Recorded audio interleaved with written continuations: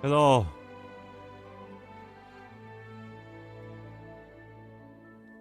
Ah. Hi.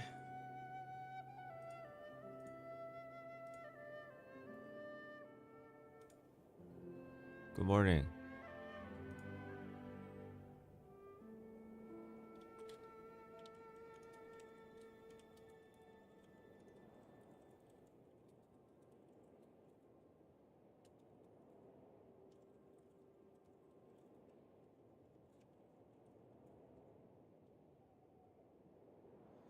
Good morning, everybody. Hello.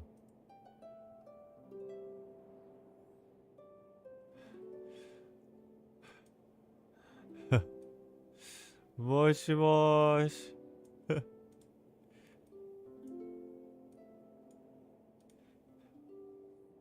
Oh. Okay, what's up, everybody? Good morning, good afternoon, good evening. I just woke up. I was a little bit late. Apologies.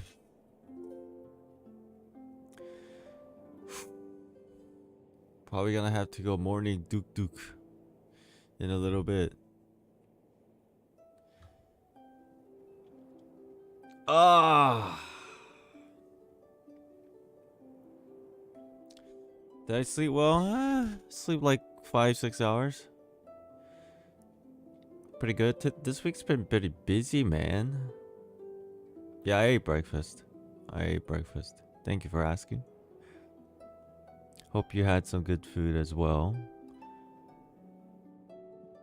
Hello, I have a question. Can you answer it? Hello, sure. Ask away. But I'll give you a little secret. For streams, it's more effective if you just say the question first. Because people talk and then the chat like kind of moves up. So I might miss it. But hopefully, I'll look out for your question. Good morning, everybody. Good afternoon, good evening. Today, here's what we'll do today. Obviously, I just woke up. I'm gonna try to wake myself up, drink some coffee, play some TCG. Yeah. I named my wonder Lemmy. That's an interesting name.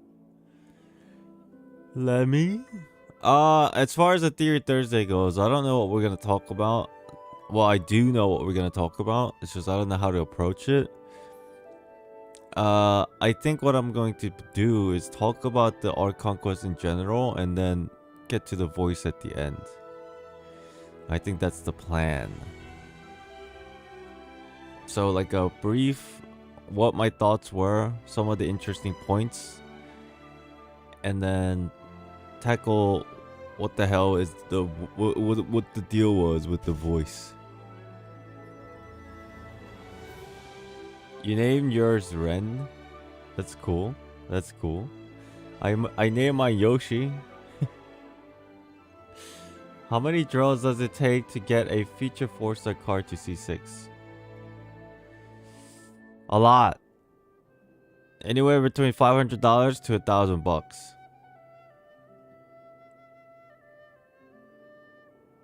It's a lot. You named yours Yuki.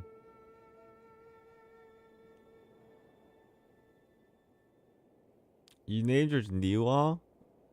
I haven't thought about it. And then I was like, wait a minute. There's already a character named Niwa. I'm gonna be confused. Who's excited? Who's finished the Archon quest? I'm assuming everybody here? Otherwise, it'll be like spoiler zone.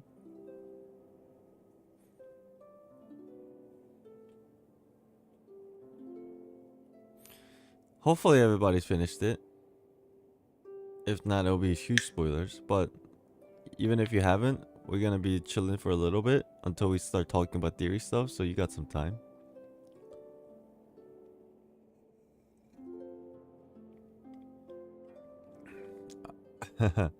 I barely started, but I intentionally looked at spoilers. What? Alright. I see. You know what I did last night after I finished the stream? Dude, yesterday's stream was long. Was it not? Stream for like 7 hours. After I streamed, I sent the video files to my editor, Mr. Bean. He's gonna go ahead and edit those. Probably take a few days. I took a little bit of a break because I've been streaming a lot this week after yesterday's stream. And I was actually playing a little bit of TCG.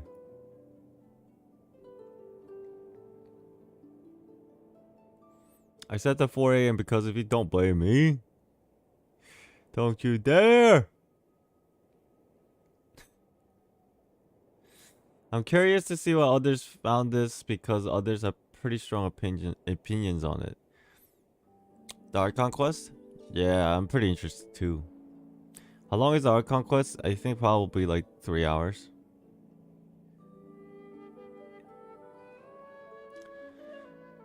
By the way, Island, the Game Awards might last 3 to 4 hours long. Yeah. This stream is probably gonna be like 3 to 4 hours long. And then after that, I'm gonna take a little break. And then I'm gonna get ready for the Game Awards.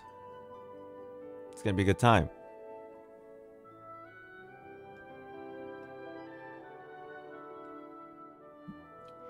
Yeah, if you guys didn't know, we're gonna be streaming the Game Awards a little bit later today. Just a heads up. So if you're not busy, just chilling later today, and you want to come by and watch it with me, you're welcome to do so.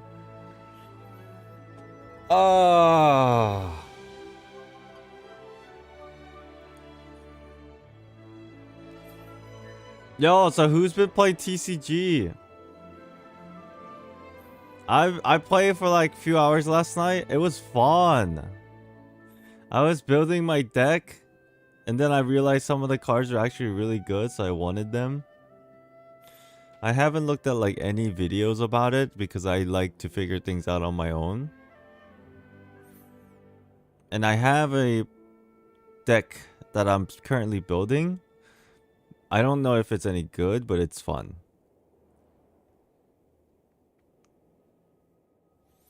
Can you watch Wonder Collect the Miscellany? There's more there. We'll watch it later. I wish I could play with you, but different server with the Sedge.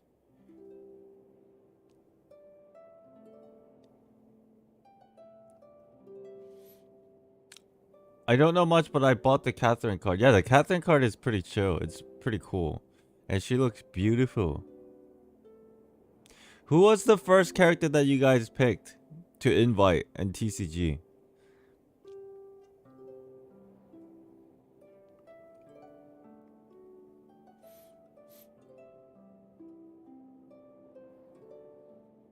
Ganyu Ayaka, Dilukaya,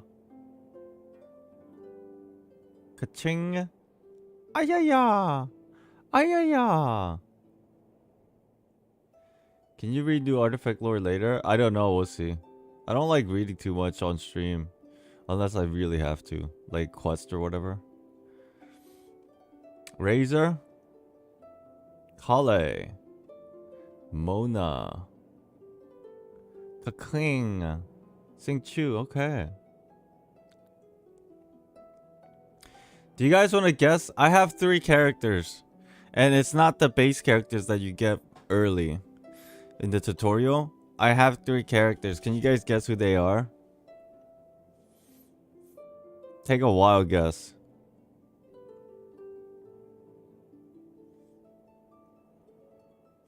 If you get all 3 right, I applaud you.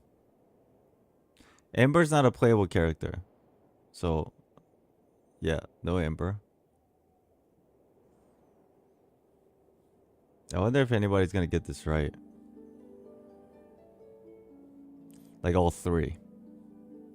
Some of you guessed like 1 correctly. Maybe 2.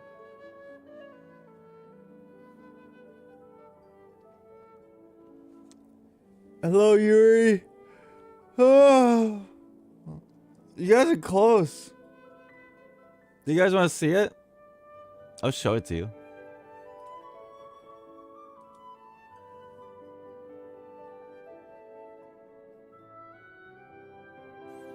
Can you get a hint? Bow characters. Bow characters. Is that surprising? What's up top? Oh, my stomach hurts.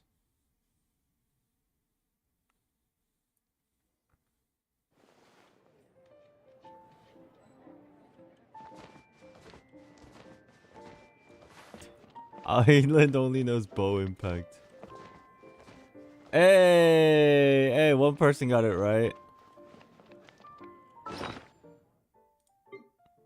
I'll show you. Agent 27. This is my deck.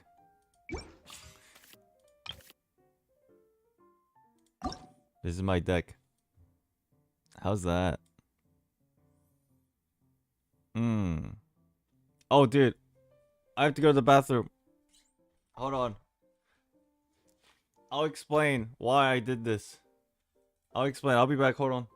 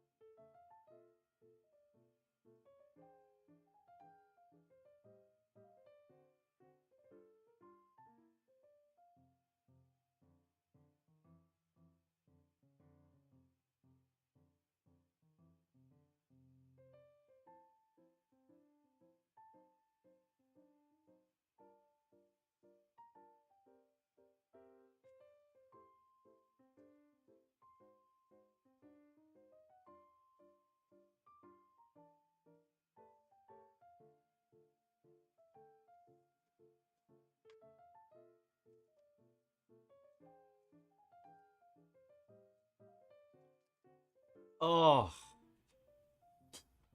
Yeah, I had to Duke. Oh, my stomach.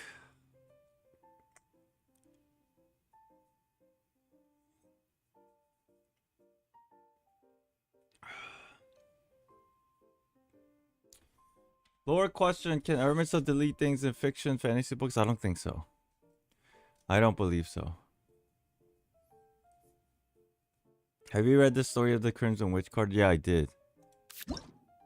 Oh, it's not here. I did a little bit. So let me explain to you TCG. Now, I'm not like a meta crafter, but I have a fair share of experience in trading card games. Like, I used to even go to like big tournaments and stuff for Magic the Gathering and all that good things. So I have some kind of a general skill set when it comes to TCG. Not very good, but still, like, I play for like several years.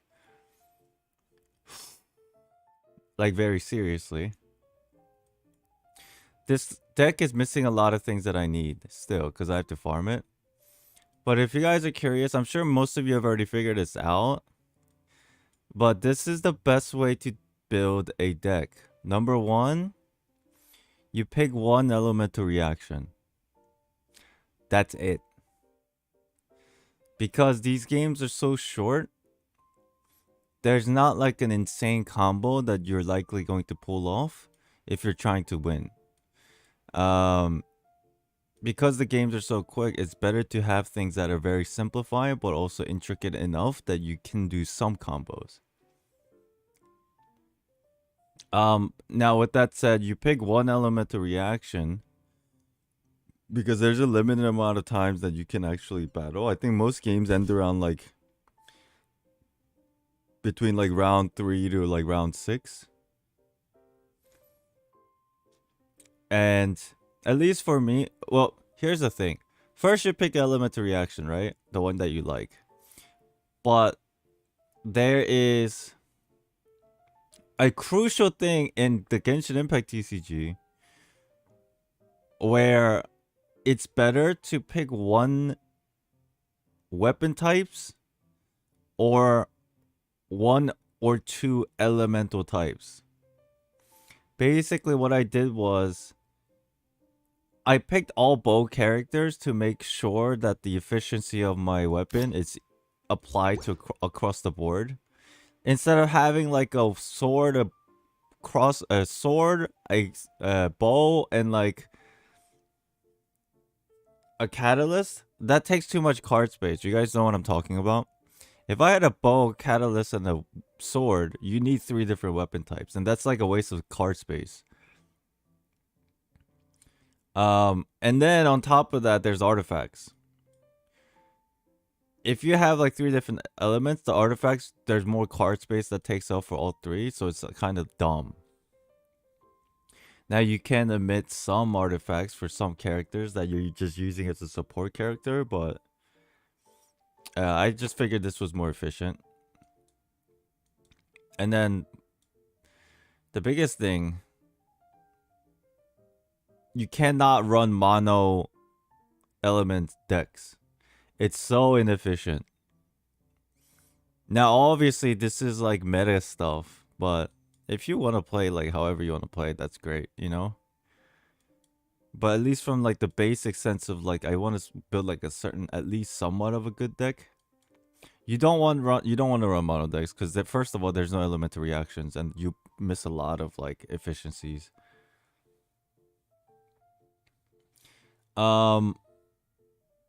And dude, you know what? Actually, I thought about this. You know what the best card in this entire TCG thing is? Anybody want to take a guess? I believe in my personal opinion, there is one card that stands out above everything else that is actually the best card in the game. At least right now. Paimon? No, it's not Paimon.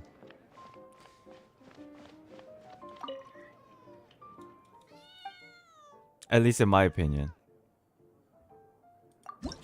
Yeah, it's Liben. Busted fucking card. Probably the most important card that everybody should run in their deck. It's ridiculous. And let me tell you why. Every time your phase ends, there's sometimes there's like 1, 2, or 3 elements that you end up not using. Like at least some of the times. The more you have, this card gets the stacks. And it needs 3 stacks. 3 stacks is not difficult to get. But when you do, you draw 2 cards. And you get 2 Omni Elements. And it's a 0 cost card. It's kind of busted. Like, think about that for a second. 0 cost. You just get this, plop it down. And 2 or 3 turns later, you get 2 free elements, Omni Element, and then 2 cards for free.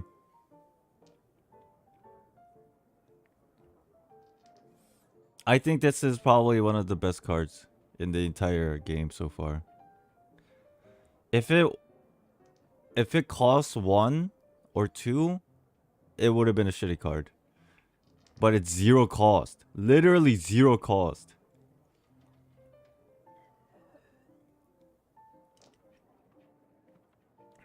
What's the difference between action and event cards? Action cards. What do you mean by action cards? Which one are you referring to?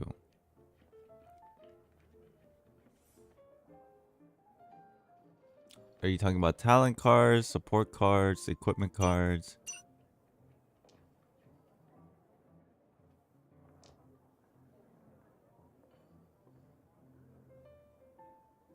Support and events. Support cards, they're pretty much very similar, except support cards just like amplify your play board, your board state, where you get buffs. Event cards, it's more like trigger cards. You use it once, instantaneous, and if it's effective immediately, and it doesn't end your turn. Support cards also, it doesn't end your turn, but they persist. Support cards are usually things that you plop down for your board state that it does something eventually over time. Event cards are just like more usually like one-time use at that very moment kind of thing.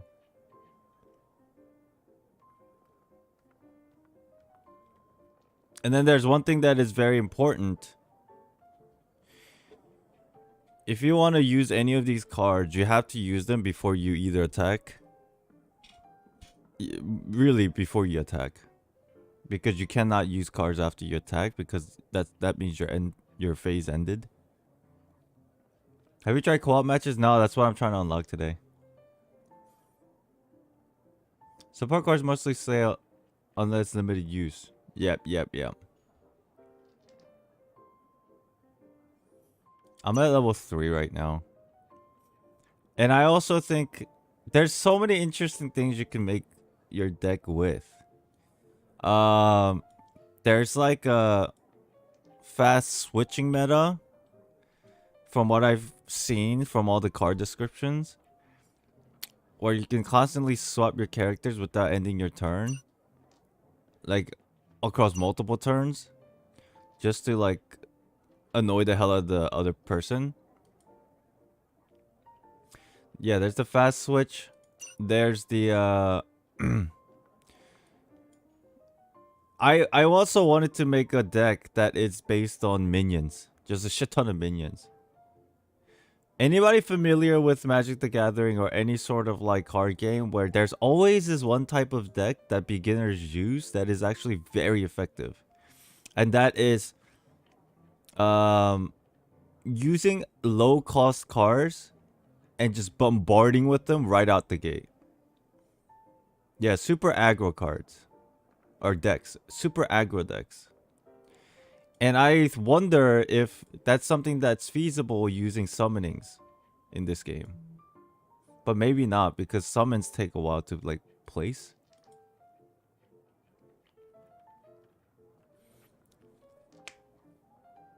You kind of need Oceanid. Is that like a summoning deck? That's I think I have to do the battle to get Oceanid. She summons 2 minions. I think summoning decks might be really fun. If you're not too familiar with like the combos and stuff. What other card I think it's like really good?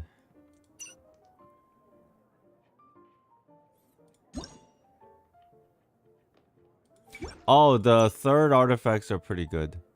The last sets, they're pretty good.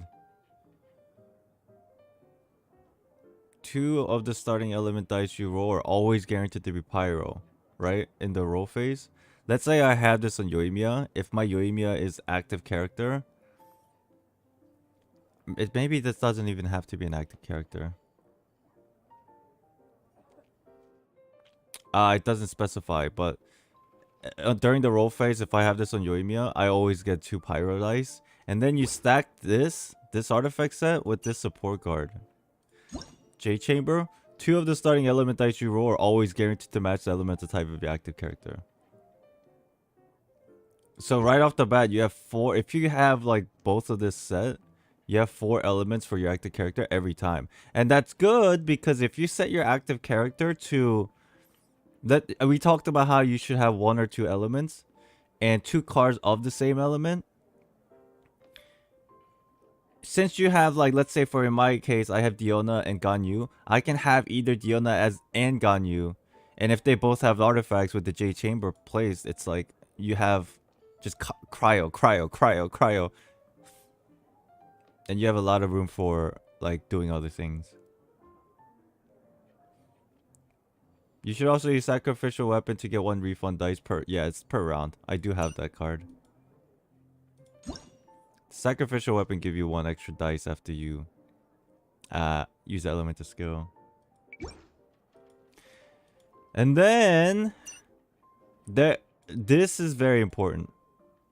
I think a lot of people should focus on making a deck around elemental resonance. These cards, not the first one, but there's 2 variations of elemental resonance and they only cost 1. These cards all have different effects depending on what element it is, right? For Cryo, your active character deal 2+ damage for next attack. For Hydro is HP healing. It's very reminiscent to like in-game resonance.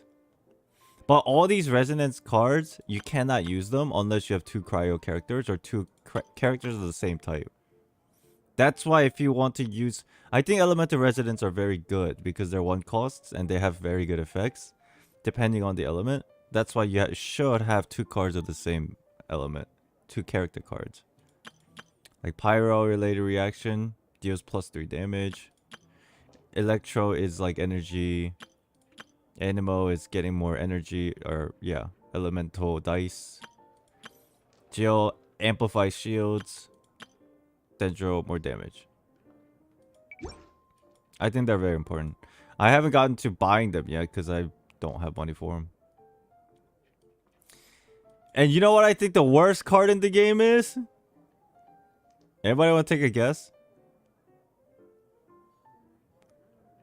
I have a feeling there is 1 card that stands out that is the worst card in the game. I don't see any use for it unless it's like a very specific situation. Again, don't take my word as gospel, everybody. This is just my personal opinion.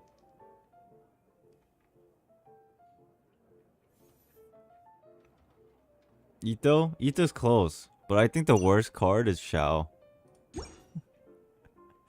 I think this is the worst card. At least for now.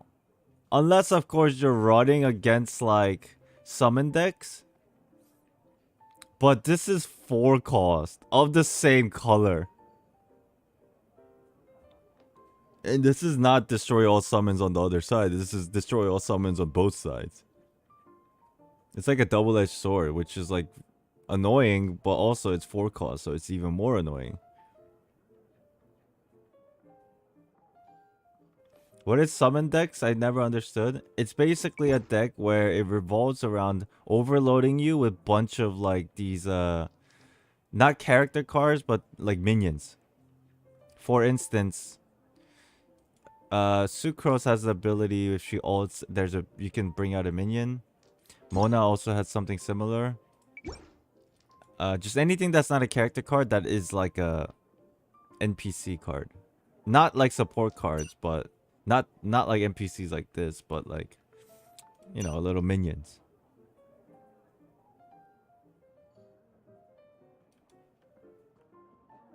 Yeah, 4 costs I figured is too much.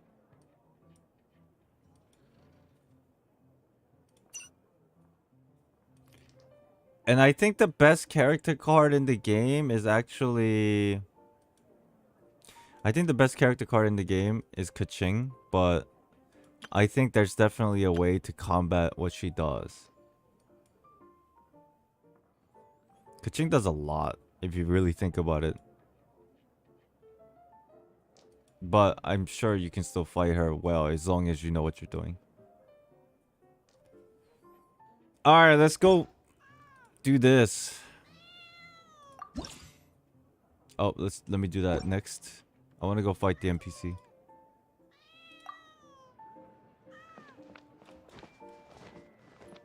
Wait, where's the... Who was it? Lan. Oh, she's in the main room.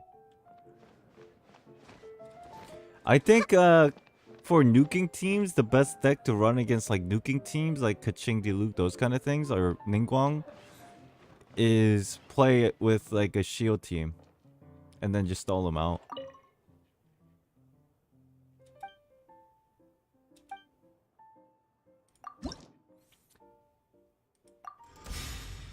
Let's try it.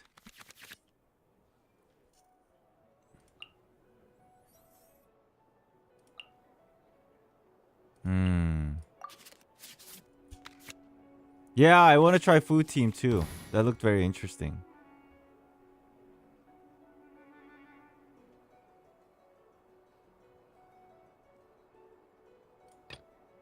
Are you going to hold a festival?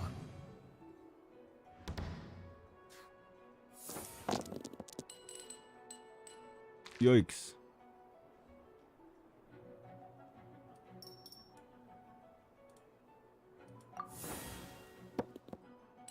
Yikes. That's scuffed.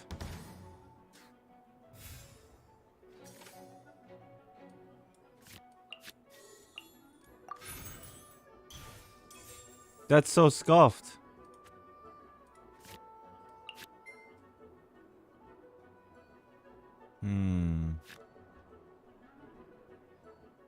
Dude, that's so bad. That's such a bad roll.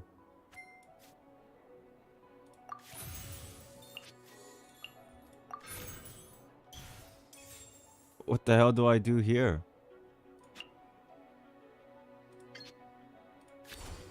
Time for a light show. I'll eat that for now.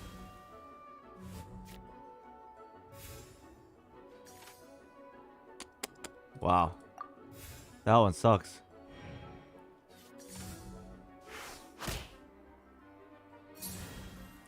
You can choose one dynamic skin for free. Who do you choose? I haven't decided.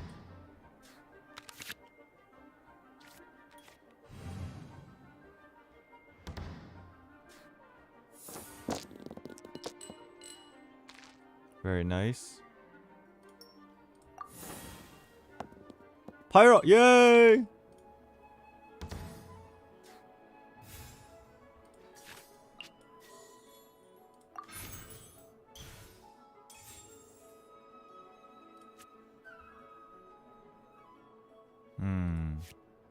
How does this work? It's a combat action. So I'm gonna use this first. Oh! Oof, I almost fucked that up.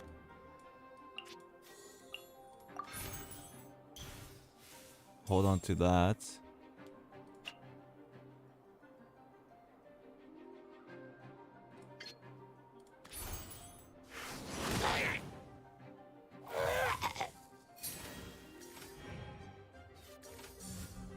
Yes, I go first.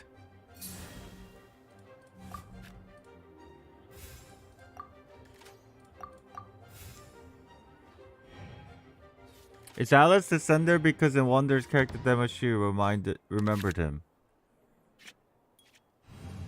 Scaramouche? I don't think Alice remembering Scaramouche makes her a descender. I don't know.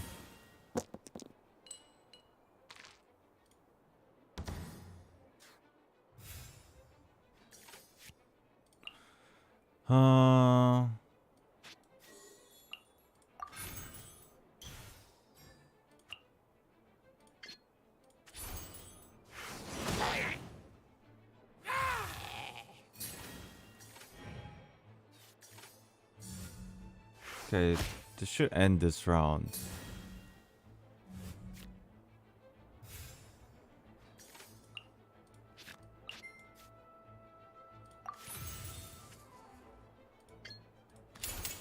A festive retreat.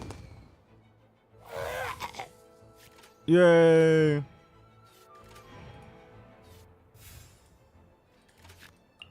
Oh, I can't. Alright.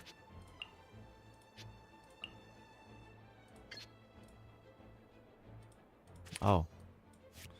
End it. End it.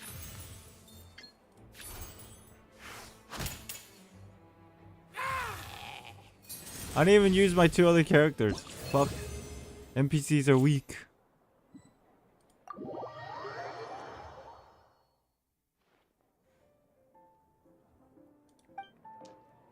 Yoimi has a very low cost. Yeah, she is.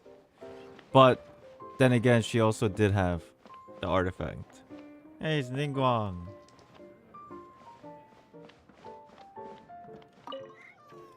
Let me see if I can fight Oceanid here.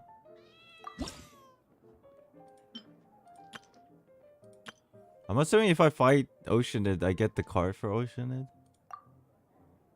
Yeah. Would you like to show us another game with a co-op player? I can't right now, because I'm trying to unlock it.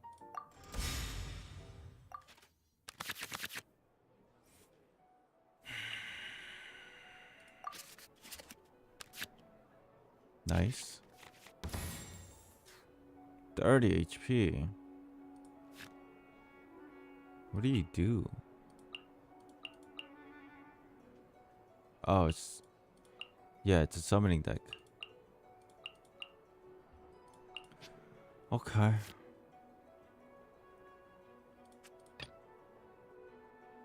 What are my orders?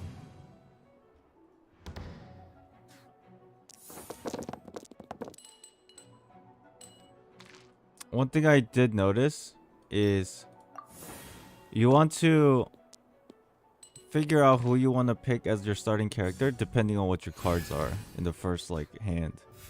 That's probably something that's very important that everybody should keep in mind.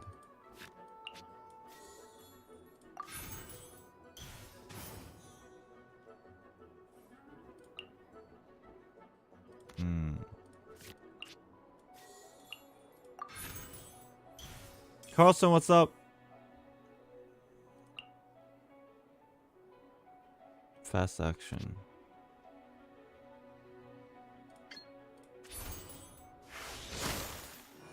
Shield me! Yes! Easy life. I go first next turn. Yay! Primordial Radiance, hello. Dars, what's up? I just finished Archon Quest. Gotta say it was amazing. Hell yeah. 3 usage. Jeez. Oh, that's juicy. I need like literally all cryo. Holy shit.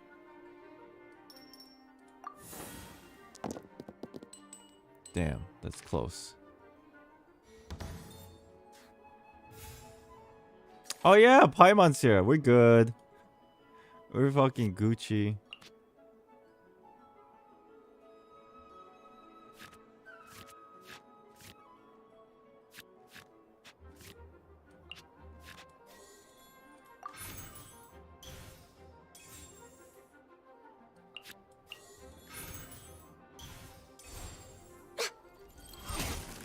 Water too.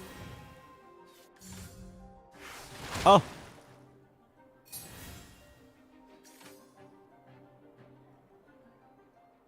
Think I should... No, I should hold her till next turn. Yep.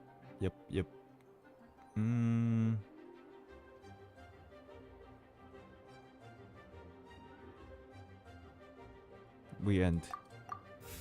See, this is what I'm talking about. I have 3 energy and I don't want to like use any of my cards right now, and I don't want to swap my character. This is where Le Ben would be OP. Holy shit! This is busted.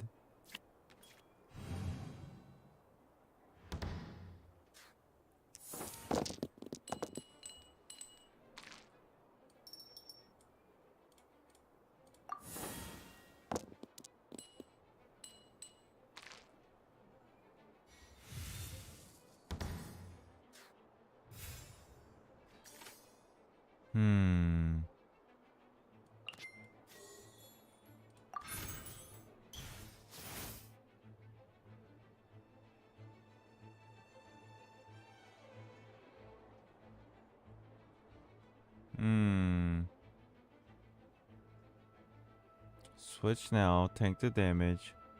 Pull 1 energy over. Switch. Fast switch back. Use this. Okay. Switch now. Leave Tank it the to me. damage.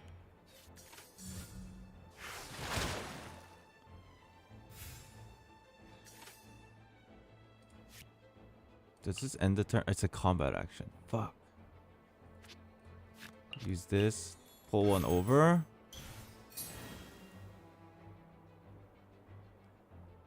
I should just attack.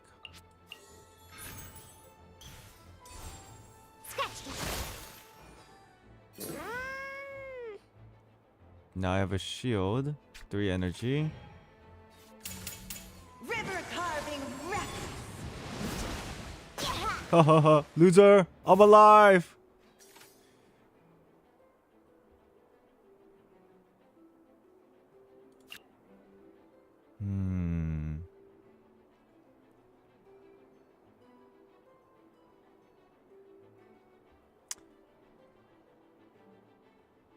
One cost, 0 cost. No. I think I'm just gonna sack this card, unfortunately.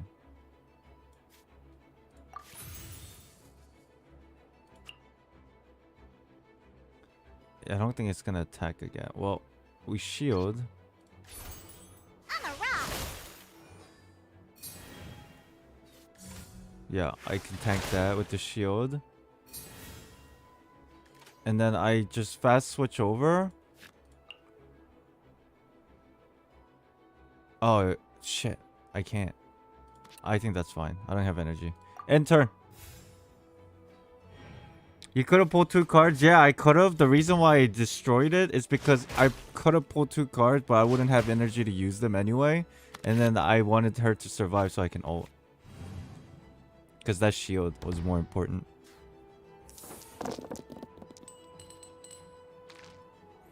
You feel me?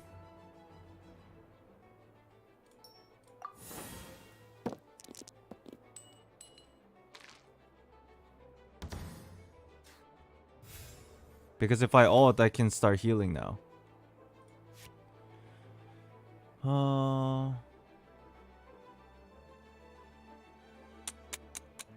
Let's ult now. Can't handle your drink. Huh. She might die, but... Oh, it's only 1 damage. Nice. I fast switch now.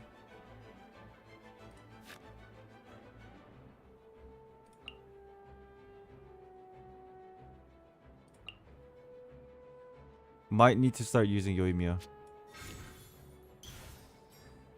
Okay.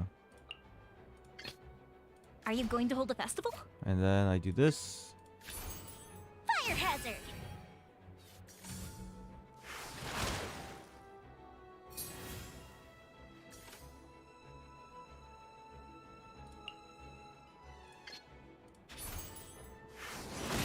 Not water too. Oh shit, it's gonna ult. Oh, no energy. Get wrecked. My turn. Nothing to do.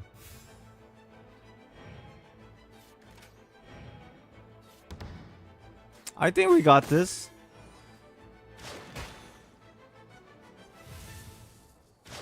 Better call Xiao. Are you fighting against a cat? Yeah. I think we got this.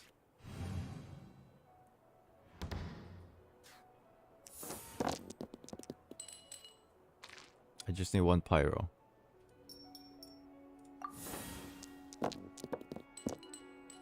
Unless I miscalculated.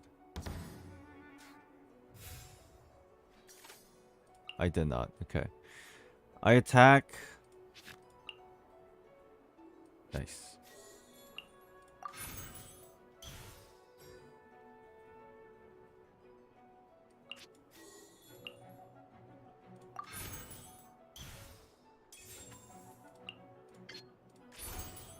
Easy life. Not water too.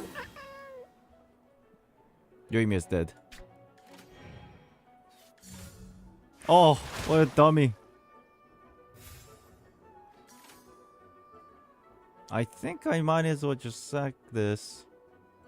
Sack both cards. Yeah, this game's over. Right? Yeah.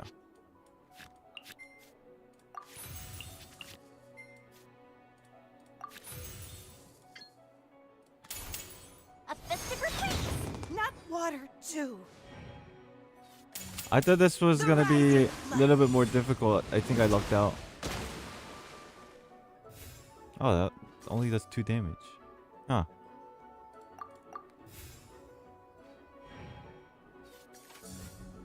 Nearer the myriad. Stupid minions! Yay! Where is The canister. pure land? Damn, that thing had 30 HP. It does more damage when there's summons. Ah, is that how that works? That shit cray.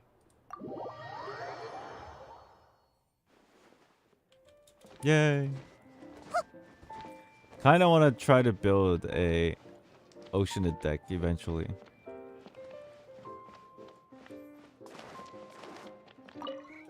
Dun-dun. Let me look at the dynamic cards.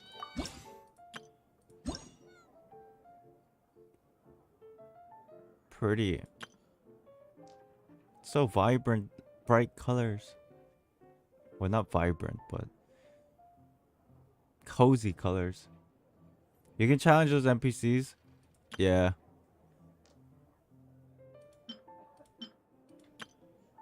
Changyu is nice. Aika's cute. Damn, Chad, look at this Barbara. Wouldn't everyone get Barbara?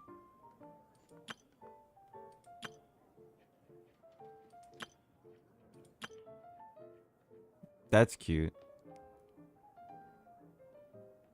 Dynamic cards also have a burst energy. Oh, really?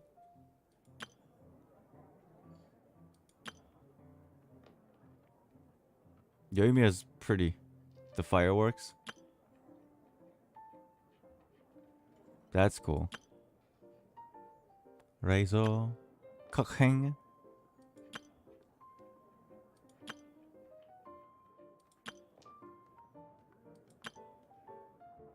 They're all cool.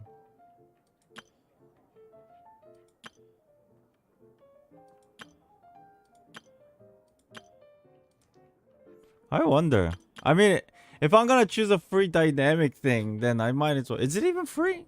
Did you say you get one for free?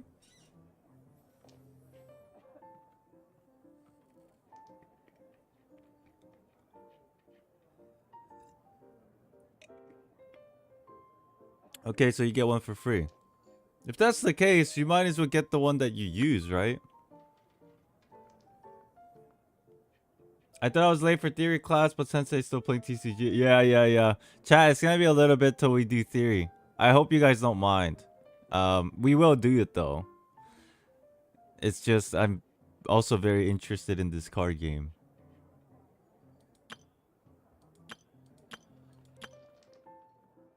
Hello, Sino. So who do I use? Yoimiya, Ganyu, Diona. What if I just troll everybody and just get Diona?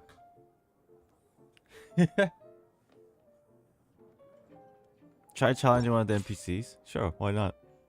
Oh. Yeah, okay. I was just gonna see if I can buy a card, but it's just gonna be like one card.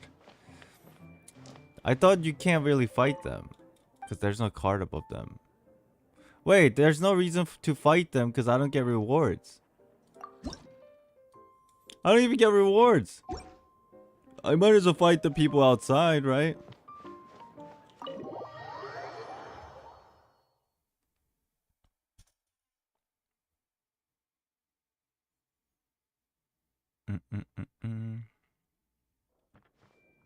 Yeah, if I'm gonna do it, I'll do it outside against NPCs.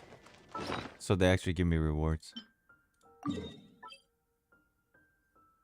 fight this guy. Who is this? Patton.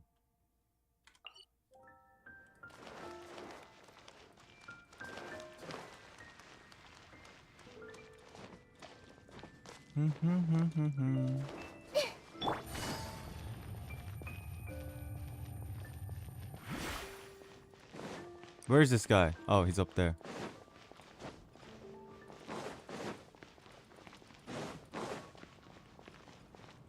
Sup, brother? Cool. When action phase begins, the opposing active character will be affected by Hydro. That's annoying. Dear Thursday, when I literally just said we'll do it, but probably later because I want to play a bit of TCG. Unless you literally just came in.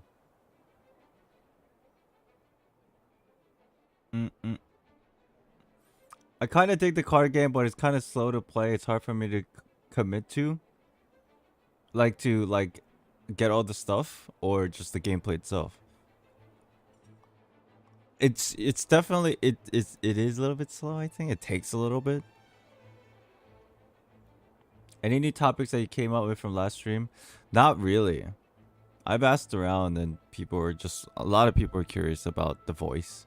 So basically later when we do the Theory Thursdays in like an hour or so, I don't know what we're gonna do it, but when I start feeling bored with the card game, we'll probably do like a big discussion about the Archon quest. And then everything else included.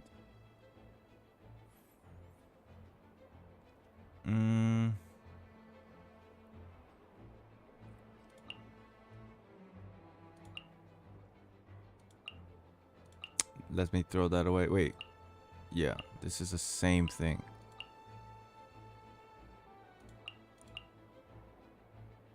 Oh, next time you use a skill. I'll keep that.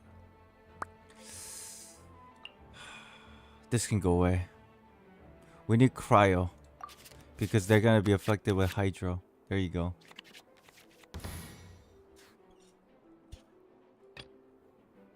What are my orders?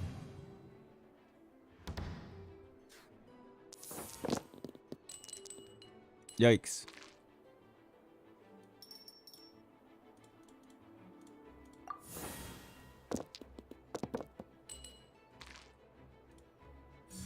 Okay.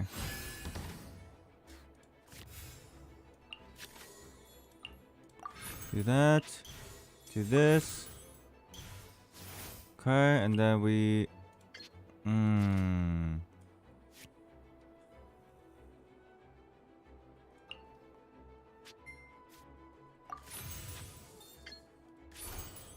Get frozen!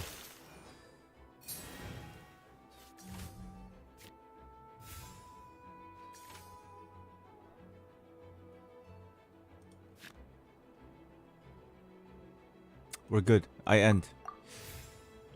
The voice could be a descender? Maybe. Maybe.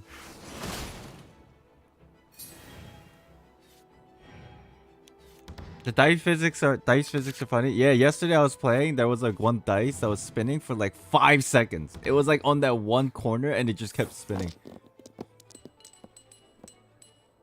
Item, did you check Paimon on the menu after the quest? My Paimon is gone. Like what? She doesn't pop up? Is that what you're saying? That's weird. Huh. I wonder why that is. I didn't check though. They're like bouncy power boys. Yeah. Yeah.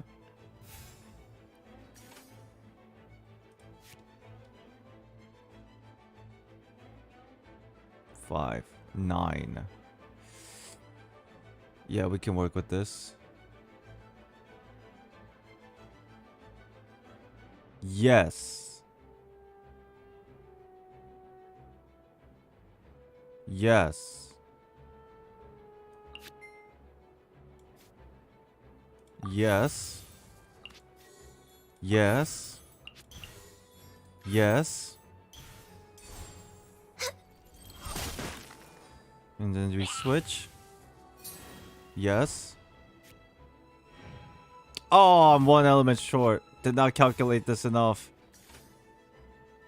Sad. Well, I guess I can shield at least. Think you can bully me? Easy life. Frozen, can't do shit. I win.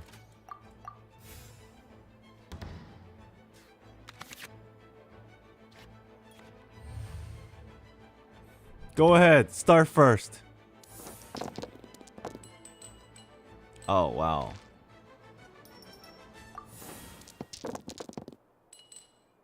Hmm.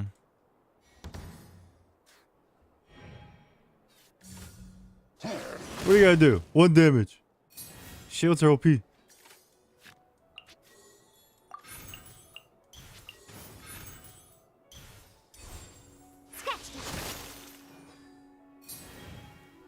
Frozen.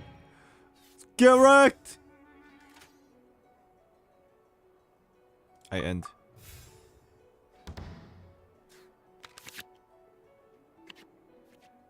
Banana, what's up? Welcome back.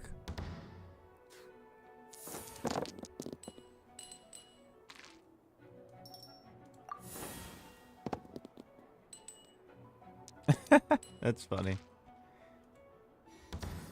So we just win this round, yeah?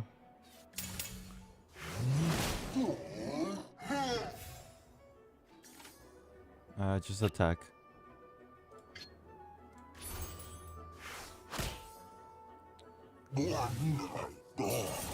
New Hydro Archon VC got me thinking. VC?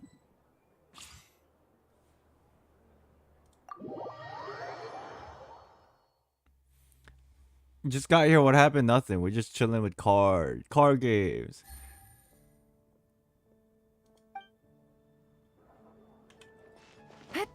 A voice line. There's a new Hydro Archon voice line. What? Are you referring to the one from the quest? That may or may not be.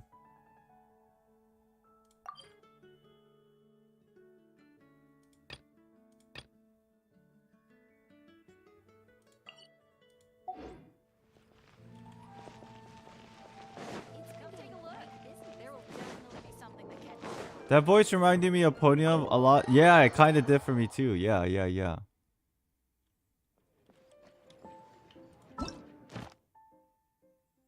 Dun, dun, dun, dun. Bam! What's this? Oh, this is what you guys are talking about. The free dynamic card. Yay!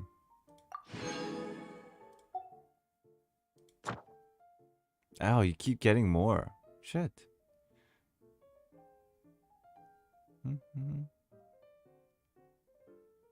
Is a voice actor conformed to anyone recognized? That's an interesting point. We might need to dig that up a little bit. Huh.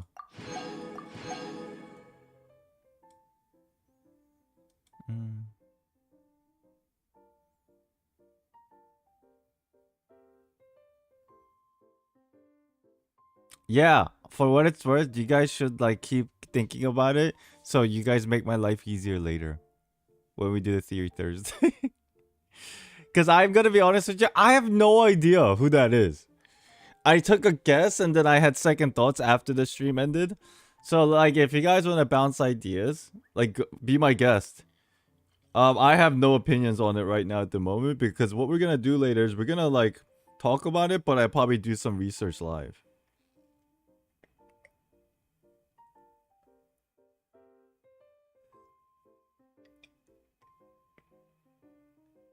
What voice line from what? The Archon quest. Might be spoilers if you haven't finished it.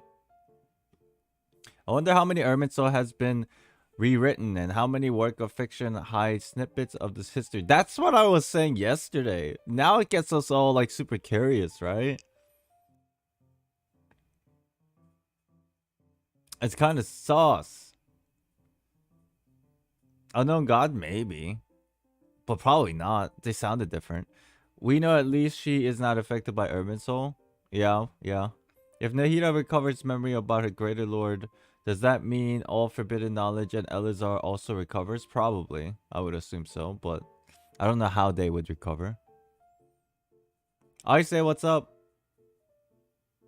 The voice implied she wasn't affected by the changes of Irminsul. Yeah, that's what I figured.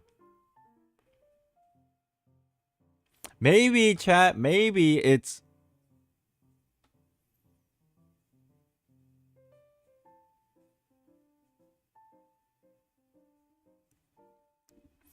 Maybe it's Shariak.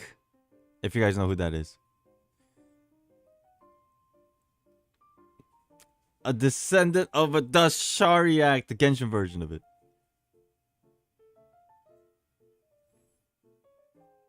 Oh, I just thought about it randomly because Honkai chapters and Genshin chapters seems to correlate a lot.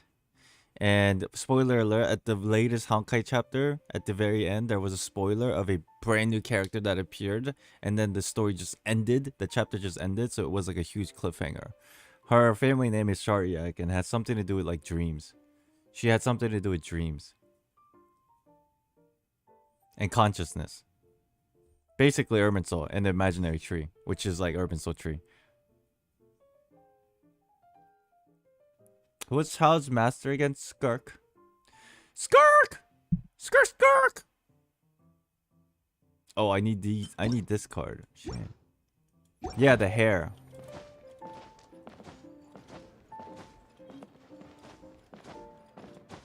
Dun, dun, dun. Let's go find more people to fight.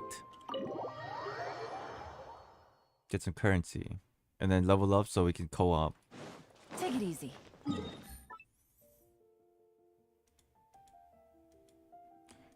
Ooh, look at all these folks. What is this exclamation mark? Oh, are these the ones that have like super difficult challenges?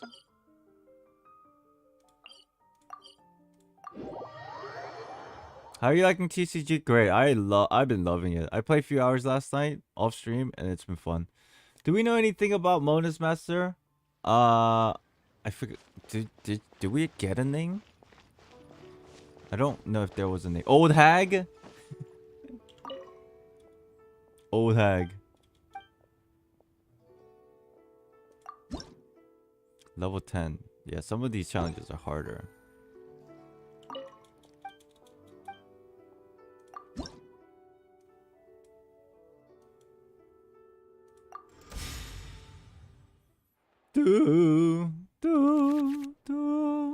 Ooh, good hand. Let's start this off with Diona, shall we? Need my help as usual? How come you opened Leeway already? What do you mean, opened? Like the characters that I'm fighting? Card game? I don't know. I thought this was normal.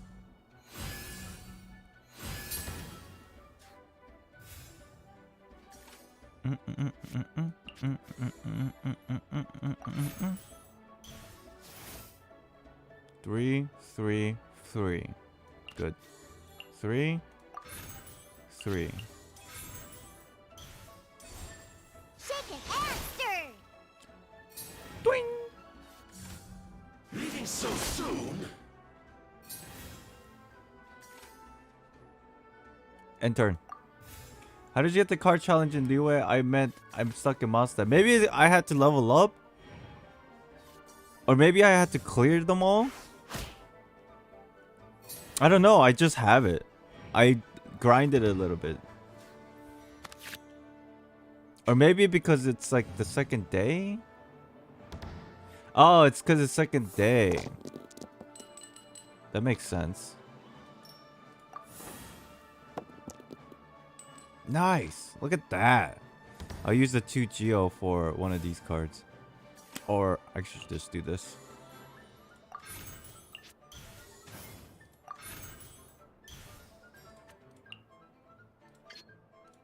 Do that. Shake it and stir. Alt. Ow! I miscalculated! I think it's okay though. We'll just do this. Time for a light show. We attack. Yeah. Or yeah. I do this. And then I end turn.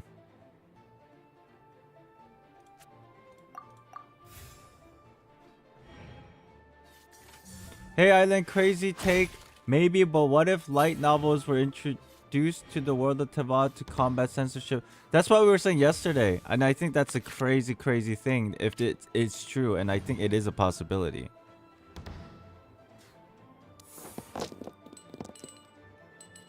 It's pretty nuts if you think about it.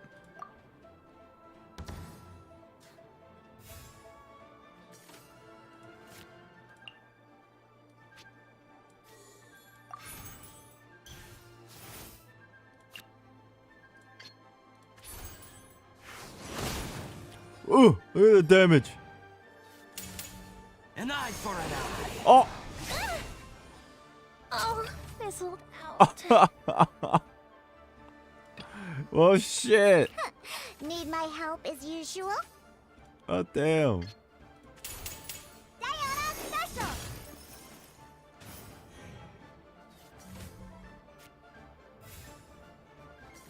I gotta admit, this fast-paced battle music does not fit the pacing of the game card at all. I wish they could make it so we can change the music. Am I right? That'd be pretty cool. That would be pretty cool, in my personal opinion. Dude, I might lose this fight. Put your back into it. It's the Fatuis.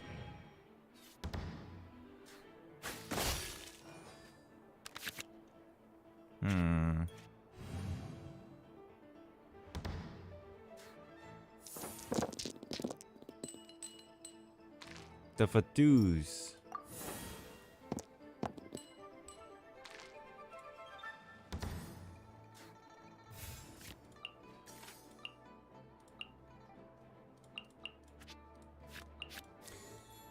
We gotta start buffing Ganyu up. I think that's the only way. Shield. I'm a rock! Oh, what's that? It's like a little spiral circle.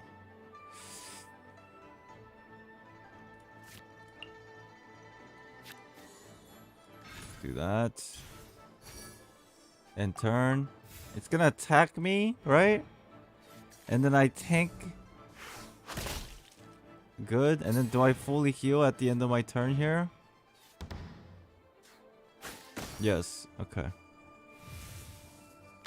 I don't think I needed to use that food.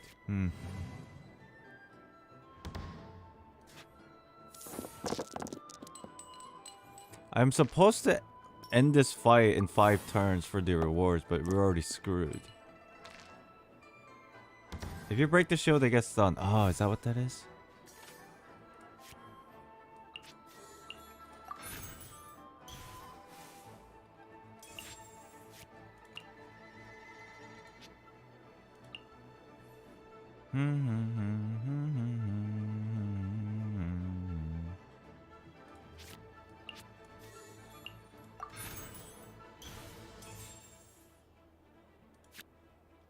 What did I just over? Okay, I think I just fucked up. I'm a rock! No escape.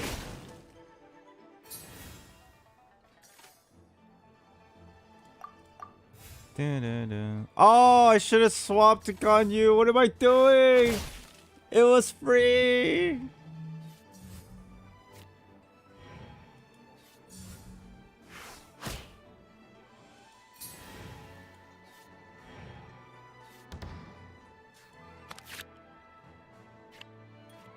He's throwing.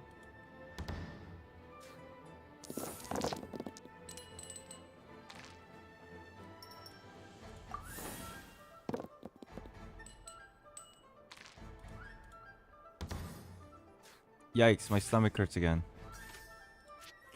Ouch, ouch, ouch, ouch, ouch, ouch, ouch, ouch.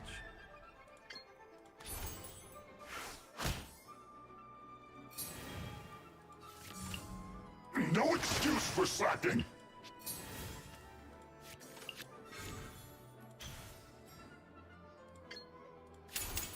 Can't handle your dream, huh? Does Cryo Dice love you, man? Yeah, because it's I literally have it, so I get like 4 Cryo Dice for free every round now. Like guaranteed. Because some of these cards, it do be like that. What are my orders?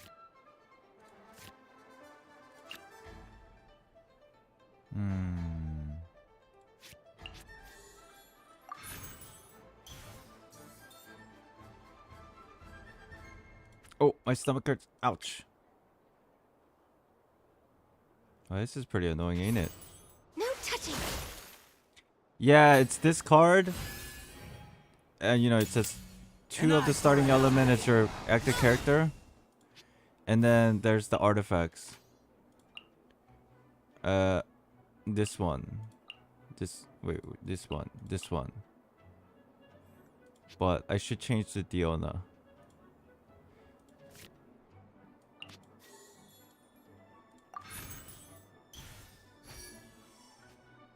And then we change so it heals Diona.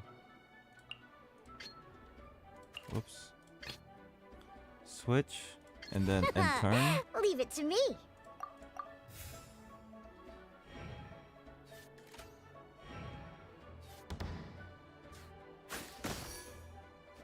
We're getting there.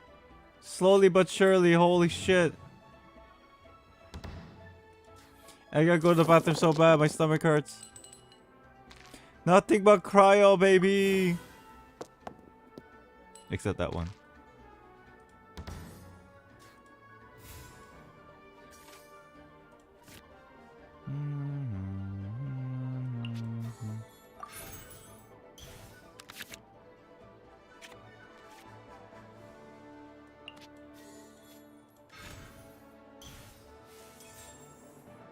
Move that over. Think you can bully me? You can't run from You just got Kachik. Nice.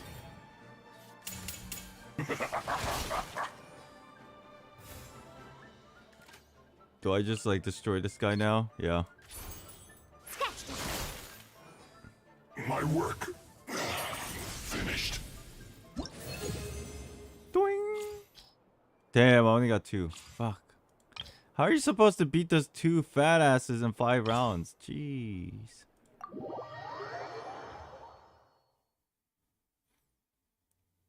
Gods, deities in Teyvat are affected as well.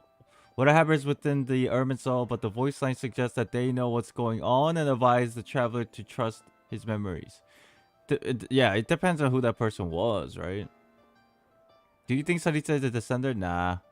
There are many cards that depends on how early you draw them. They can be very useful or very useless. True. But you know what the biggest thing in card games are? It's actually your ability to adjust with what you get.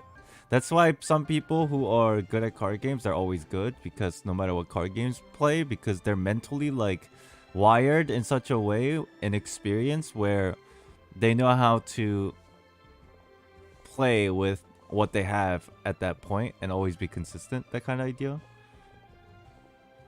which is a very hard skill for sure.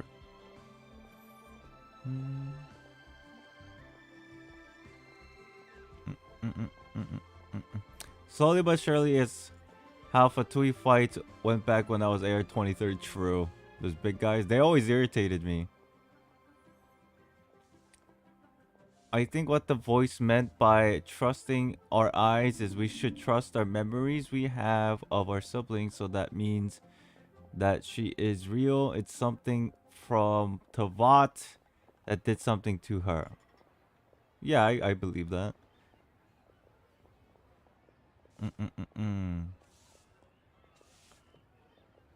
Ouch. My stomach. Now I don't have to go. You guys ever get this feeling where you feel like you need to go to the bathroom real bad, and then after like 5 minutes it goes away completely, and then after about 10 minutes it comes back and you're like, what the fuck?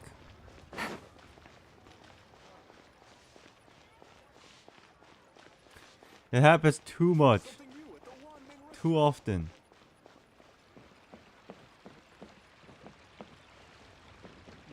Should I save this money? That's how you get kidney stone? Is that true? Now you're scaring me. But Not yet. wow. You really got not going for it. Question: now that the world has forgotten about Scaramouche, does this mean that there are 10-foot Tui harbingers, not 11? Yeah, that's a question that it's very suspicious, isn't it? I wouldn't know. For what it seems, that is definitely a possibility. Not yet. Or there's something more going on behind the scenes. I don't know. Not going for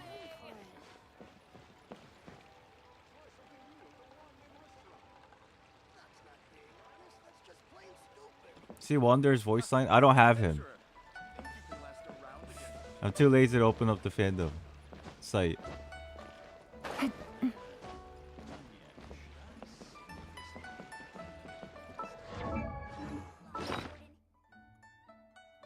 Chad, I hope you don't mind. Again, we will do Theory Thursdays in a little bit, but I kind of just want to play and hang out with the card game and you guys. I really don't. I hope you don't mind. We will eventually get the Theory Thursday going because I know I have to make a video out of it.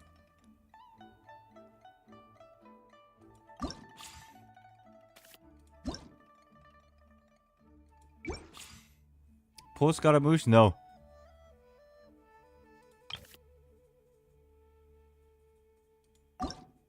I wonder if you can share your deck with people. You know how like meta players, they do like account reviews? Can you share this? Oh, that doesn't help. I want... Oh, what the... Wait, that still doesn't help. Unless... Screenshot folder. Hold on. Hold on.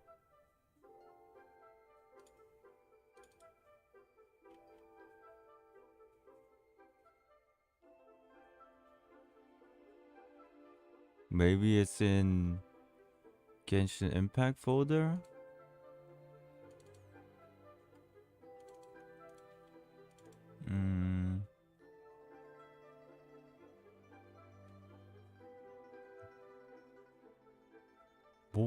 Where is this thing?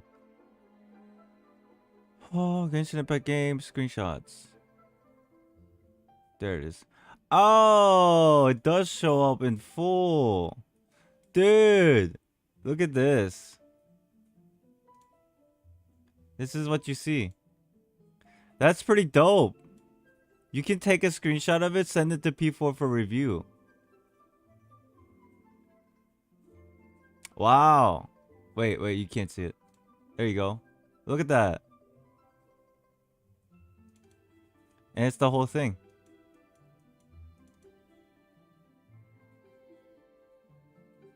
Dude, so many people, so many creators gonna make content out of this. I review your shittiest deck. The world's worst deck I've ever seen. Or like, oh my god, this is the greatest combo deck I've ever seen. What's up, Raijin? You're gonna see these kind of videos. Watch, trust me. My viewer, I roasted my viewer's deck. Oh, I can see it already.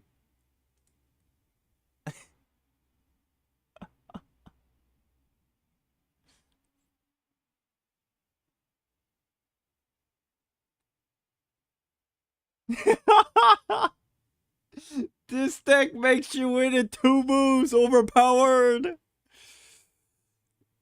Ugh. Does Dendro work in TCG? Yeah, it does. It does. Do I want to watch the miscellany? Maybe not. Maybe. Thank you, Raijin.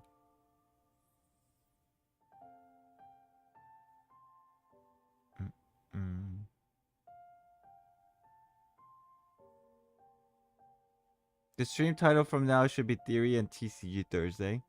TT Thursdays.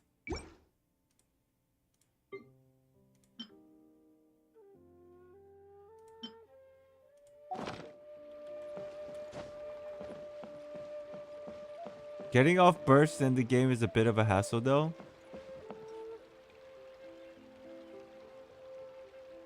Like for the TCG? Yeah, I can see what you mean. Because it takes like... Yeah, I know. I understand what you mean. I can see that.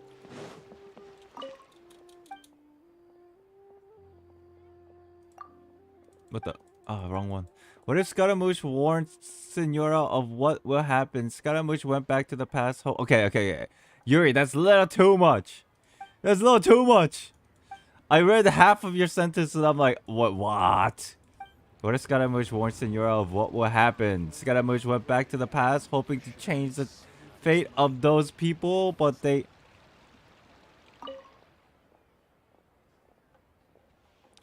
Here's my thought.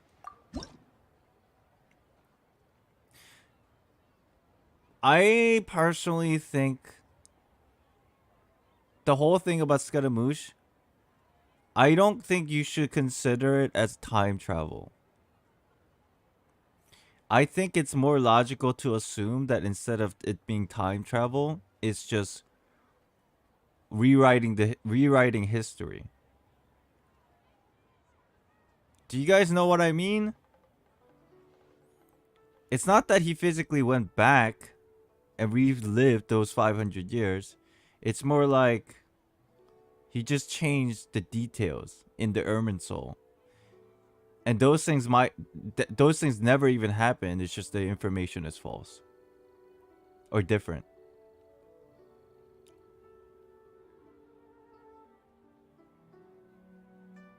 But maybe it is time because there's the whole thing about Easteroth and stuff. Maybe that is a possibility.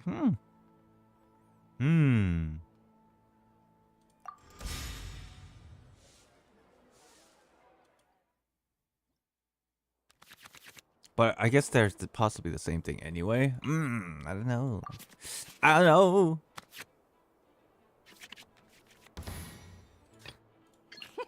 Let's go out and play. Let's go out and play, she says.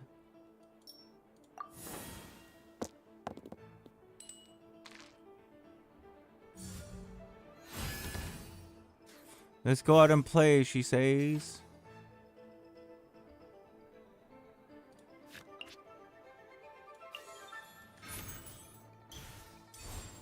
Fire hazard. Weak. Get out of here.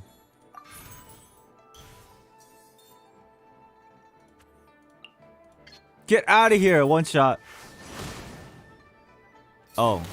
Oh, yeah, it is one shot. Get out of here. Weak. That's a pyro shield, huh? Well then.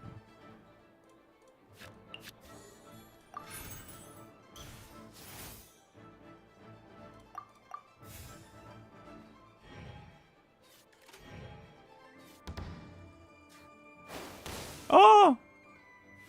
Fire!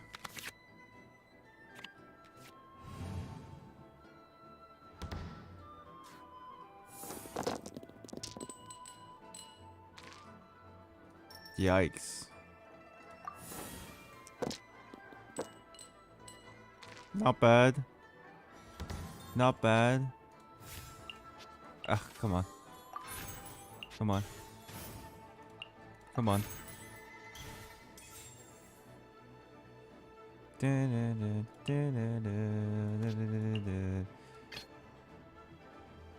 As per our contract. Ouch. Catherine's such a good card, man. Holy shit.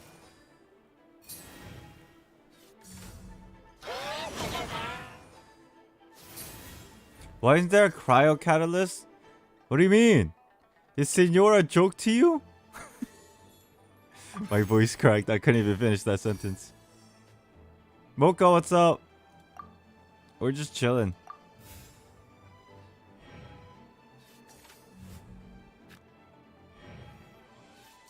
Senora a joke to you? Crazy.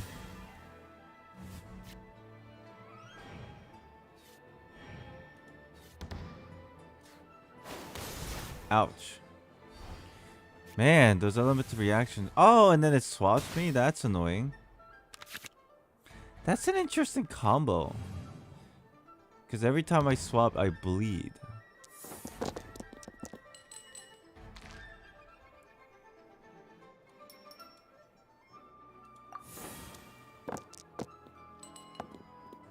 Nah, we didn't do Theory Thursdays yet.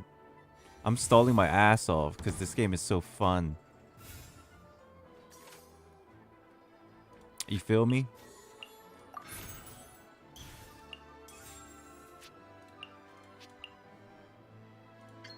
Ugh. Ugh.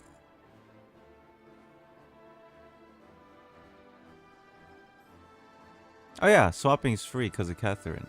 Or not free, but I don't end my turn. Let's go out and play. I just fucked that up majorly.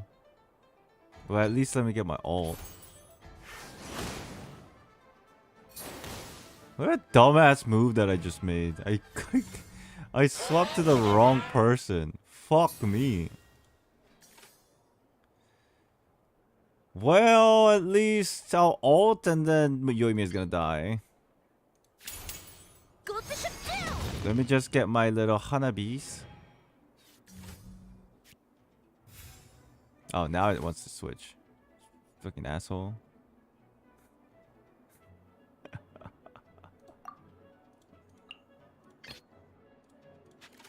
Oh. Oh. Clicking As per difficult. our contract.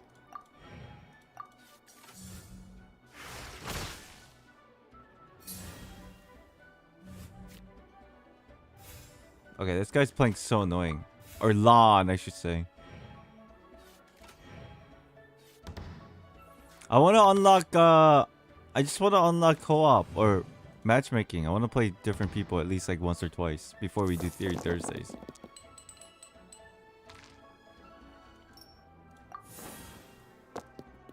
Isn't Easteroth not of Teyvat? She is. She is.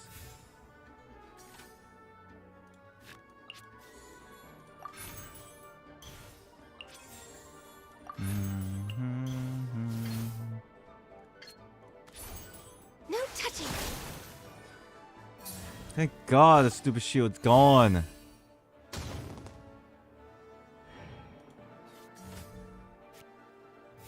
How do you know Easteroth is a she? Books claim it. The book says it. I'm 99% sure.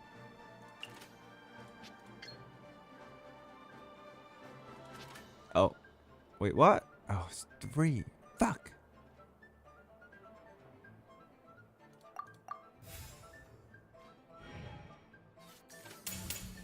Don't presume genders. It literally says it in the My game. contract goes unfulfilled.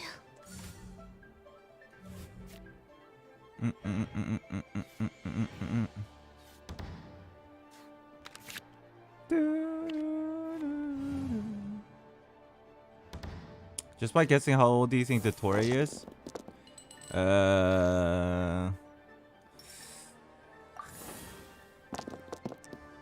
Probably like 800, maybe.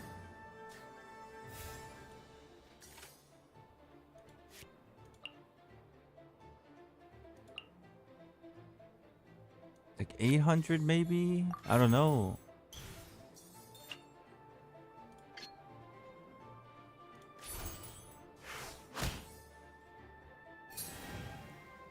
So Yoimi is also gonna die. Holy shit!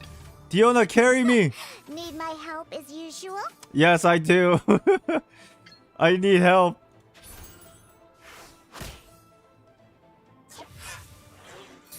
I'm like actually not even paying attention to this. Duel! Get him.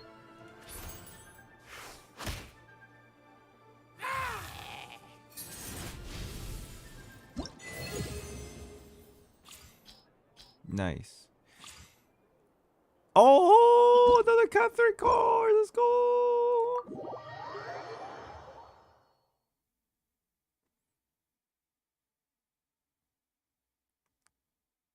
Oh, maybe the toy. I don't know. The toy is just like infinitely old. That's actually the real answer. The Torah is infinite. Infinite years old. I I love how Lon gave us the Catherine card. Not a Lon card. The Torah is funnest. Holy shit. It all makes sense.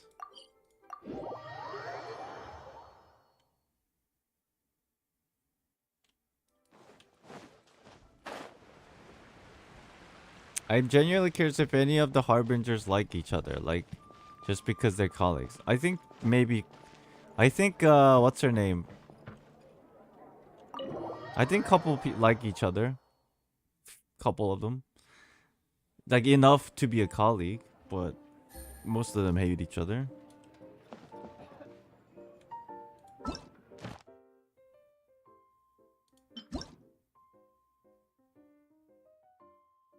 Select any die and elemental dice. Oh. This is a good card. I didn't realize this was 0 cost. Basically, you can reroll twice instead of once in the beginning. That's actually a really good card. What the hell?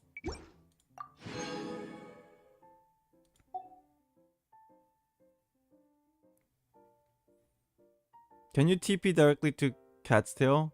I don't know. I'm not sure. Good roll. All right, maybe I'll take them. You can? How to do that? How to do that? How do you do that? Do you just click on Cat's Tail then? What? How do you guys know this?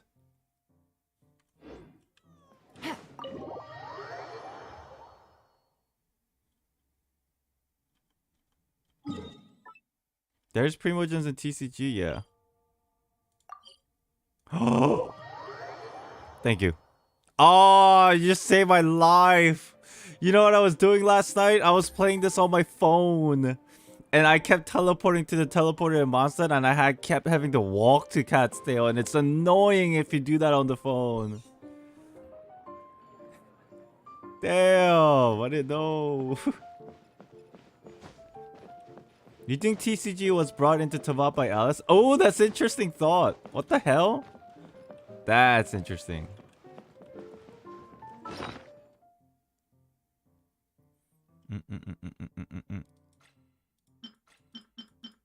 Okay, that's not gonna turn off.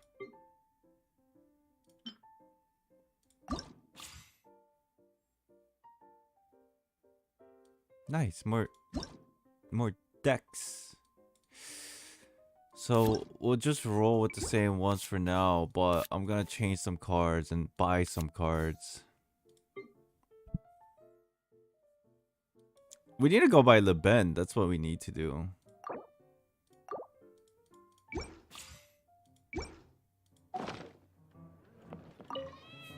Alice went and watched Yu-Gi-Oh! And brought it back. Kristen, thank you for the 3 months. How Island and wow, already 3 months. Thank you, thank you, thank you. Yeah, time flies, huh? Welcome back. Liben, very good card. And then I got 2 Blizzard Strayer. Sacrificial Bow. Crimson Witch of Flames. Both. Okay. So we're done with that for now.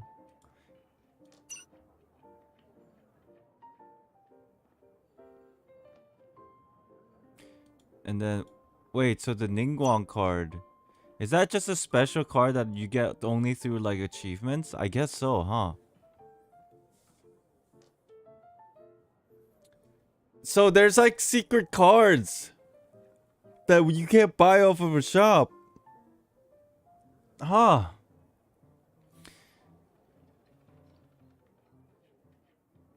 I guess the Paimon card is one of them too. Is it possible to collect all cards? Probably. Probably. Oh, yo, bathroom time. Sorry, Duke time.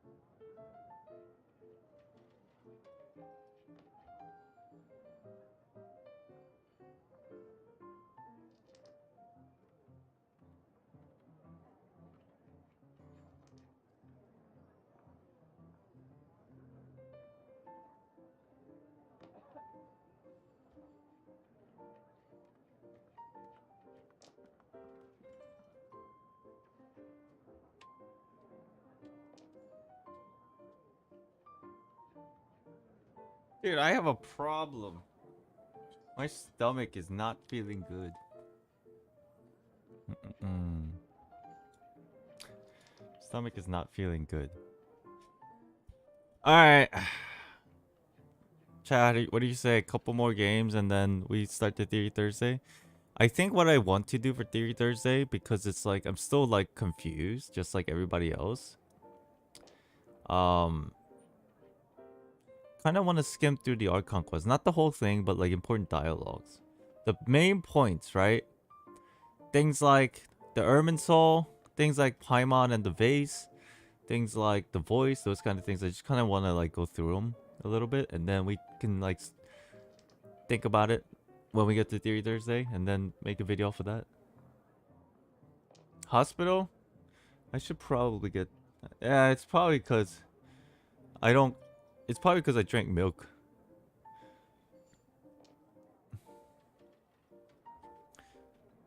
Does anyone know what Escher means?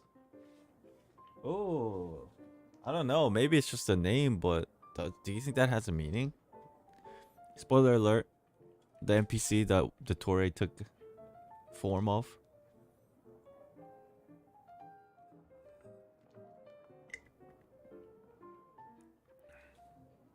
Since this is a lore channel, let's do this real quick.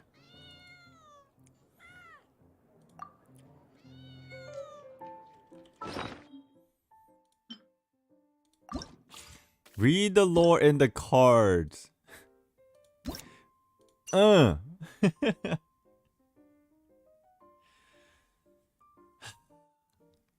Blazing Dissipation. Crimson Witch of Flames.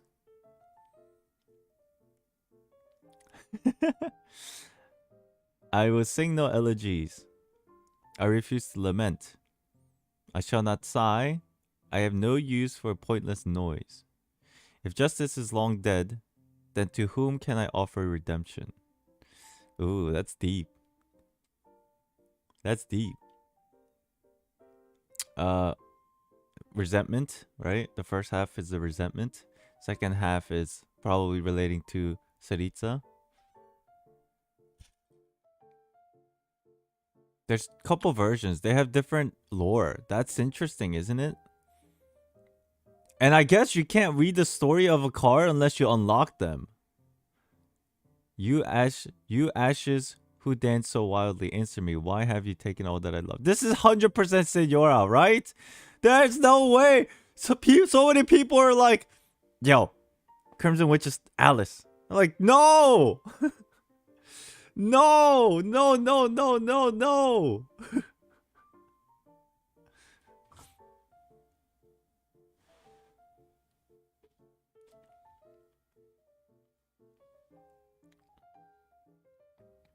It's Rosaline. It's Rosaline. Wait. Can I look at the lore without purchasing the cards? Play with Senora. Let's go. Island, we need to know who created TCG because the guy somehow thought the concept of combining the 7th element to create all-powerful 8th element. It's probably Alice. The more I think about it, it's probably Alice. Dude, it has to be Alice. No? All these things that are left like unanswered, who created what? Every time I think about it, the first answer in my mind is Alice. After all, Alice has connection to the alchemists of Mondstadt. The answer is always Alice. So can I see the lore on unpurchased items? You cannot. Dude, for what it's worth, I have to get I have to go and grind my ass for all these lore for the cards. I mean, I can go on the fandom site, I guess, but it's more fun this way, I guess.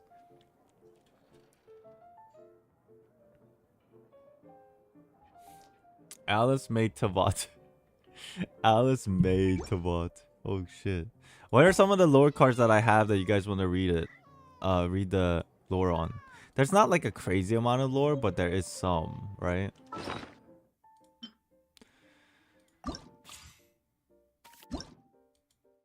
I don't have all the cards, but I have some. We've seen Paimon. Oh, I wonder what Catherine says. Cedric, what's up? Add extra applesauce. Welcome to the Adventurers Guild. Alright, she's not giving us anything.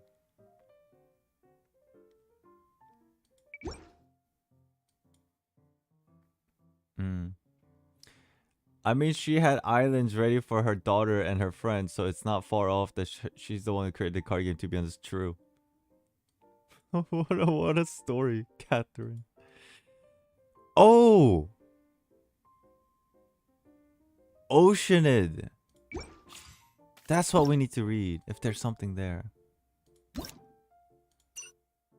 As long as rain falls and river flows, water will exist. Okay, you crazy being. That's pretty simple. The towns, maybe? They say that it contains 1,000 dazzling jewels. This is Deluxe Manor. The best wine will always be brewed next year. Okay.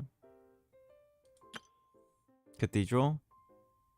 If you speak sincerely into the wind, your words will surely reach the Archon's ear one day. These are very simple flavor text, but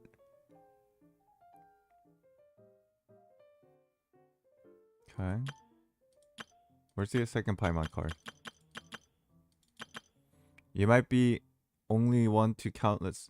You might be only one of you might be only one of countless stars, but you're Paimon's whole world. Oh! How can you hate Paimon? They got tired of putting whole lore story into every item. Yeah, that's funny. Death flag.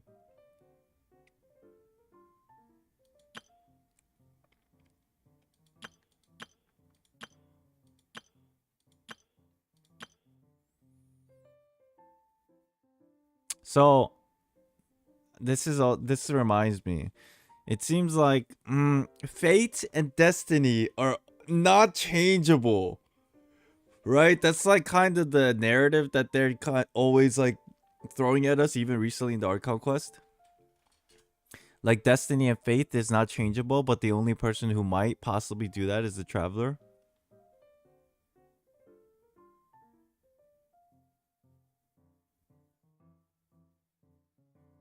Do you think Paimon will betray the traveler? I don't think so, but something might happen. Paimon is talking to twins? Yeah, because they're both in there. But I mean, they're interchangeable main characters. Not to worry, the experiment had been completed, and it is, if I may so, a great success.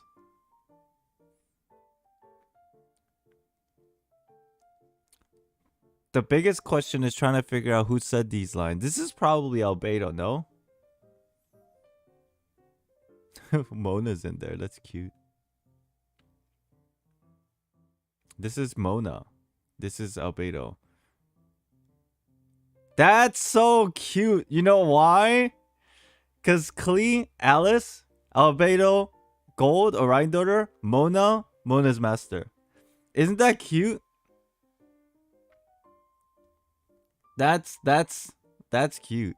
This is Albedo on the back. That's definitely Albedo.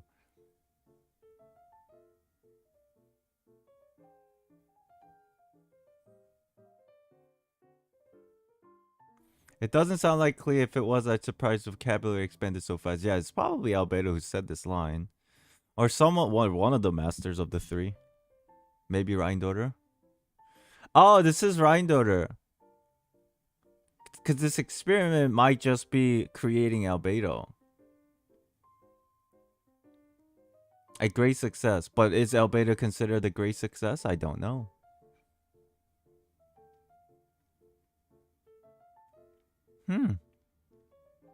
Could go both ways. Oleg.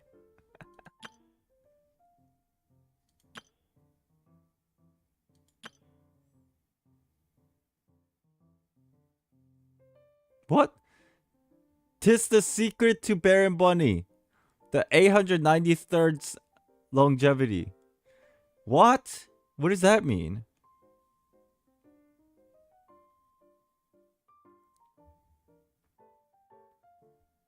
Is that like their... Is that the number of Baron Bunny?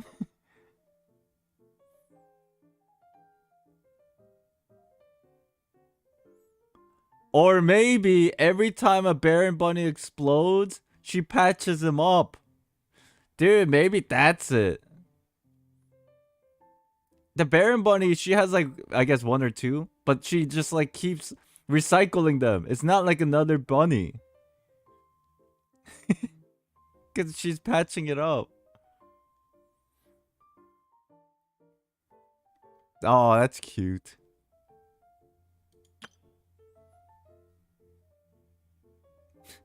Here at Wang Cheng Funeral Parlor, you can count on us to go full send.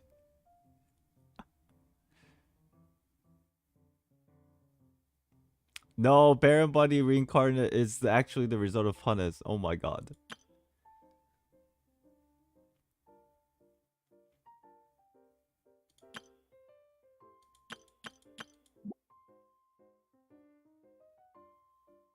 The racing waters are a display of love towards a deceased deity.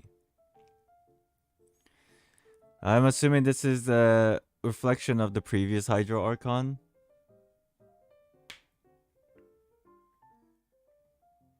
That's the lore, right? After the previous Hydro Archon was murdered, all the water entities freaked out and they don't like the new Hydro Archon or whatever.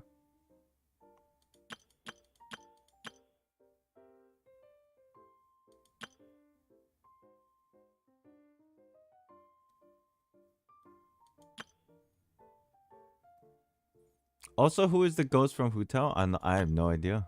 I have no idea. TCG, a good way to rate for resin. True. I believe Alice is a descender because she is narrating the Wanderer. What? People keep saying that. And I get why. I just cannot subscribe to that idea. Only because we don't have factual evidence that Alice can actually leave this world. There's two possibilities. Number one, Alice can actually leave this world, but it's not conclusive evidence, because there's also the other side of the coin where instead of leaving this world, she can look into the other world and call things. Oh. Hold on. Think about it this way. If Alice has the ability to call things from different worlds, aka summon, and heavens allowed it, isn't that the same thing from the dialogue from the Archon quest?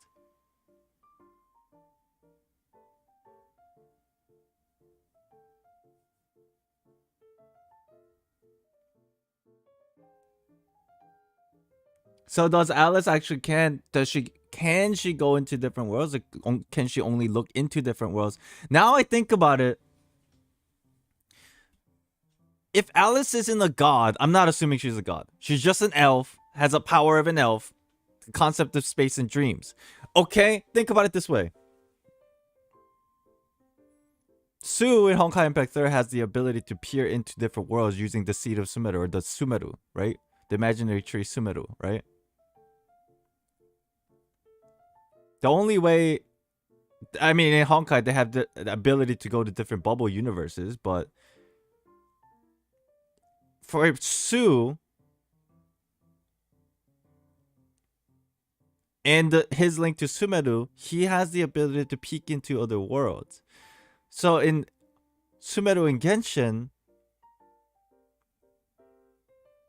these entities can look into dreams and consciousness. You remember how consciousness is also linked to like a bubble universe kind of idea? This is all straight from Honkai.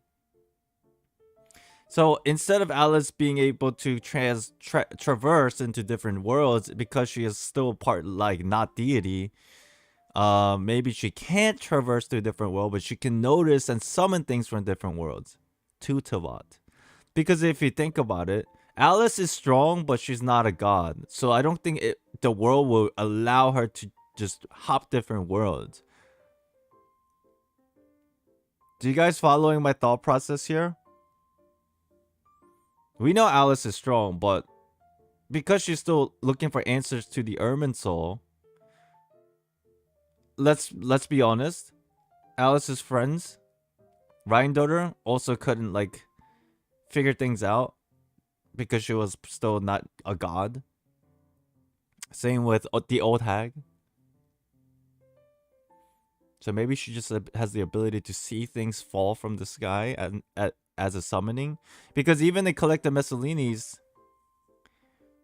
she knows about them, but she never says, I've been to the different world.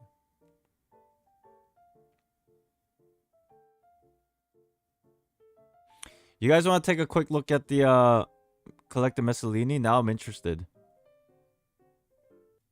Apparently, Alice is the one that narrates it for Scaramouche's Collecta Messalini. I don't know about Faruzan, but...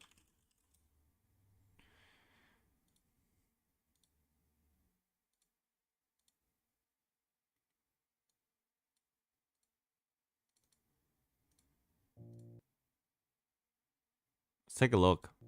There once was a palace, and in that palace was a puppet, sound asleep. You know, I could just pretend that I don't remember what happened after that, and then make up some boring story and get this over with. But... boring clearly isn't my style. Yo, every time she says this, do you know that she's low-key making fun of Dainsleif all the time? There was a couple times she narrates this, and every time she just like, yeah, I'm not boring. I'm not boring as somebody. Hold on, I want to go back.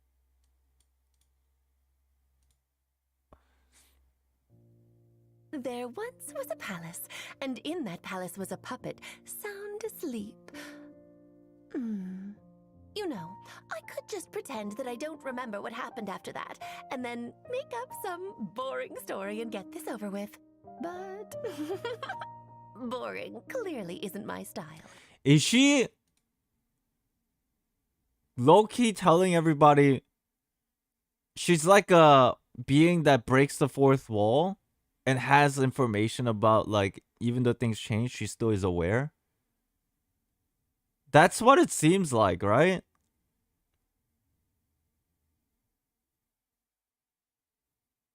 That's funny. Nor is it the Wanderer's way of doing things. You could say his story is simple and straightforward, or horrendously complex, and both would be right. It all depends on the storyteller. Are you sure it has to be me? Fine. Let's get this over with. If you happen to run into this Wanderer, don't let his menacing expression make you nervous. He's really not all that hard to get along with. You just need to keep your distance, that's all. Don't provoke him, and he won't kick up a storm. Simple, isn't it? He doesn't like to talk about it much, but the Wanderer has quite a lot of experience in forging weapons. So when the Wanderer ascends bows and Okay, I'm gonna catalysts, skip this part. I want to get to the story part. his name, aimlessness is not his game, and he does not hesitate to take decisive action in pursuit of his goals. The Wanderer's elemental skill is his Because this is just like a recap of his skills and whatever.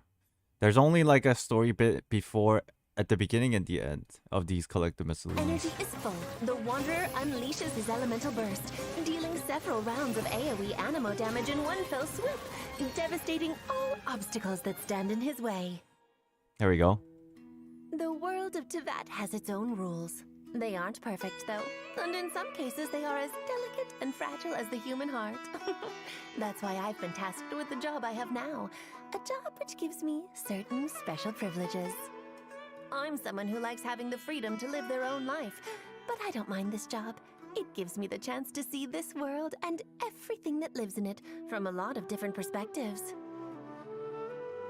People can find ways to forget, but they can't undo what they've done, and there's no escaping the past. The Wanderer learned this the hard way. But what about his future? Which way will the wind blow? A lot of people crave the power to predict the future, but I doubt the Wanderer cares for that. With a past like his, he knows the only way is forward, whatever lies ahead. For better or for worse.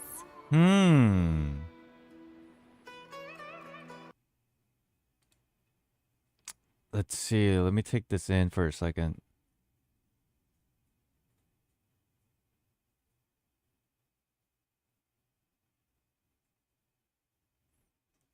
Any way the wind blows.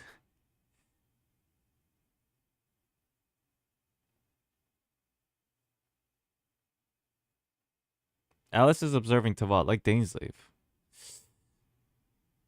Does she like? What do you mean she works for somebody? She's like, Let me see. Powerful in battle.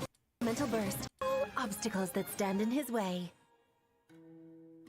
The world of Teyvat has its own rules. They aren't perfect, though, and in some cases they are as delicate and fragile as the human heart.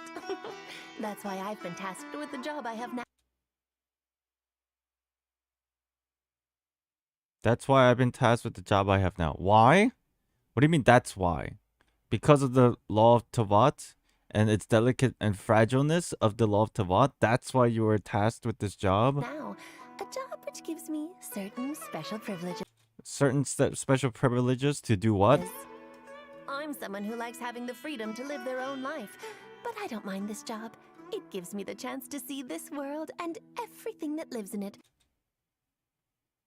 Gives me the chance to see this one, everything that lives in From it. a lot of different perspectives.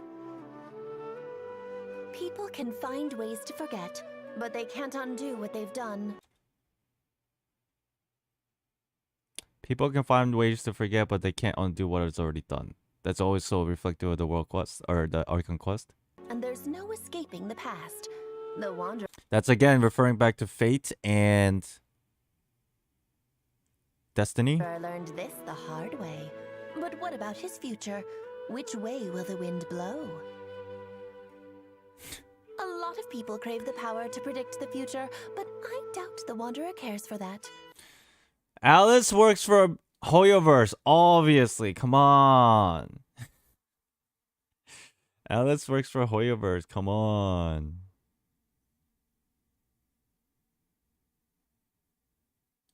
Come on. What was the other one? There's Aloy. I've seen that already, so I don't want to watch that. But what was the other one? You said there was 3? I forget which ones. I don't remember the third one for some reason. That Alice narrates. Dory. Oh yeah, I almost forgot. That wasn't really much lore. It was just like Dory's like personal thing. Oh, it was lore about Dory. Not really like super external things.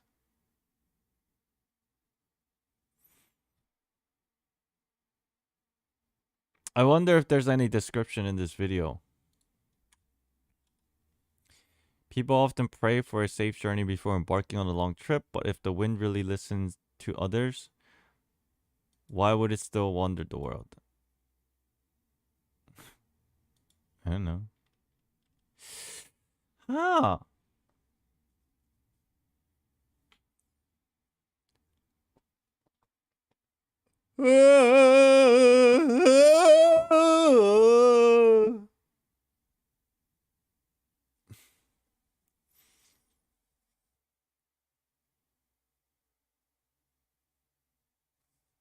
I don't know what to think. I don't know what to do. I don't know what to say. Nice vocal range. Thank you. Thank you.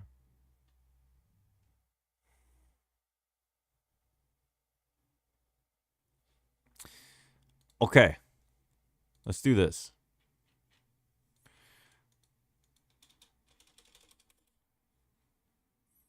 We're gonna talk about just a few things. I'm just making a note for now so I can think about it before we record. Voice at the end.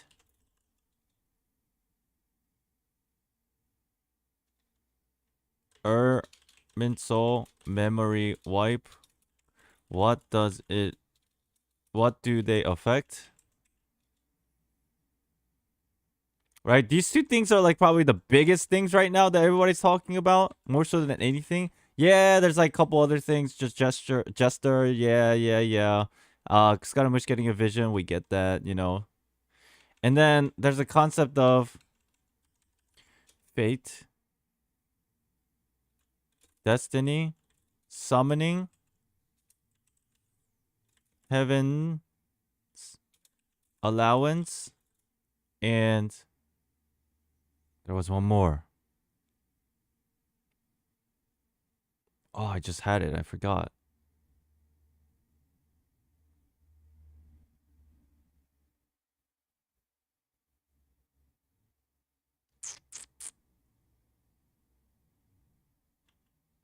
Fuck.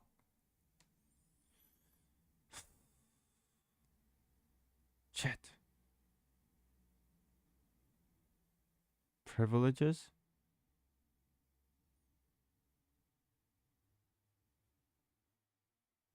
Have you read the EM artifact circlet lore yet?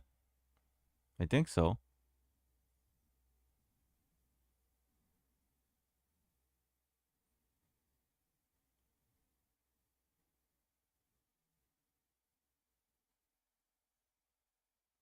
Fate, Destiny, Summoning, Heaven's Allowance.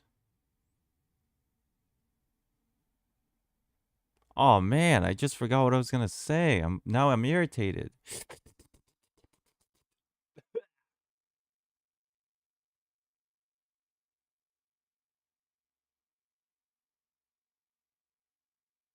Tick tock, tick tock. Does the memory wipe thing also affect the knowledge capsule? Yes. And I'm saying that because if the knowledge capsule is something somewhat similar to the box that Kusanali showed us in the Archon quest, the only reason why the information in that box or her storybook, or later we found that it was written by the sages, the only reason why that still stayed untouched was because it was cryptic, the information.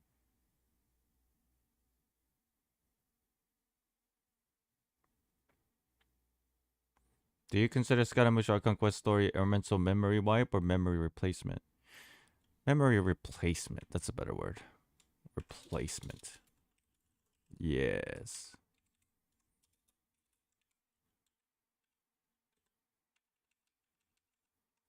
And then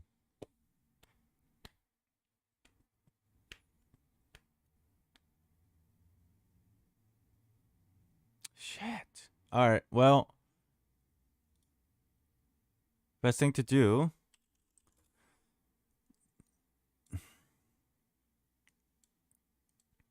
Sumeru Archon quest interlude.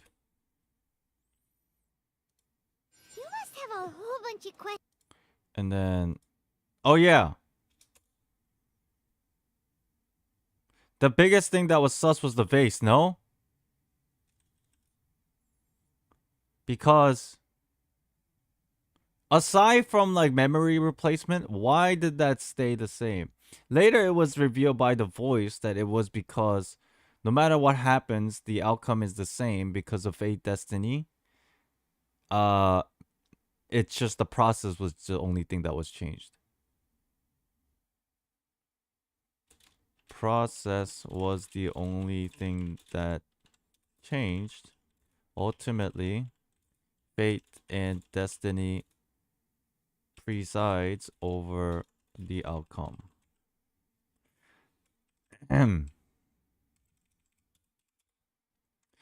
It's probably these things that are probably the most interesting from the Archon quest in a big symbolic meaning, rather than like we've already, yes, the Descender thing is very interesting, but it's been pretty like there's not a lot of information and things are a little still conflicting. There's also Piero, the jester, and the relationship between the Abyss sibling and Conria, and they knew each other. We get that, but that's still connected to like the Traveler sibling. But of all the things, these are probably, in my opinion, the most important things that we noticed, right?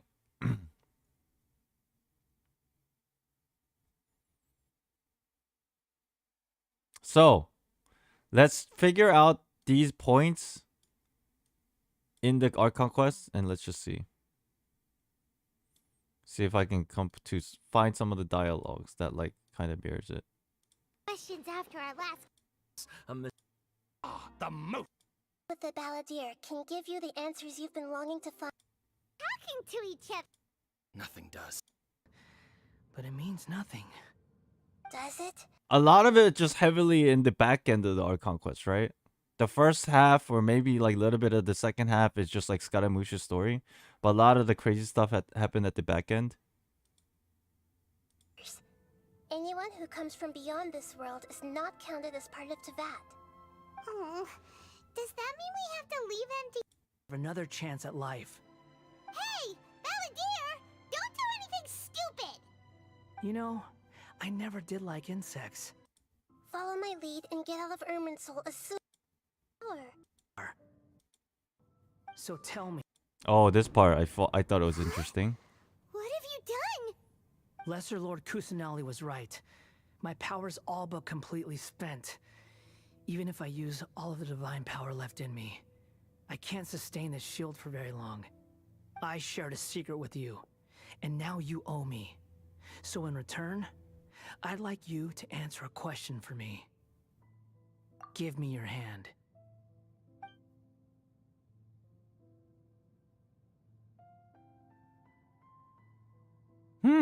Can Lewd. you hear my voice inside your head? No, I can't do anything like that anymore. At most, all I can do is exchange a few words with you. So tell me, in this world, is it possible to change the past? Why would he ask her? Why would he ask the traveler that question? I don't think Scaramouche knows. I don't think he knows about Rukkhadevata. There is no way in the world where I think it's possible that Scaramouche even knows or remembers.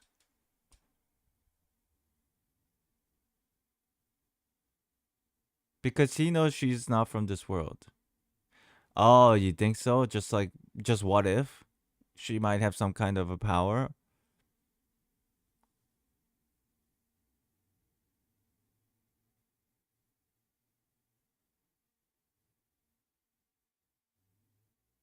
But why he still called Nahida Lesser Lord? Could just be a title thing. I don't think it's a plot hole.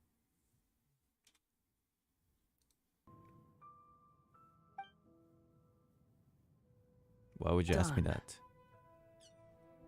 Huh? What the? What happened? Paimon only saw you hold hands for a second. Nothing. I was just thanking her for helping me.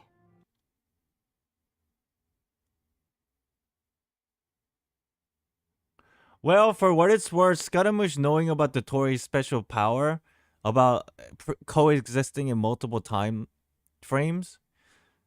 I'm sure Fatui are aware that there are certain things that actually certain things that powers or certain things that can be changed by powers similar to like the just going against the fragment of this world, the fabric of this world. So if that's the case, and the Fatuis are aware that there's things in this world or some powers that can go against the structure, then it makes sense why Scaramouche would ask this question, because what if possibility? At least that's my interpretation of it. I don't think he remembers about Rukkhadevata. I don't think so.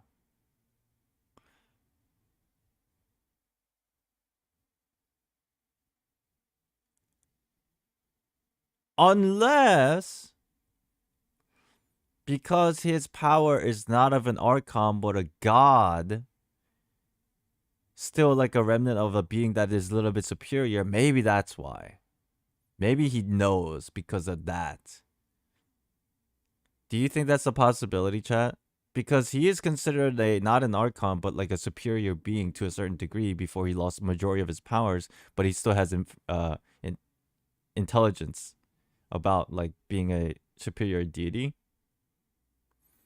And the reason why I'm saying superior deity is because he doesn't only control one element, he controlled every element while he was in his godly form.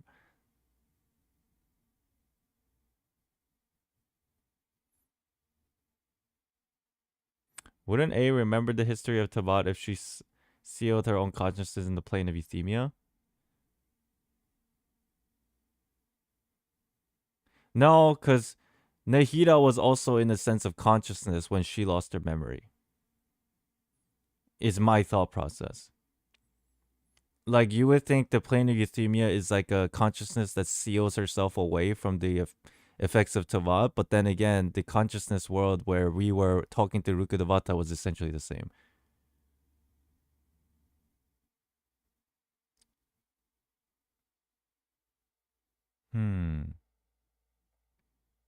Oh yeah, that's also one of the things I did want to look up. Pale Princess.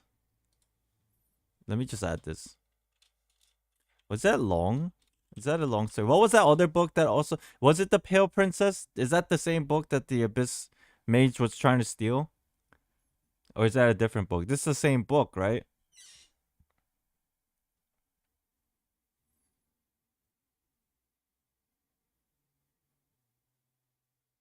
And then Vera? What's the name of the Vera book? Vera's Melancholic something? That book?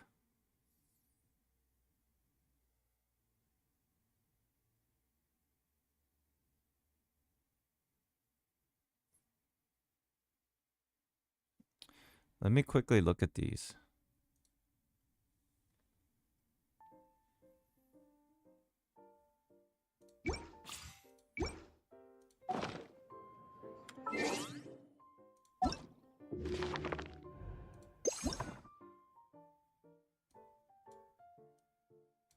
Dun dun dun. Dun dun dun dun. This one. Oh my god, hell no.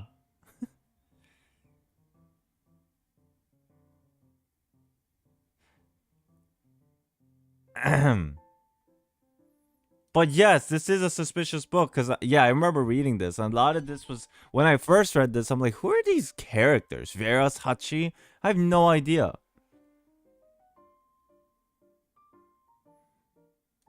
But that is now sus.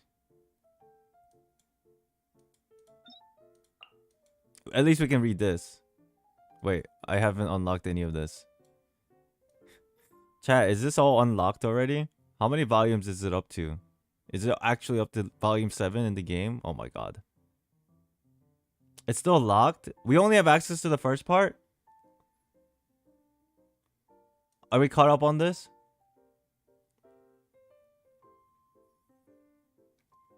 I don't think we need to read all of it.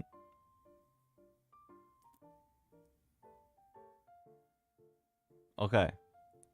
Let me at least read this. So this is the book that the Abyss Order was trying to steal from the library of Mondstadt. and then Lisa got pissed off. In the distant past, the Night Mother ruled over the faraway land of night. Here, no light touched the earth, nor did a single tree grow, and there was no life here but the horrendous denizen of the dark. The Night Mother was the source of all sins, and the land of night was the embodiment of her evilness. I'll decipher all this later. The cruel Night Mother, who had neither heart nor mouth, was always watching the land of night, and her punishments were always unexpected. The only thing she could not bear was the occasional ray of moonlight that made it through the clouds. The light that penetrated the walls of darkness always irritated her.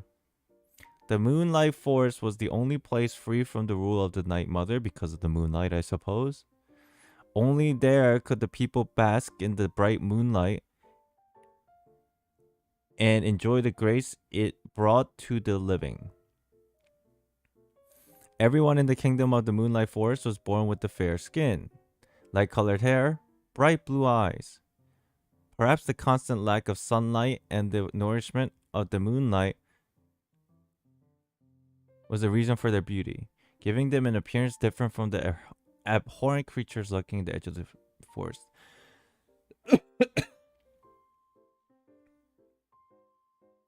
Did you guys pick up on all the things here?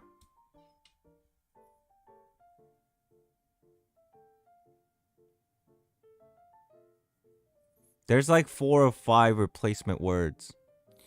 And this story, yes, it hasn't been altered because of that fact. So I'll read it again by replacing what I think should be the actual interpretation. In the past, the Night Mother, I'm thinking Morana or the Queen of the Abyss, no? Is that weird to say? I think that is the most... It could also be Rhine-Daughter, but then it doesn't make sense because I'll explain in a little bit. Abyss... In the distant past, the Abyss Queen ruled over faraway land of night. Here, no light touched the earth. The only place that no light would touch the earth is either like something like Enkanomiya or the Abyss. Nor did a single tree grow. There was no life here but the horrendous denizen of the dark. Pretty much the monsters of the Abyss. The Night Mother was the source of all sins, Marana. And in the land of night, the Abyss was an embodiment of her evilness. The cruel Night Mother, who had neither heart nor mouth, was always watching the land of night, or the Abyss, and her punishments were always unexpected. The only thing she could not bear was the occasional ray of moonlight that made it through the clouds.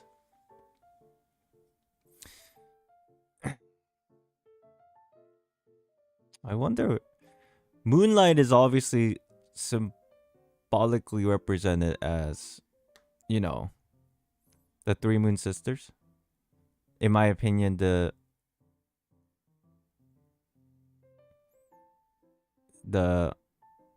Elseles, those kind of things. But Abyss, the clouds. Maybe the cloud is also a replacement of like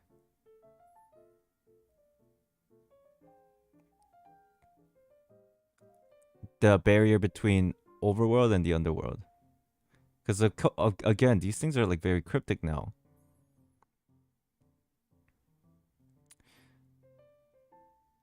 The light that penetrated the walls of darkness always irritated her. The Moonlight Forest? Is there a place called an actual Moonlight Forest in the game? No, right? It doesn't exist, right? It's just like a fictional place, at least in this description. The Night Mother, maybe the princess in the Battle Pass animation, just random thought. Yeah, that could be possible. That's interesting.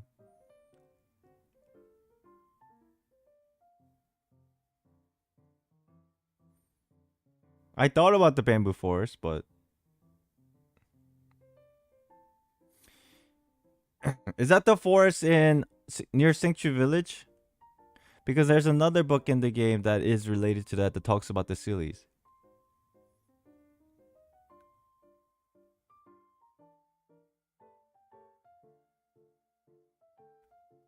It is. Okay. The Moonlight Forest was the only place free from the rule of the Night Mother. Only there could the people bask in the bright moonlight and enjoy the grace it brought to the living. Everyone in the kingdom of Moonlight Forest was born with fair skin. Kingdom of Moonlight Forest was born. Everyone in the kingdom of Moonlight Forest. This tells me it's not like the bamboo village or whatever, the bamboo forest. This is actually the kingdom of the Moonlight Forest is the place where Sealies originally existed. I forgot the name of it.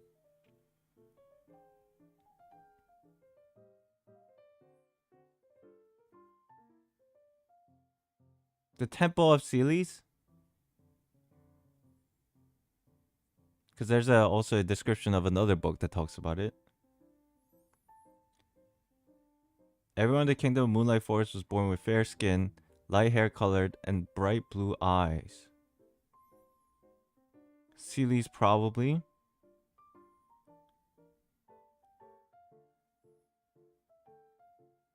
That would mean this kind of like in a weird way confirms that Sealies had blue eyes.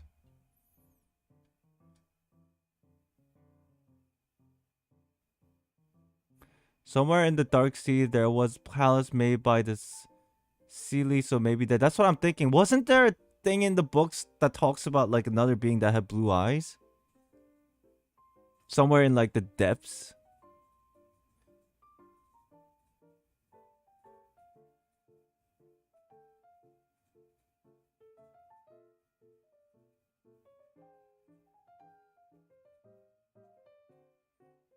Conrio? The Kingdom of Moonlit Forest.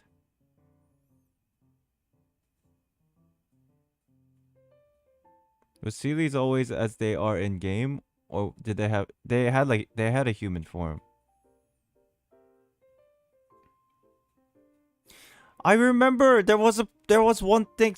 Was it Enkanomiya? Was it related to that one lady with the bishops? Something about them covering their eyes because it was like a specific, like it gave off like a specific trait about them or something. Fuck. It's been a while. Was it the snake eye? Not really particularly the color of the eye. It was just called the reptilian eye. It was just because of the Slytherin reptilian eye. Is that why? Not really blue? Yeah, that lady.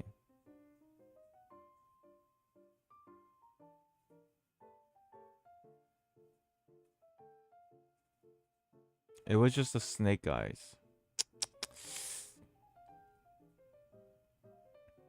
Fair skin, light colored hair. Matches the description of the Sealies. Perhaps the constant lack of sunlight and the nourishment of the moonlight was the reason for their beauty, giving them an appearance different from the abhorrent creatures lurking at the edge of the forest.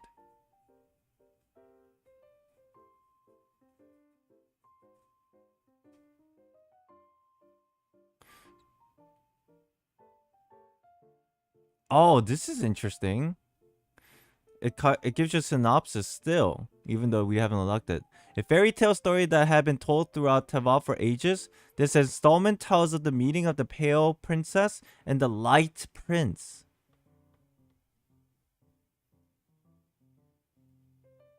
Fairy tale story that's been told throughout Teyvat for ages.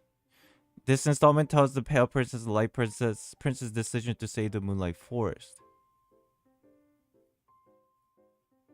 This is literally a Sealy. This is the Sealy, and this is in my opinion, this is not 100% correct, but in my opinion, the second who came.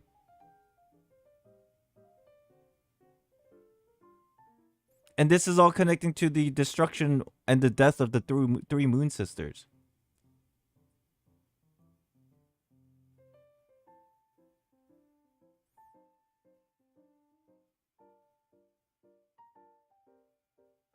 A fairy tale story that had been told throughout the ages. Installment 4 describes the meeting between Pale Princess, the Light Prince, and the 6 pygmies.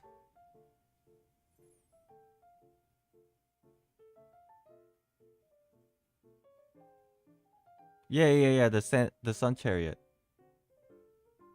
What is pygmies? Pygmies meaning. Member of certain people of very short stature in Equatorial Africa. What? In Southeast Asia. I don't know if that.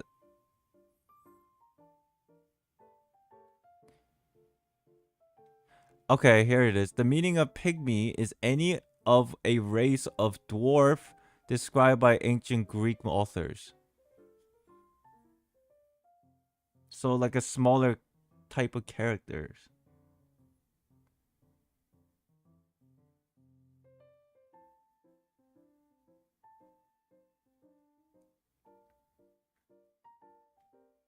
Aranara?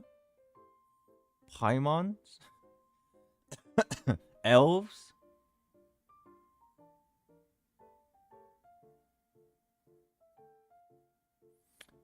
Huh. Volume 5 is installment of 6 Pygmies. Sinister scheme starts to unfold. Sinister scheme! Now, keep in mind, this book was supposed to be stolen by the Abyss Order. Well, it was supposed to. They were supposed to steal it, but they failed. Why were they trying to steal this book? Does it give away too much information about themselves? Anybody remember exactly what the Abyss Mage said during that dialogue when he was trying to steal this book?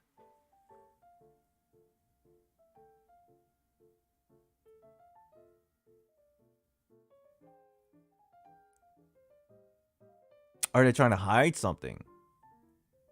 Or are they trying to understand something?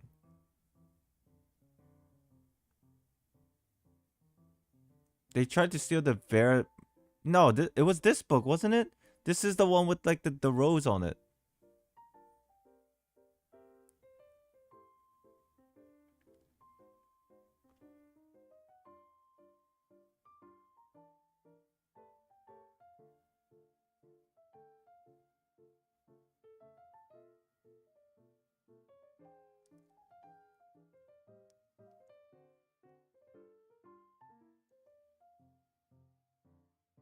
You can read the dialogue in Lisa's story quest. I don't even know where to look for that. I know it's in Lisa's story quest, but how early was it? Dude, this is like interesting research material. We completely derailed from our original thought. Oh, here it is. Thank you. Thank you, Regine.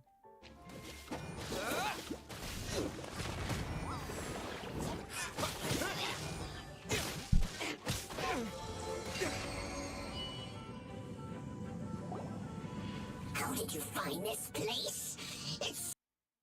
It's so well hidden.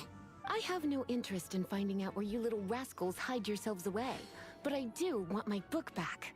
Tell me, how is it that you have the time to conceal your stronghold and apply a magic seal, but not to sign out a library book in the proper manner? You have no respect whatsoever for other people's work. You just want the book? I was unaware that anyone in Mondstadt was concerned with unearthing the secret hidden inside this book. Who are you? The librarian, although I believe that should be quite clear already. Return the book. This is an ultimatum. Since you insist on concealing your identity, I have all the less reason to give you that book. After all, it contains the secret. Oh, this is sauce. Huh? What are you doing? Such concentrated elemental power! Please don't!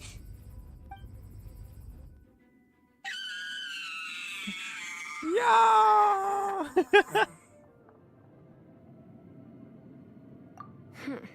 Naughty boys who don't do what they're told need a little punishment to keep them in line. This is why I call it troublesome work. We'll just need to find the book ourselves. It should be around here somewhere. I think she says something else after we find the book. That name, Pale Prince. It's the Pale Princess and the Six Pygmies. Paimon remembers that name. Is this the one you were looking for? That's the one. It's a good thing it isn't damaged. Otherwise...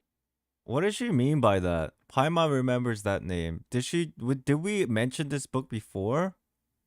In this quest? Or did she just say that out of nowhere?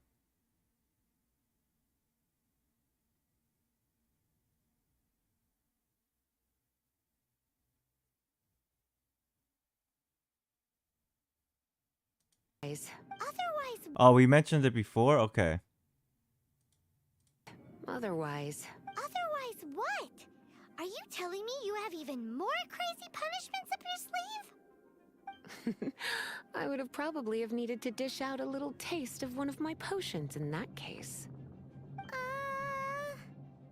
Then again, as I said, it isn't from the restricted section, which is the only reason I would let the average citizen borrow it in the first place. And it doesn't appear to have any abnormal elemental properties, save for the markings I put on it. Yeah, it seems like just an average storybook. This is so sauce. This is so 100%. And I'm not crazy, right? This is basically 100%. This kind of confirms it. Lisa doesn't know what this book is about. If she knew, it would be in the restricted section. But it's a fairy tale. It's a storybook. So that's why it was allowed for people to read it. But because it's a fairy book, it's encrypted. And nothing will change. Hey, remember when we first did this quest? And then we're just like, what the fuck? This is so stupid. They're making such a big deal out of a storybook. And everybody's just like, Genshin story sucks.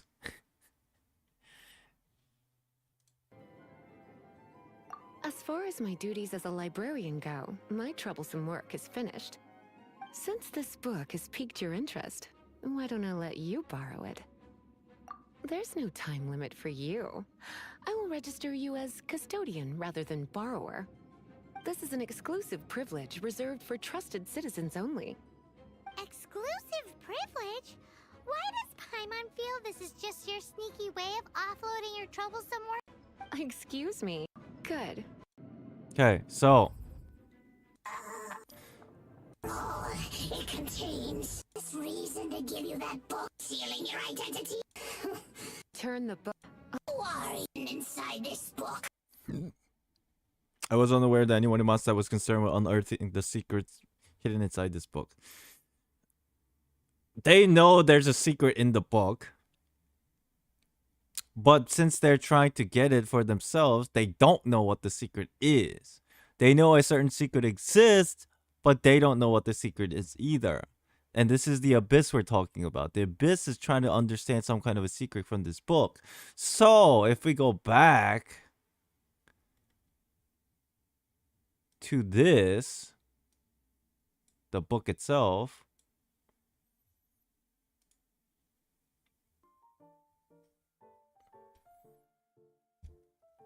sinister scheme about to unfold. Fairy tale story that have been told throughout the ages. This installment tells how 6 pygmies managed to implement their nefarious plot.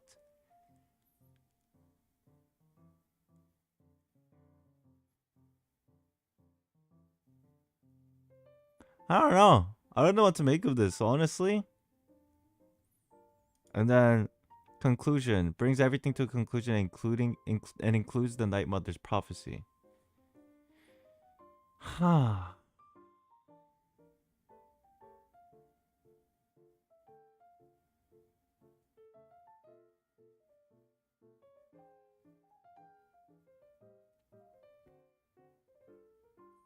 Night Mother prophecy.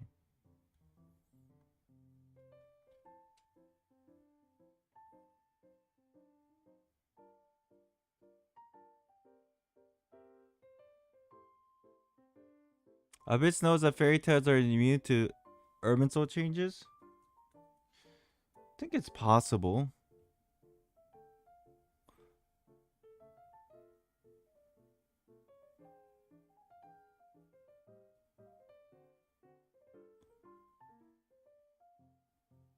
Who the hell are the 6 pygmies?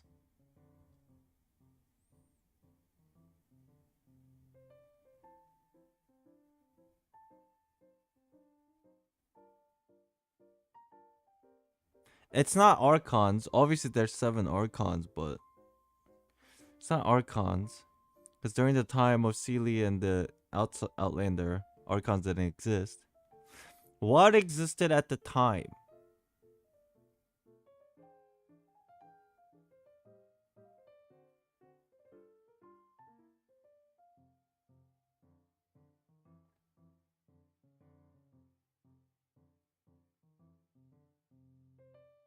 Bishops? I don't think it's bishops either, because bishops are already like screwed over.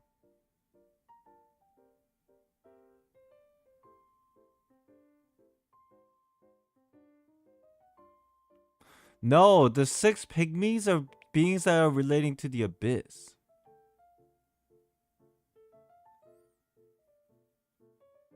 Because these pygmies are basically trying to plot against the Moonlight beings, because the Night Mother didn't like the Moonlight people, the Kingdom of Moonlight people. Does that make sense?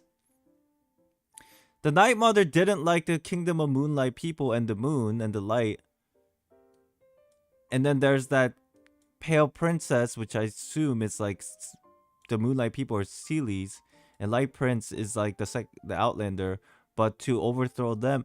Dude, maybe this is the reason why the fallout of the 3 Moon Sisters. This is the reason. I always wonder what the reason could be that like the Seelies. The books are always just saying stuff like that Seelies got exiled along with the Outlander, and then the Moon Sisters died, but they never tells you why or how.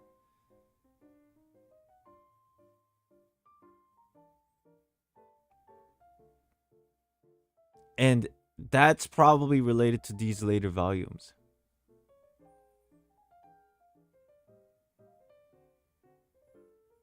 Are the pygmies a person from the Deathly Statue material? I don't know what that is.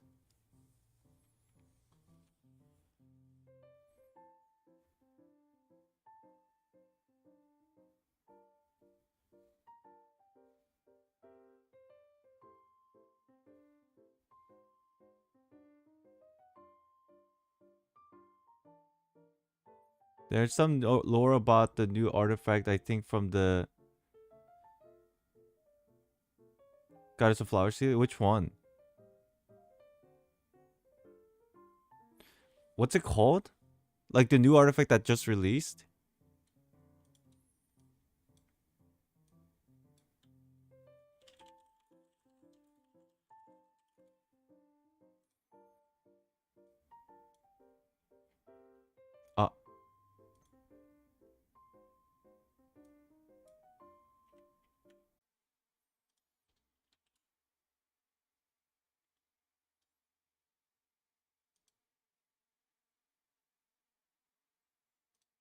Are we back? Oh, I'm so frustrated at this computer. Holy crap. It just doesn't end. It just resets and all that. I'm just gonna fucking buy more RAM. This is ridiculous. This is ridiculous.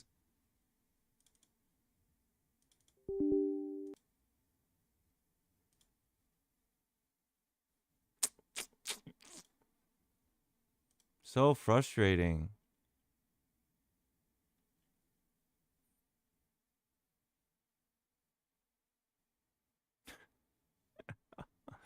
It's so upsetting, man.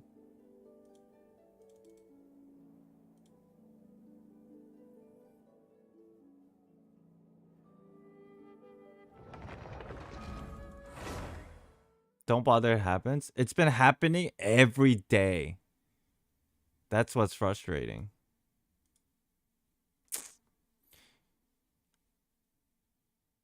Alright, what are we looking at here? These two new artifacts. Which one is it? Which one has the important bit?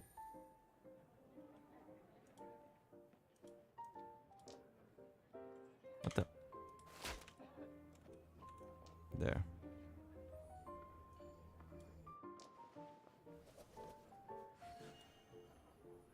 Flower of the Paradise Lost. This one? Okay.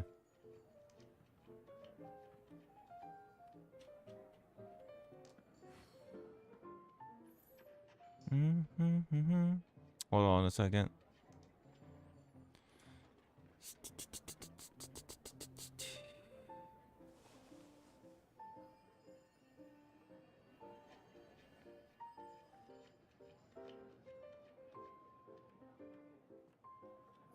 All right.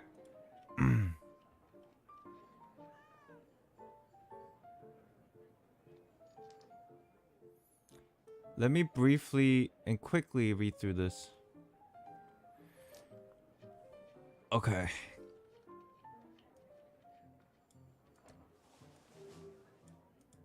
Who the hell's Jin?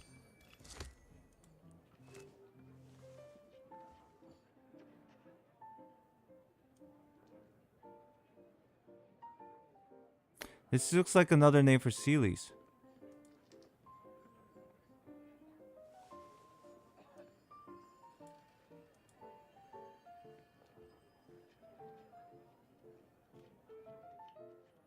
Looks like, yeah, it just looks like another name for Sealies. Like a Sumeru version, like name convention. Good roll. All right, maybe I'll take one more day off and knock out the rest of the work once I'm feeling up In the to it. bygone time, which only the Jinn recall, the Lord of Flowers was cast aside by the heavens. So that confirms that, in my mind, Lord of Flower, Goddess of Flower is in fact one of the moons. No, not one of the moons. Sealies. Sorry. Her magnificent vessel was left a savage husk. Yep. Her kinfolks punished by the wage stripper of their mind. Yep. Navigating the world is a whole Legends lot has it that the easier Lord if of you Flowers pick wandered the identities barren to choose waste from. for Need me to 72 come up with nights. some for you? Her heels were worn through the merciless gravel. Her wounds gushed in the... Okay. The streams flow to verdant gardens. Water lilies are the mothers of Jinn, and Jinns were birthed from an intoxicating dream and the bitter memories of loss. The first Jinn were creatures of wisdom. They indulged in innocent dreams and just loved justice sweet. To thank their creator, the infantile Jinn took their I got a new mistress by letter the from arm refinement. Looks like the situation. and granted her a laurel wreath. Okay.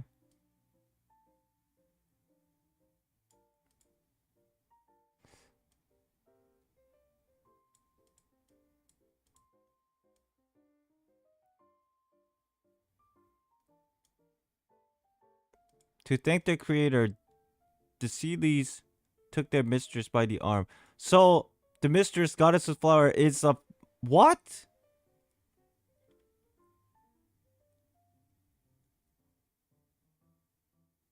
Is she the first Sealy?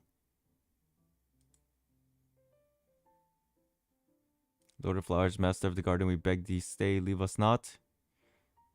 Please, Dream Mother. Mistress of Forgetting and Wind, we beg of you, remain Queen of this garden.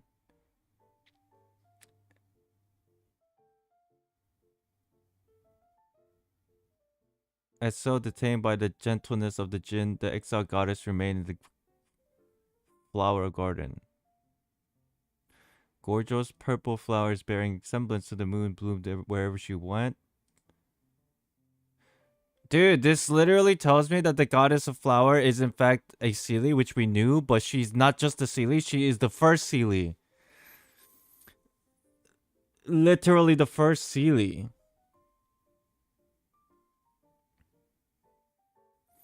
For those of you who read this, does that not give you that like vibe from this context? And then the Jinns, the regular Seelies, are just like a descendant of the main Seelie. I'll keep reading because there's more. In a bygone time of which only the Jinn wept, the mistress of Oasis, goddess of flower. Isn't Jinn mythical creatures in Arabic folklore? Yeah, but the way they're using Jinn is very reminiscent to what Seelies are in this game, like the terminology. The goddess of flower made a final choice. At that moment, she learned that her fate was no riddle, but the key to opening a mysterious doorway. Through King Deshert's words and aspirations, she saw the possibility to transcend the absurd shackles that govern this world.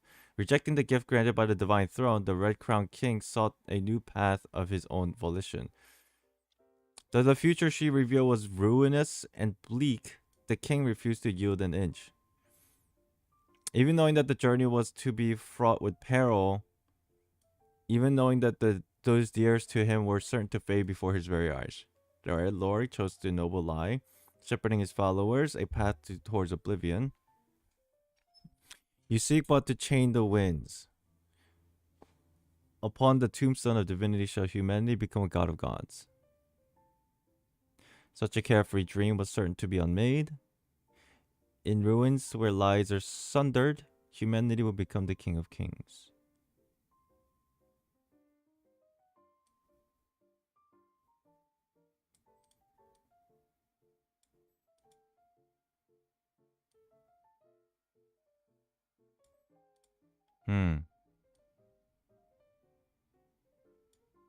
Only by suffering through the... So this is the legacy and the will of the goddess of flower that we've been missing this entire time, right? In terms of the lore, the goddess of flower decided to end her life, so to say. But the reason was never given, but this is the reason. To help humans unshackle themselves from the gods. Just as the stubborn God King orchestrated this secret rebellion, surviving on the strength of individual will. However, the Lord of Flower never knew a love that could be sweet as wine, let alone the... What? Brilliant as she was, even she could not easily predict when these little beings would finally realize the truth. The humans. Have these so-called gods not been superfluous? Huh.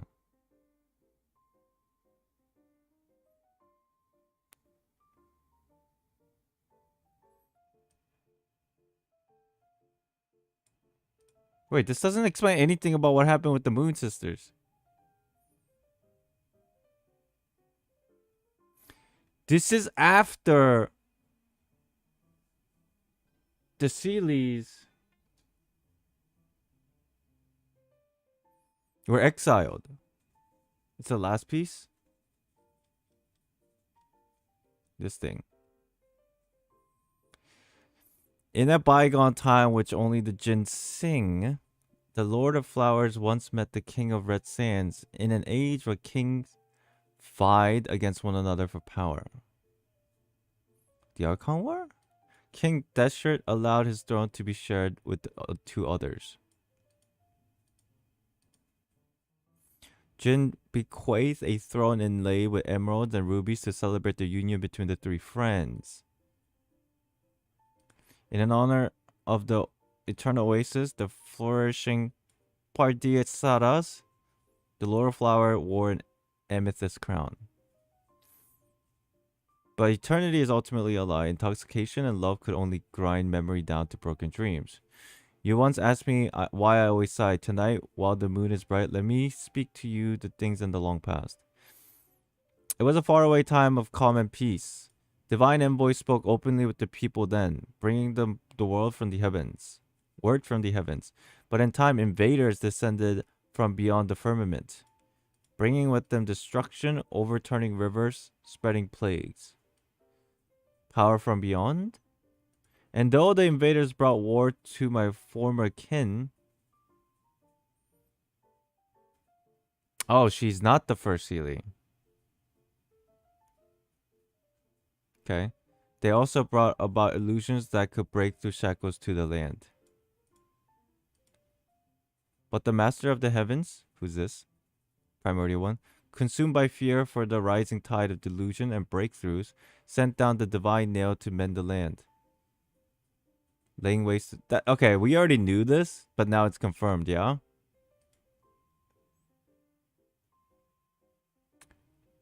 We then suffer the torment of exile, stripping away connection with the heaven and power of the enlightenment. Dude, for what it's worth, we were pretty accurate, weren't we? Like, my thought process of exactly what was going on.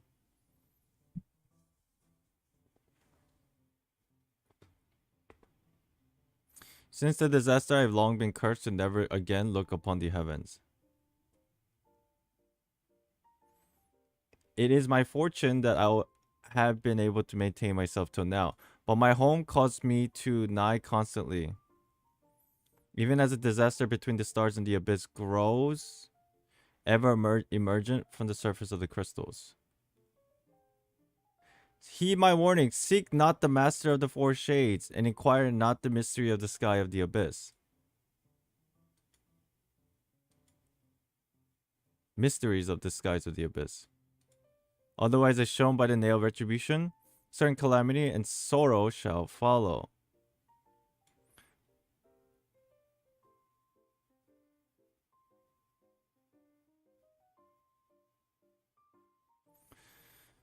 Okay. This is the Descenders. Second who came. So is it pretty obvious and confirmed by now that the second who came is one of the Descenders? No. Not because the word is descended, but because this is clearly second who came was out of this world and the lore is confirmed to have happened like objectively as a factual thing.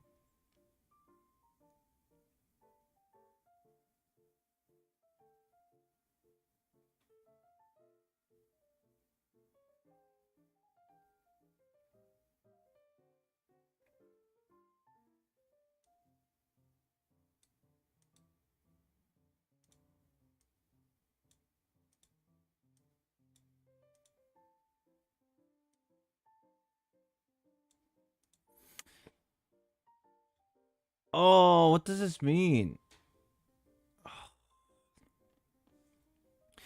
Although the invaders brought war, they also brought illusions that could break through the shackles of the land.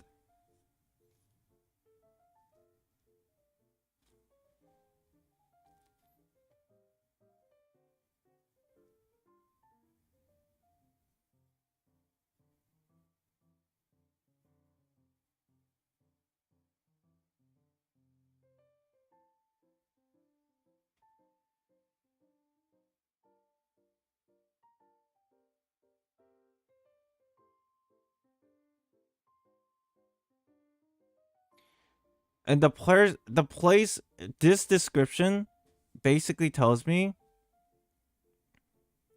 tell me if you understand what I'm saying, okay?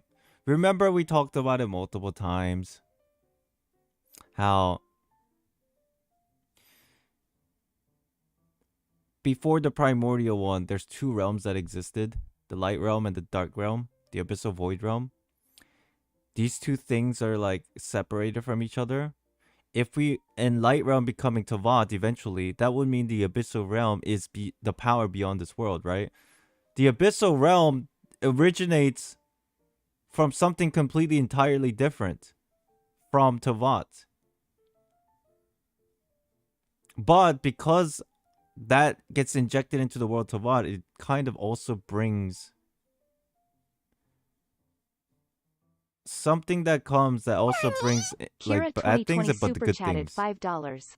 Why did the mysterious voice at the end sound a lot like the sustainer of heavenly principles? I don't think it did. They sounded different. I thought. Did it? Oh, I don't know where to start with this theory. What's up, Tim? Thank you, Kiro, for the $5 super chat. That was Fossilor? Okay. Let's do this. We've already spent so much time. Why did we go down this route?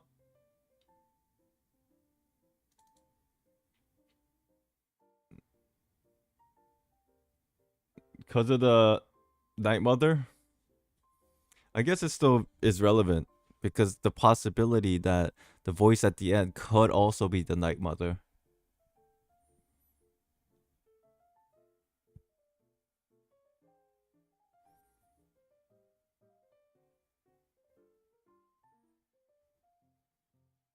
Alright, well, I'll keep this in mind. For what it's worth, let's go back.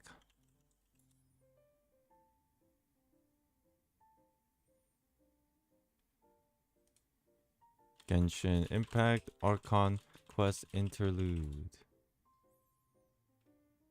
Okay.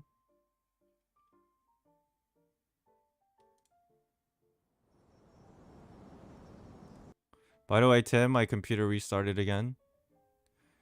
As I was streaming, everything stalled. Just wanted to let you know.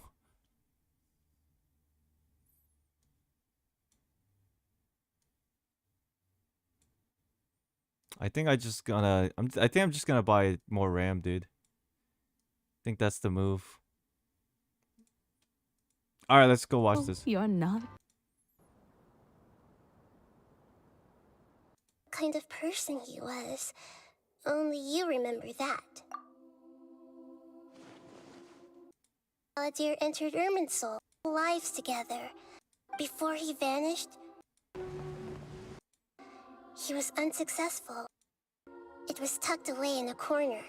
You should take a look. Gave Okay. everything when you think about it. Why'd you jump up all of a sudden?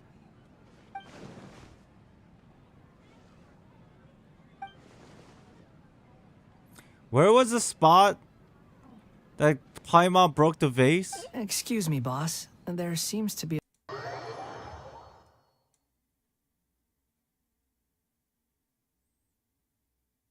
Where was it exactly? Take it easy. Good idea. Paimon, why don't you take her out for a walk to clear her head? You got it! Come on, Traveler! You need to get out of your head for a while. You'll feel much better after taking a walk. In the loop. I can only do one. Oh, I'm Innocent man and find any to Tarasuna because of me. Does... and we're at Here. an inn or something? This is an emergency. I'll have to ask you to stay here for now. Everything's arranged and nobody will disturb you. I'm this one to me. You be okay? Don't worry. If my assessment is correct, though there may be some minor disturbances, it won't lead to its sake. The feeling that something really big is... He wants to change the past? But surely that's impossible already in real life. Better in this inn. Feeling about... There's that.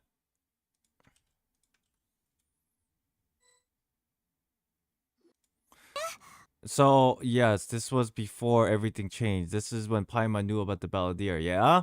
So, she broke it. And then when did we lose our memory? Or when did everybody else lose their memory? After this? Moments after. Right here. Lotus seed and bird egg soup and...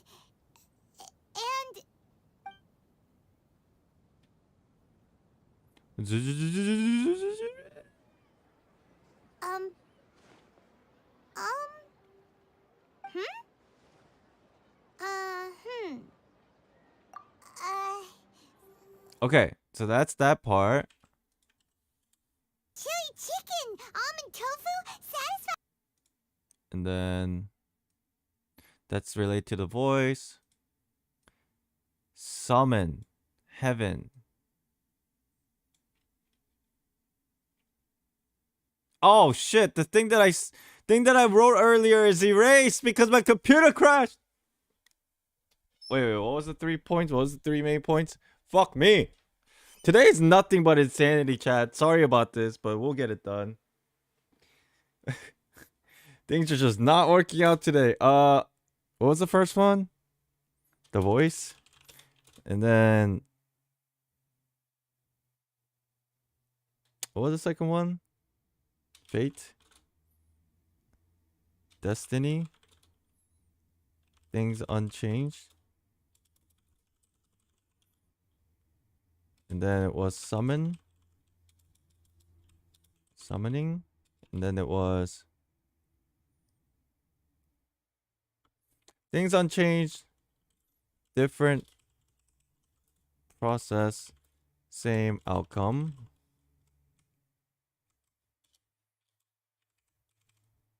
Oh, there was one more, was it not? Oh, shit.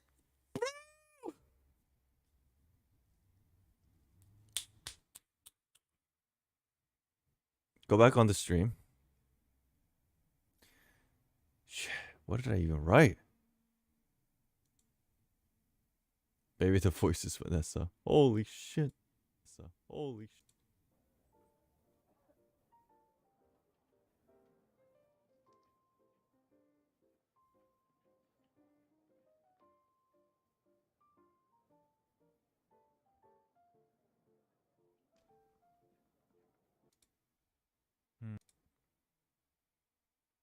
The book. Base.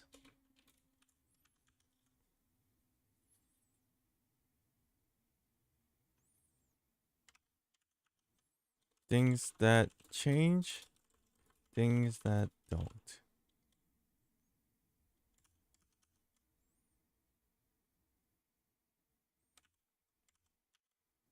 Book. Memory replacement. All right, man.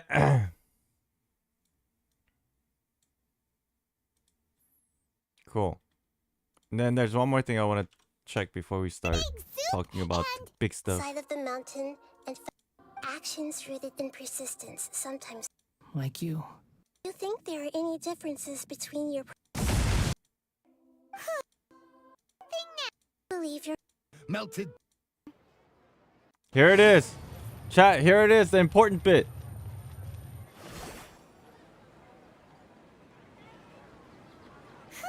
It's about time we had a break. As soon as you stop, all the tiredness and hunger comes right. Look at the vase.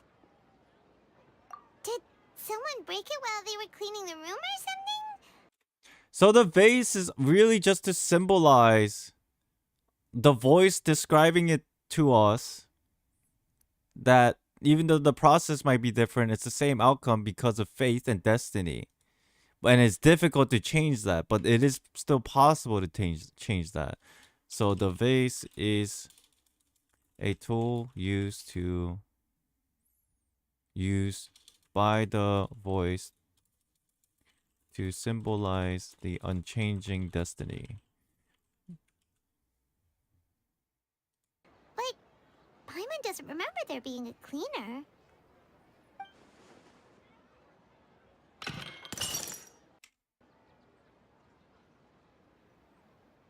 Why you sound lost and confused.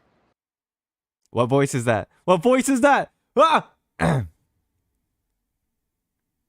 Alright. Chat, I'm gonna take a quick 5-minute break. And then once I come back, we'll start recording for the video. And then we'll go from there. Yeah, we'll talk about all the things. I just wanted to organize my mind so that I can, like, figure out some details. That's all I wanted to do. Again, today's a little bit of a longer stream, but I'm sure you guys are already aware that was the case.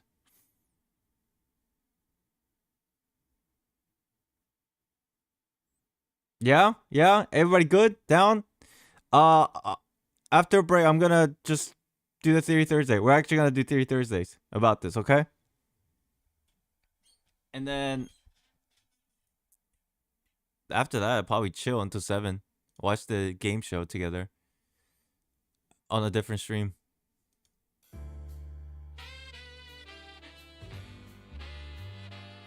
Okay. I'll be back. You good? Chat, you good? Am I stalling too much? Who's the lady voice? I don't know. We'll figure it out.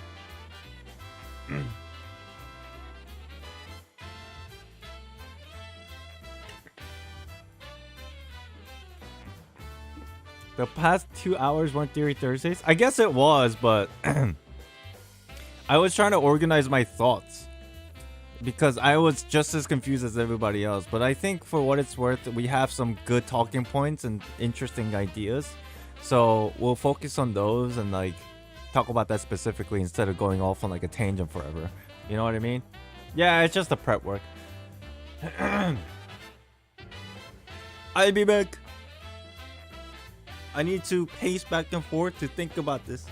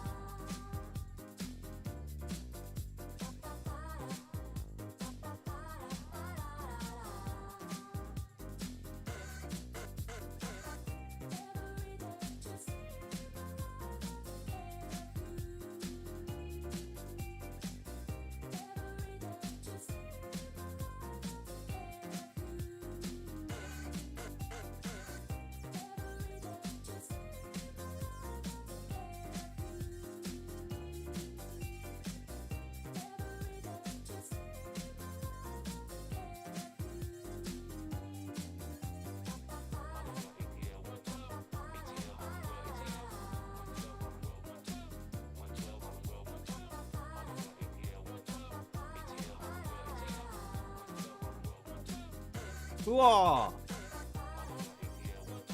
Hooah, hooah! You guys ready? Let me open this. Let me set this up. Illustrator. Just use your imagination, nation. This is the second time we've ever played in front of people, man. We're scared shitless. Do you love me too? The ultimate aim is to produce sound which is completely acceptable to the listener. Records that give you pleasure.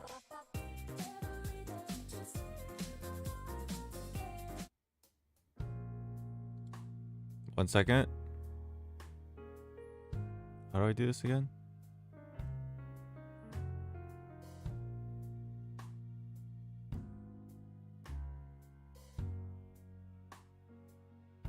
Color settings.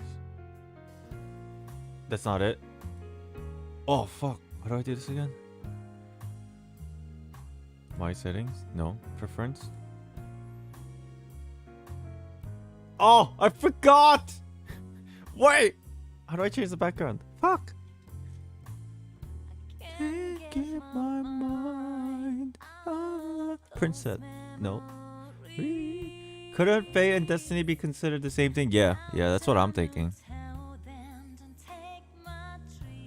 Tree. Oh, there it is. Document settings, type, no, color.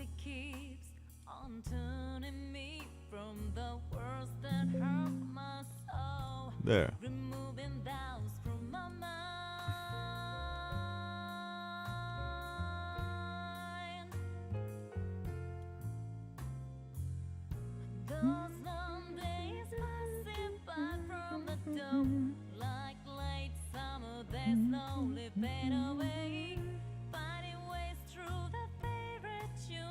There you go. Wait, where's my scroll bar?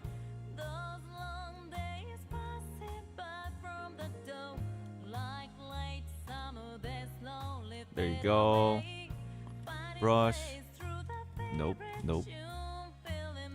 Brush. Yes. Eraser. Brush. Eraser. Yes. No, that's not eraser. Eraser.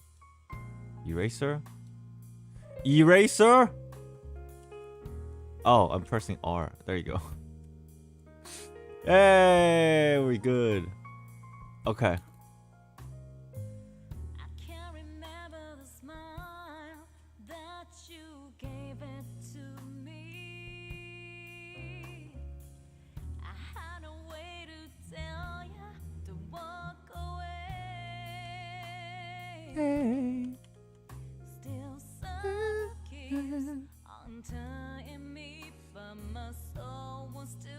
Okay.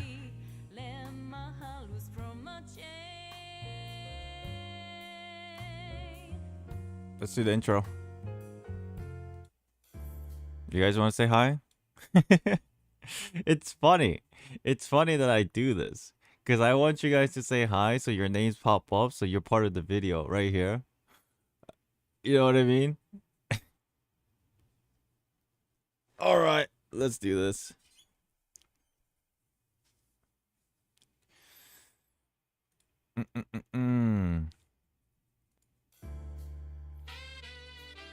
Hello everyone, welcome to the video. Today we're going to be talking about what transpired in the Archon quest that we played last night or yesterday, 24 hours ago.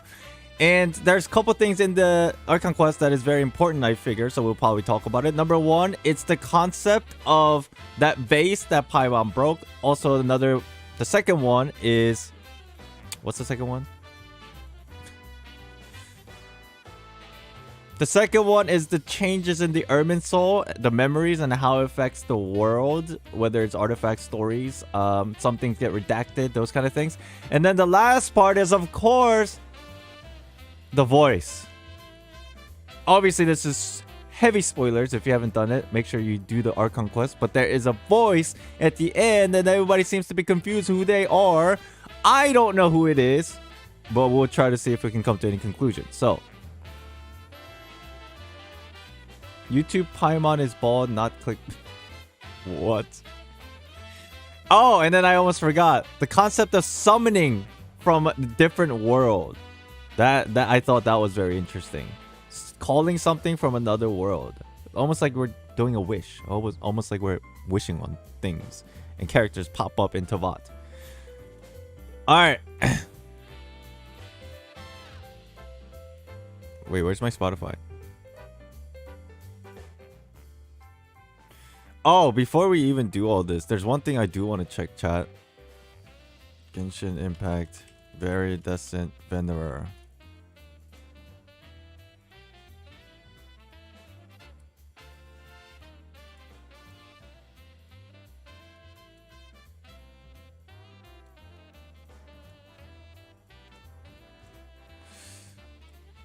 Okay.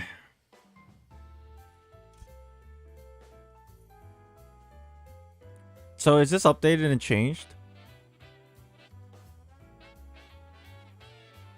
This hasn't changed, right? Because in the artifact it doesn't say Ruka Devata, but instead it says God of Woods. Right.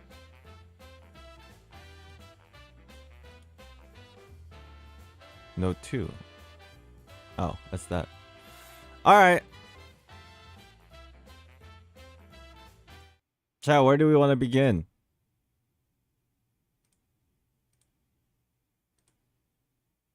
Because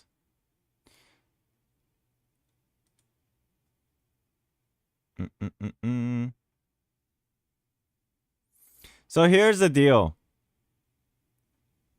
Probably one of the biggest things.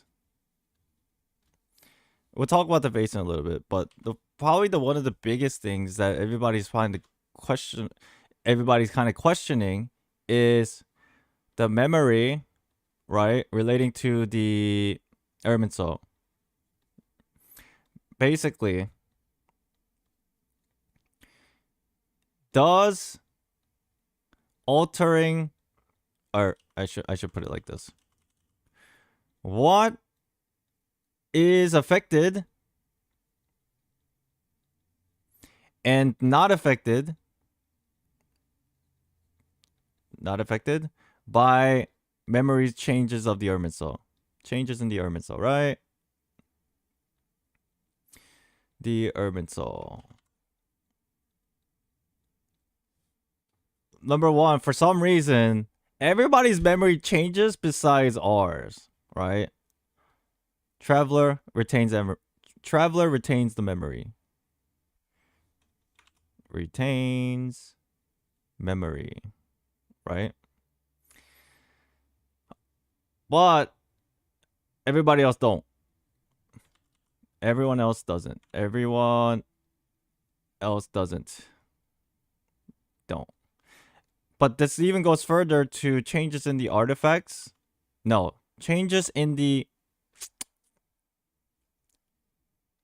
people's voice lines.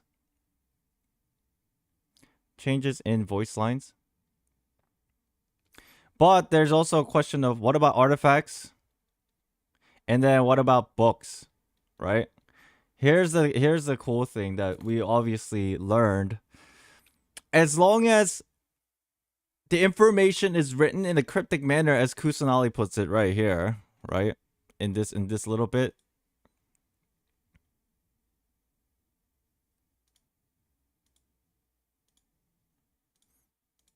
To do this, but it seems like he got nothing in return. Aligned with the Traveler's narrative? I'm so scared, dude. Chat, my computer's gonna crash again. Watch. It's clear that this story is an allegory. Everything in it is a symbol for something else. So as Kusanali puts it, as long as it's an allegory, what's the definition of allegory? Hold on a second. The fuck is allegory? Allegory, meaning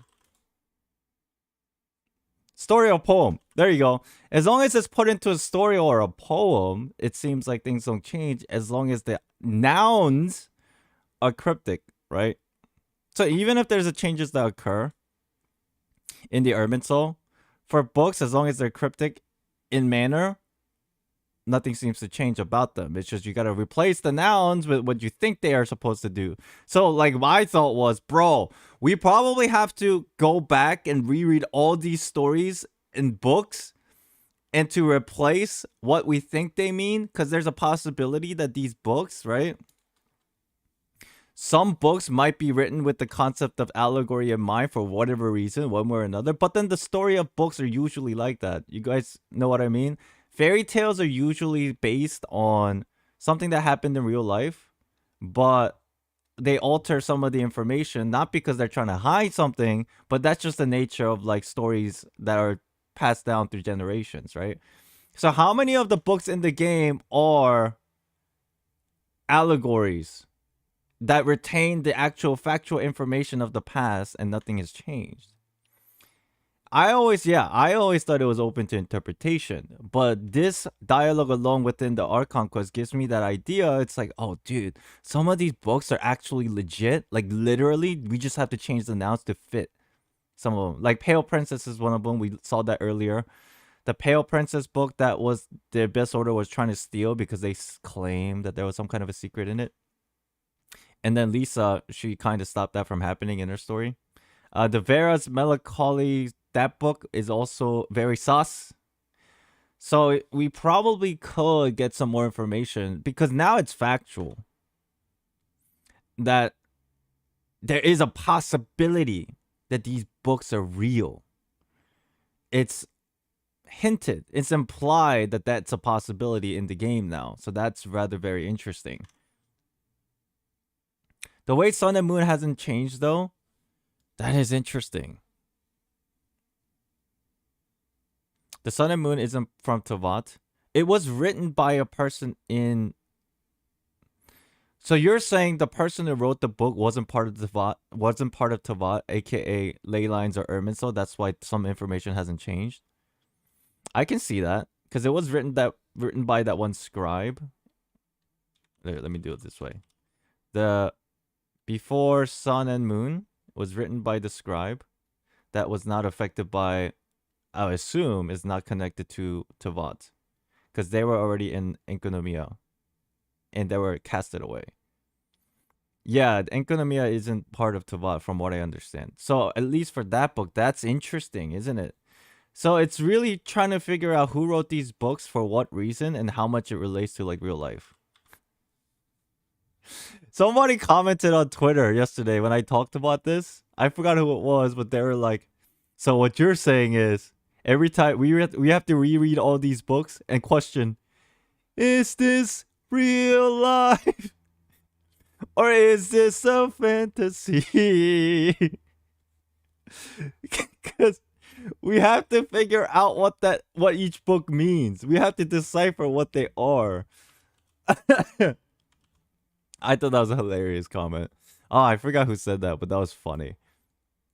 So for books, now artifacts, artifacts,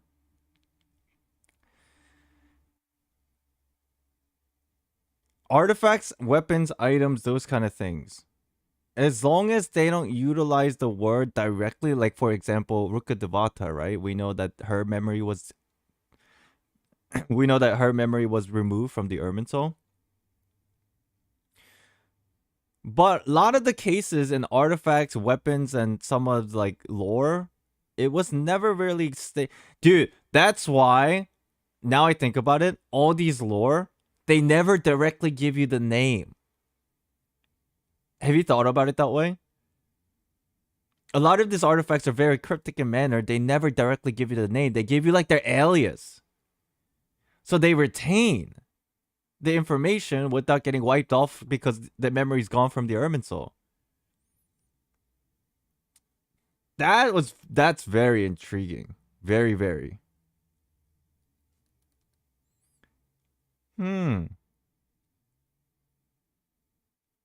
I have yet to see a artifact or weapon piece that gave a direct call out to Rukkhadevata. But here's the bigger question. If this is the case, right? We spoke about this the other day. If the memory deletion does affect from the Irminsul, if the memory deletion does affect everything, like books, right? Artifacts. Let's say I'm not saying it's proven, but there's a possibility that it does affect all these things in hindsight. But we haven't seen enough evidence to make a conclusive case for these things. But weapons, my thought process was, if this is the case, who's to say that the information we have now hasn't been altered before the start of the game? Are you guys following what I'm saying?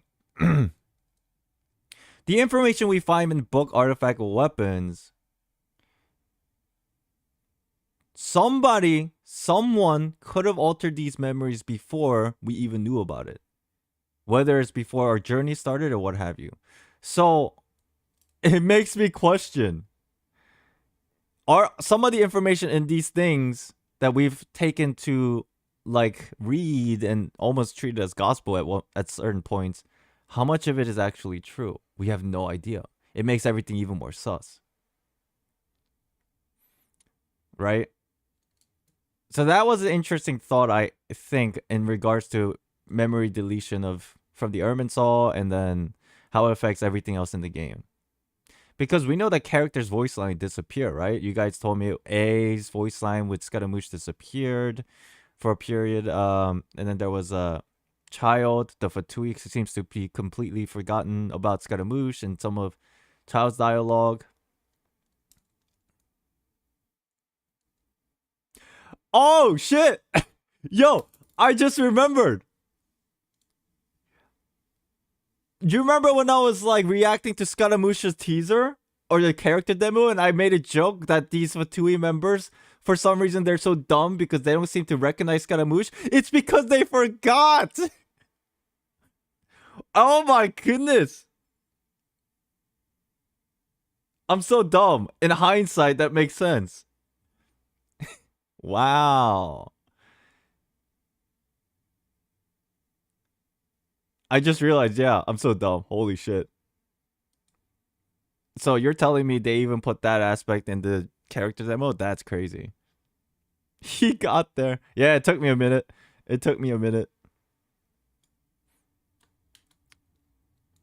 Don't make fun of me. I have a lot of stuff I have to think about, alright? But that makes sense. That's very interesting. Alright. So for what it's worth, artifact books, those kind of things, I think it's very cryptic now. It's even worse. It got even worse. I don't know what to make of this to be entirely sure, but it seems like a lot of possibilities are endless. Now, even more so. Because even like Rukkhadevata, that was like a hint. Rukkhadevata's memory getting deleted. And then now Scaramouche doing the same thing. So it's like a double. It happened twice. So now it's like even more conclusive.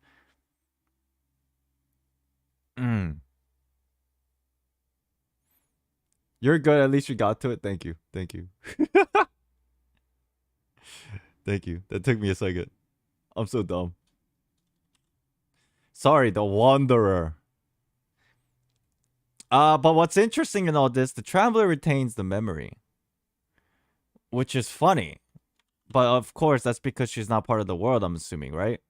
So does that mean all the Descenders, whoever they are, it's a very interesting concept. Do they all retain their memories? Because they're not connected to the Irminsul. But I don't know how Irminsul works for the Abyss sibling. Because a lot of the things in this world is connected to the Irminsul. But the Abyss sibling, I really still think the Abyss sibling is not from this world. I think in the Archon quest they even said that. But the conflicting thing is, there's information about this sibling in the Irminsul. So the Irminsul maybe is just writing, for some reason, downloading information about that, but not us. It's weird. I kind of want to just go and ask the Abyss sibling, do you remember who Scaramouche is?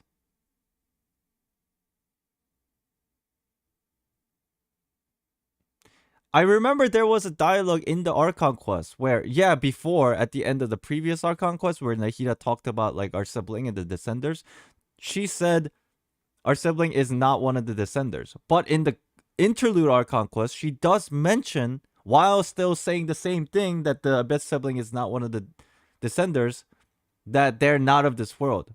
But again, we can't forget the fact that the concept of Descenders were written by the Fatui, right? So where does this all lead? Where does this all lead to? It's conflicting. Descenders are created by the Fatui. The memory of Irminsul has the Abyss siblings' memory, starting from Conria. So there's something in between that instigated the Irminsul memory of sibling. So there's something in between the sibling and the Irminsul that allowed the memory to be registered. And that's why, because the memory exists, the Fatui deems the Abyss sibling is not a descender. So what instigated this memory download thing for Irminsul? I don't know. Not created given term? Is that what they said? The descender is not a created thing. It's just a terminology. Yeah, I mean that's pretty similar.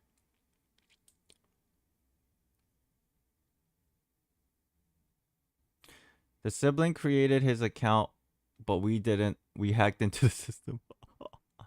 Oh my god. I think Irminsul's roots are like cable from the Matrix connected to the head of the people from the Teyvat. It's like SAO, man. It's all SAO again.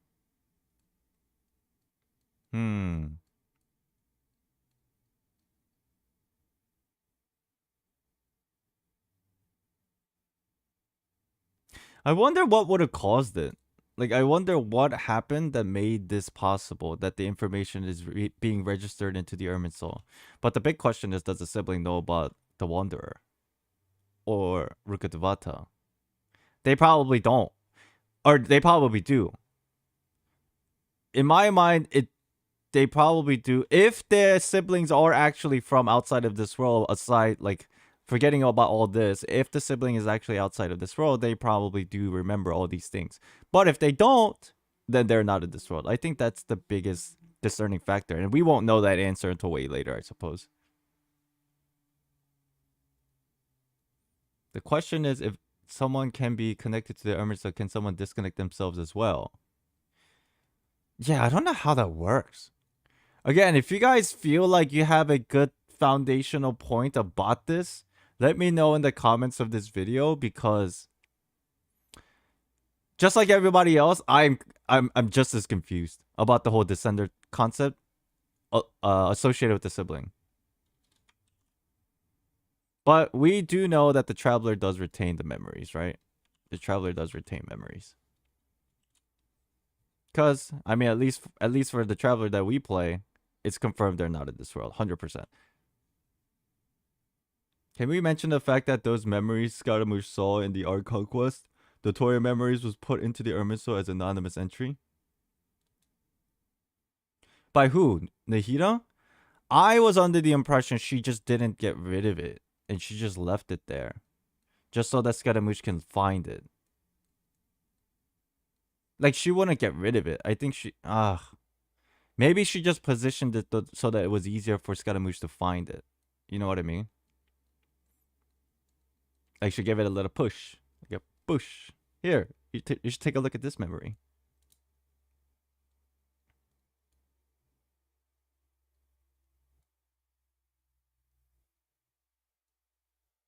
She moved it from one folder to another, to the desktop, so that Scaramouche can just get on the computer and see it right in his face. That's the analogy that I'll use for this.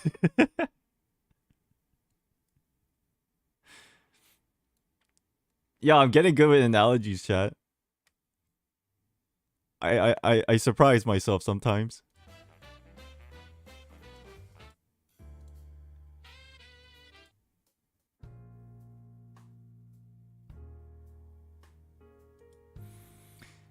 Okay. So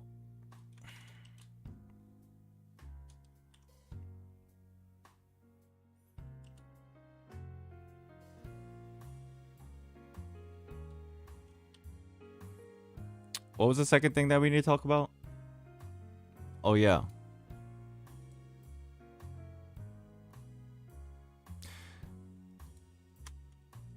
Damn.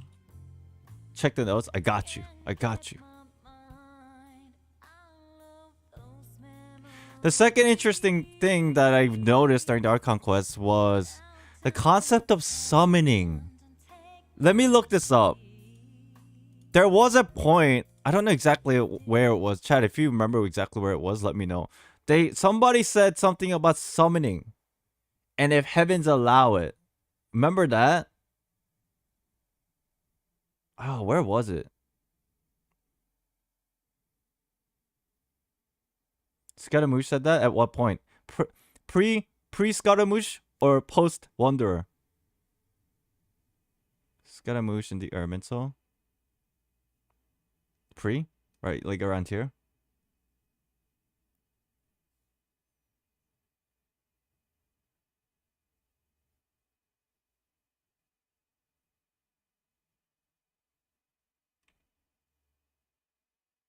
This is an interesting dialogue.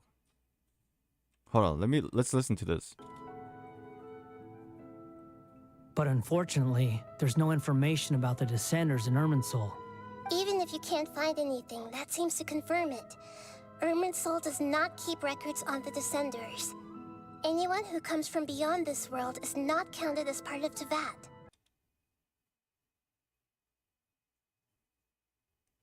That kind of conflicts the idea of the scribe of the book and Sun and the Moon to a certain degree. But beyond this world is not part... Okay. Anyone who comes from beyond this world is not counted as part of Teyvat. What does that mean? Chat, what do you think? Do you think beyond this world is outside of the world, the earth, or just outside of Teyvat? Is the world counted as just a portion of Teyvat?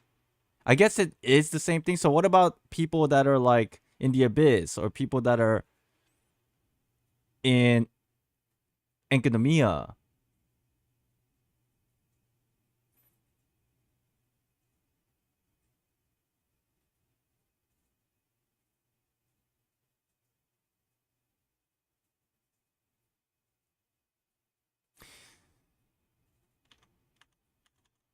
Like, let me make this easier to understand. Ermine Soul doesn't keep info about beings outside of this world, right? Beings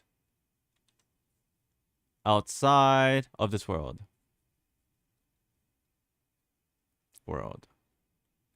If this is Teyvat, right? Teyvat. If that is Teyvat, does this mean outside of the world doesn't this is the earth, right? Earth. I'm using earth because they called it earth before as well in the game. RNRs did. And there's like this abyss, right? Abyss. And then there's the concept of places like Enkanomia, right?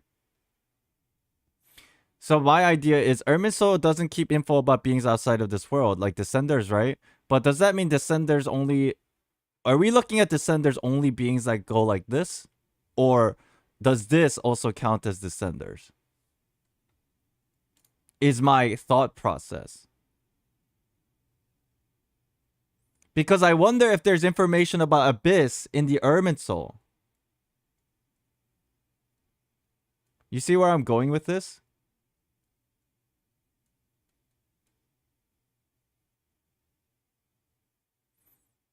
Because it says outside of this world, but... Oh, that's so interesting. Abyss is another realm, so would that be considered outside of the world? Because we know that the power of the Abyss from like the recent happenings and artifacts, those kind of things, is not of this world anyway. This is connected to Conria, right?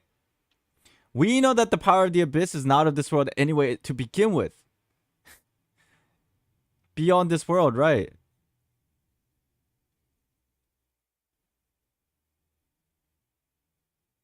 So it kind of makes me question 4 Descenders only? Only? If this is a possibility? It's kind of weird. Again, if you have any thoughts, let me know. Yeah, you're right. This is still Fatui's perspective. Fatui.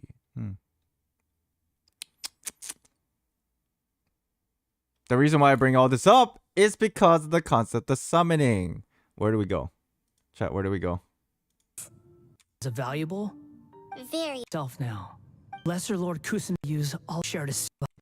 This is. Am I in the similar place? Hey, are you investigating the stuff we want to know about? That's why we're here. He's doing? You skipped?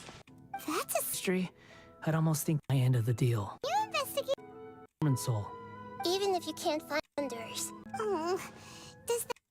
Don't thank me, since Soul was a dead end, I guess I can share some other info that might interest you. Huh? About what? The reason why there are records about your brother in Soul. It might have something to do with Conria. Apparently, Conria was his first destination when he arrived in this world. If that is true, then the reason why our records are so that if this is true, chat, would you consider Conria still part of Teyvat? No, right? Would you still consider Conria part of Teyvat? No. Yes? It was, but not anymore. If Conria was attached to Teyvat, right? Then sure, everything that occurred in Conria could be recorded in Teyvat. It's true. It would be because the information about the Conria disaster is recorded in the Ermin, so I would assume, right? Because everybody kind of knows about it. And the cataclysm and all those things. Maybe not anymore. Maybe it was detached now. But if this is true, then that would make sense. The information about the Abyss sibling being recorded in Conria is proving to be part of Teyvat. At least I think that makes sense if that was true. Plus, he only came to this world because the heavens responded to the summoning. That's interesting, no? The heavens responded? The jester told me this himself. You can take his word on this. He was a royal mage in Conria and lived with your brother for a time. What am I even teaching us? Teaching you? I'm not teaching anything. I'm just speaking out loud.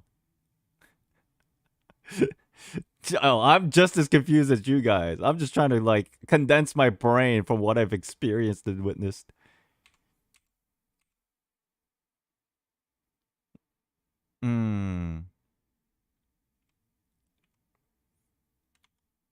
Hold on. He only came to this world because the heavens responded to the summoning.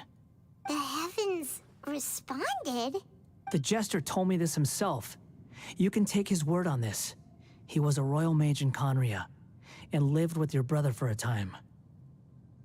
And they talk to each I don't know other. the details. It's up to you whether you want to believe me. All I can say is, I wouldn't lie to you about this. I only came to this world So, summoning.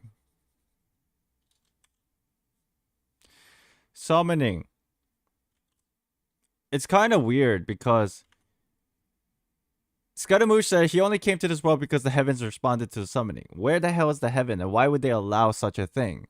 Right? Is heaven... Because Celestia, in my mind, would never allow that to happen.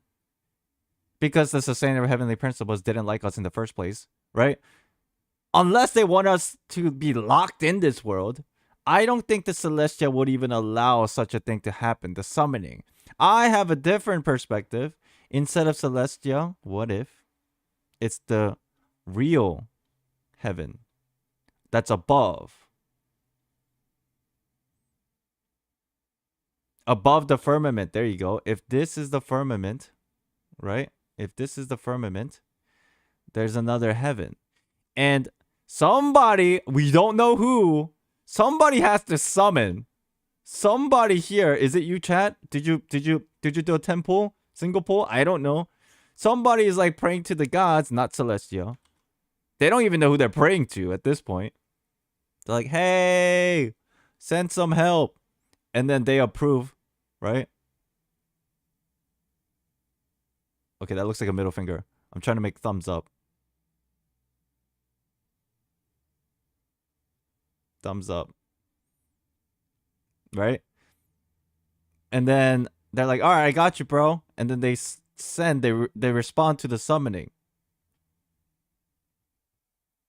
And Celestia can't do anything about it, right?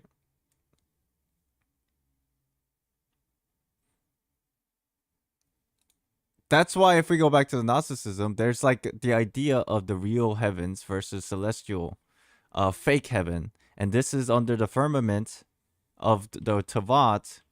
And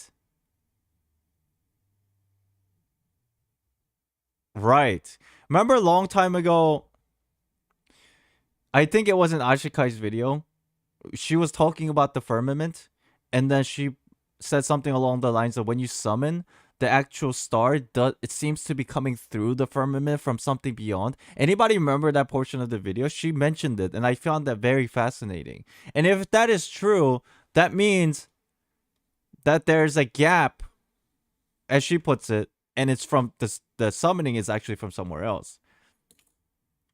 Let me look this up for you. Genshin Impact summoning animation. Check this out, right? You see this? Ashikai talked about this. You see this openness? This is a constellation or like a star that's coming from somewhere even beyond the firmament. And then if you look up firmament, there's a window.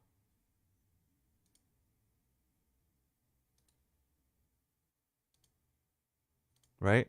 There's a window. You see? This is the firmament. And there's a window for something above. All credit to Ashikai for that, but I just remember that and I find that very interesting. So if that's true, then the real question is, who summoned us?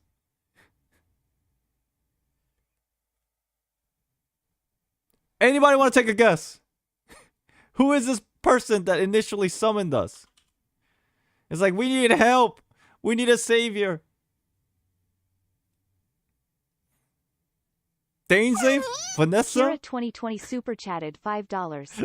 When are we going to see Erminsel burn? I don't know. Do you think it's gonna happen? I don't know. Thank you, Kira, for the $5. I don't know if it's gonna happen now at this point. Alice? Oh ho ho. The whole thing about Alice, right? Because I feel like she's the one who brought Aloy into this world. And going back to the whole Descender concept, people are asking if Alex could be one of the Descender. I'm half and half about it still. I still kind of think, for no reason in particular, she's not a Descender, but she's somebody in Teyvat that has the ability to call things from beyond this world or information or peek into other worlds without leaving. That's my interpretation.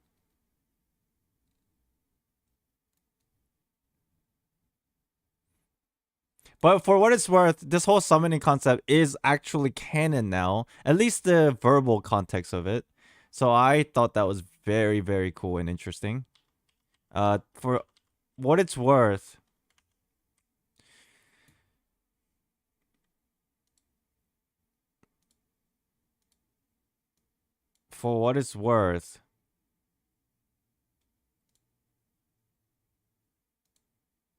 Because the heavens responded to the summoning. The heavens responded? Heavens responded, as in, I think it's the real heaven, right? The jester told me this himself. You can take his word on this. He was a royal mage in Conria. Jester told me this himself. Royal Mage. This tells me that Jester at that time, when he was living with our sibling, they were not part of the Fatui. Right? So, Conria, in an interesting way, knew about the summoning concept.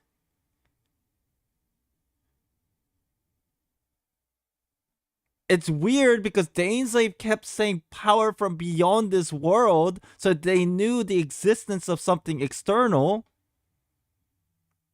But Piero later became a Fatui, and they now have that information as well.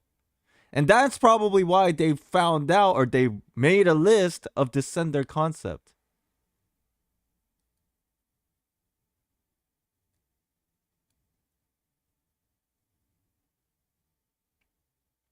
I think something went wrong with the Traveler summoning though. He was separated with the sword and those 2 stars fell down.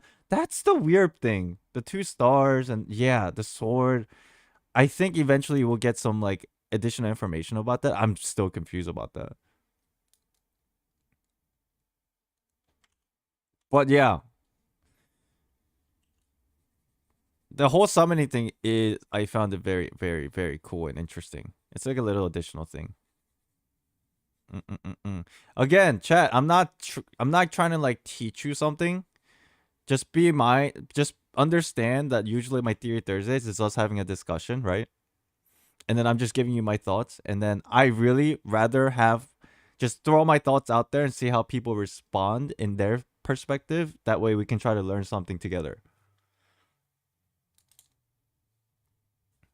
Okay.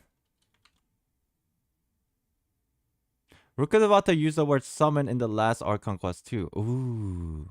I don't remember exactly when that was, but see, that's even more interesting. Alright. So we talked about the memory. We talked about the summoning. Last thing is vase. Voice.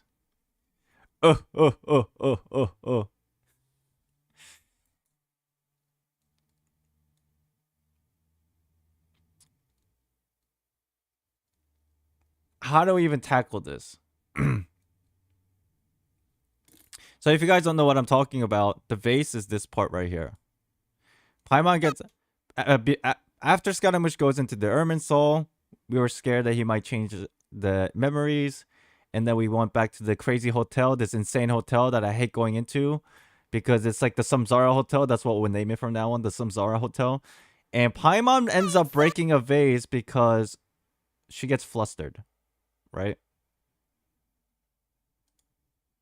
From trying to understand what he's up to. With that little actually affected. There's nothing we should do now but work first. When did she break it? Yourself from scared about what does Paimon still have a bad feeling about this? Paimon can't help but feel scared about what he might do.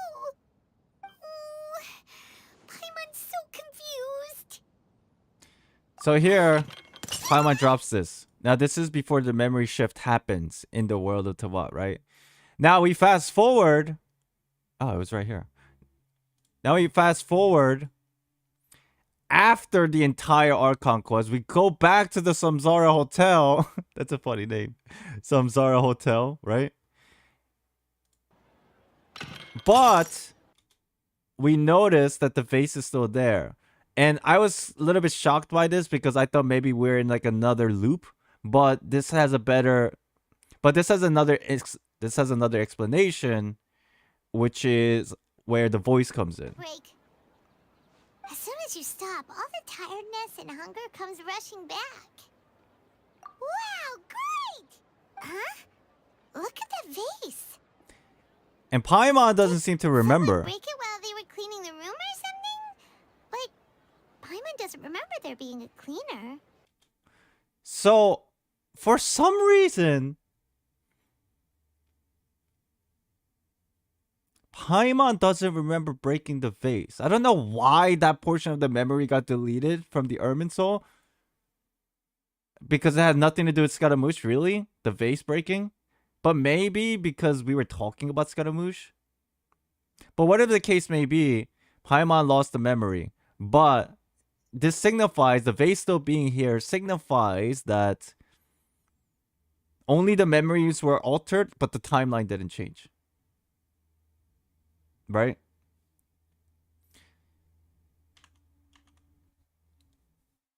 Let's write it.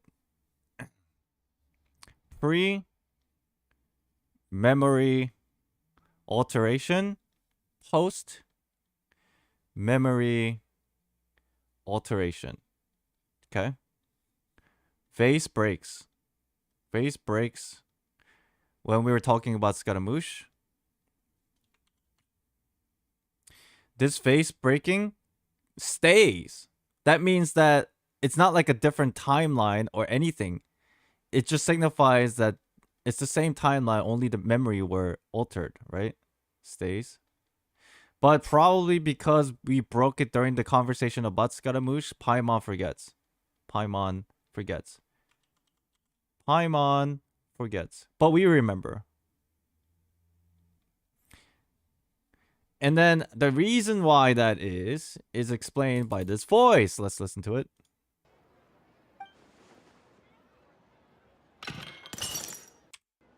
And confused. I know why you are troubled. Any who knew of this would find their mind overwhelmed. Can you tell us what lesson are you teaching us? I just told you 3 times! What do you mean? I'm not teaching you shit. I'm just talking out loud. The traveler visited many places, and in Inazuma, nothing changed except the story. Right. Okay. Hold on. And confused. The traveler profile, the description says the keeper is fading and the yeah. Doesn't the voice sound like someone lacks of energy? I don't know. I never thought of it like that.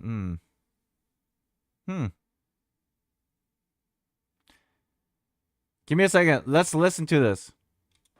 I know why you are troubled. Any who knew of this would find their mind overwhelmed. Huh? Is there someone here talking to us? It's weird that Paimon can hear the voice too.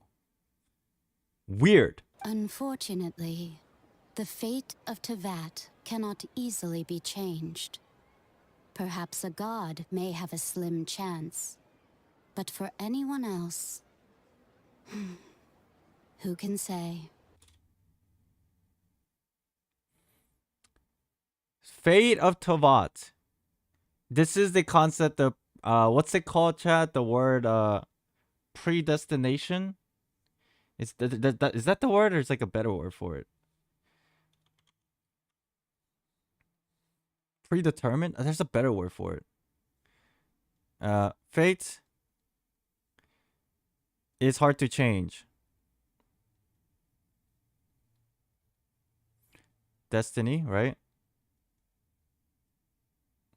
Predestination. Predestined, thank you. Basically meaning predestined. Predestined, right?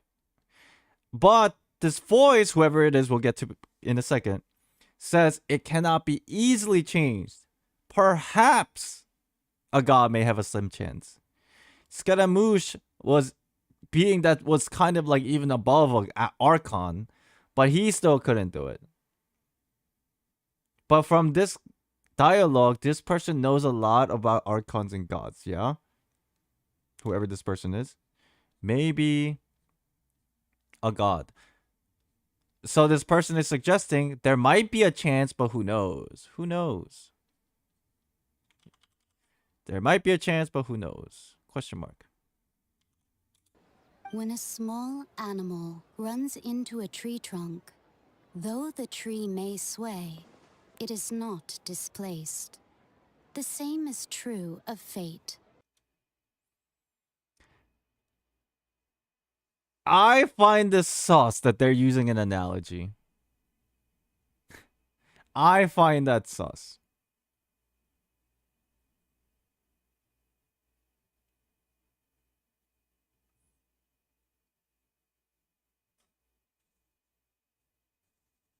I was gonna say Ruka Devata, but that wouldn't make sense because Paimon's hearing her.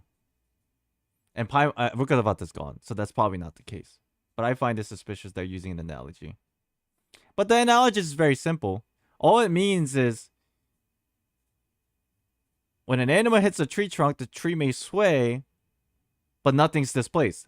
Everything stays the same, just like what's in between might change a little bit, altered. But at the end, the outcome is the same. And this person, she's depicting the idea that is the same is true of fate, which means this person also believes that everything is predetermined. But we know that the Abyss sibling, wants to change fate, right? Change fate. And if there's anybody who can do it, that maybe a god couldn't even pull this off, it might be the sibling. Who knows, right? Because we remember everything. Maybe because we're not attached to the Irminsul, but maybe we have the ability to change because we're like the one, the savior, or whatever. Well, let's continue. Like a vase that falls to the ground. Whether it is broken by a cat or by a bird, the result is still a broken vase, is it not? Who are you? How do you know Paimon can definitely hear her. History does not change easily. Does not change easily, but maybe it's still possible. But human hearts can. Believe your own eyes. Only that which you see is true. What is unseen is but an illusion. And that is the end of that little thing. The last sentence is so interesting, is it not? Phew. Listen, this is what I think. For what it's worth, the last sentence seems to signify that although faith is really difficult to change, human hearts can change. And because of that, because human's heart can change, if you believe in your own eyes, or in a very cliche way, believe in yourself, right? And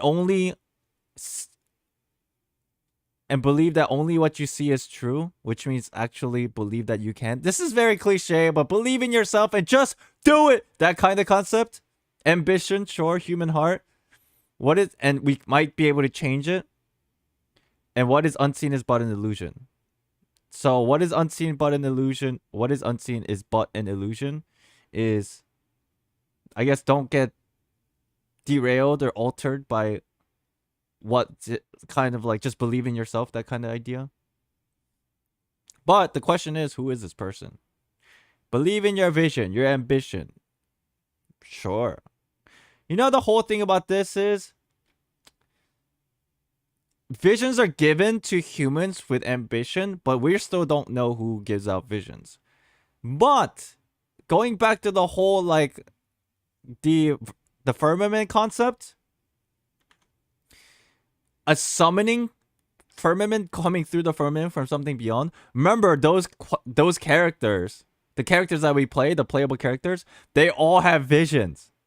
So who gives out visions? Maybe it is from above Celestia and the firmament. Because with vision and ambition, you can change the world that is destined within the fragment or the bubble of the firmament of Teyvat. That way. Do you guys see where I'm coming from here? Or is that a little too confusing? I'm connecting a lot of different dots here. Like, for example, playable characters have vision. Visions are attached to ambition. We don't know where visions come from, right? We don't know where the visions come from. But if humans have the heart to change fate and destiny with ambition, that would mean like maybe potentially humans that have visions, right? The ones that are capable of ascension, right? And we always like assume the ascension meant to Celestia, but now with the concept of heaven that is above, maybe that's the meaning of true ascension, getting unshackled by the structure of Teyvat and its bubble. So, and it's connected to summoning, which is very intriguing.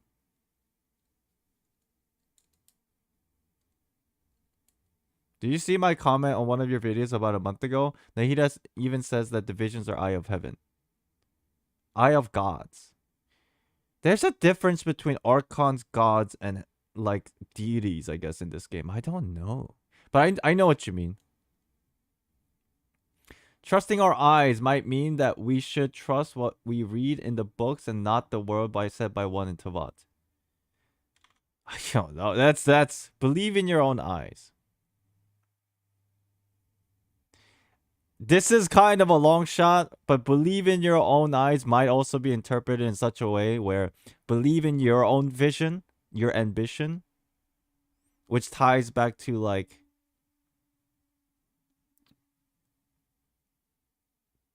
just do it. That, you know, that kind of thing. Believe in yourself. But I don't know.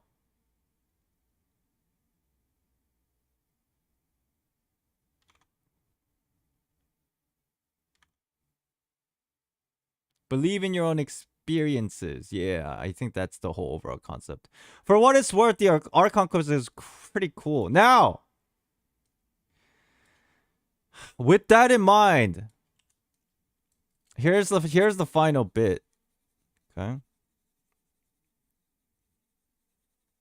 With that in mind, here's the final bit. From that dialogue alone with this mysterious voice, I am under the impression, correct me if you feel different, but I think you might agree, the person who is talking to the traveler, the mysterious voice, right? Mysterious voice.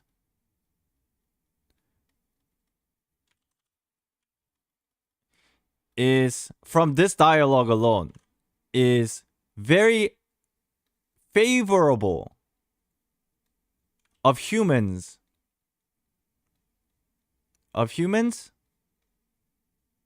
and support us, traveler. Do you not get that feeling? I get that feeling from that dialogue. They're telling us descriptions about what we're confused about and telling us there's a possibility that things may change. Just follow your vision and your ambition and maybe it'll happen. Right? It feels like it's very supportive of us. So what does that mean? Chat, let's list characters you think this voice is. Let's list them all. And using the context throughout this entire video, we'll figure out maybe what this person is. Okay, let's just write them all down. Alice. Night Mother.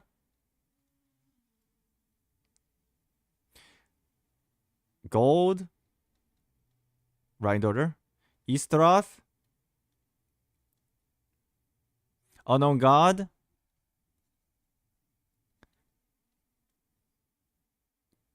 Who else?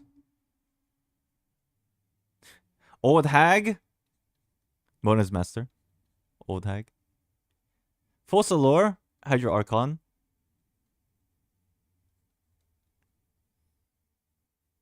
Descender, whoever it is, Descender. Question mark. I might even go as far as to say Second Who Came.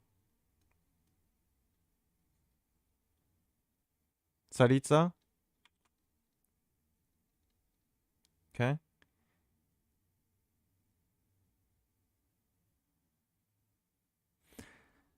Let's use this for now.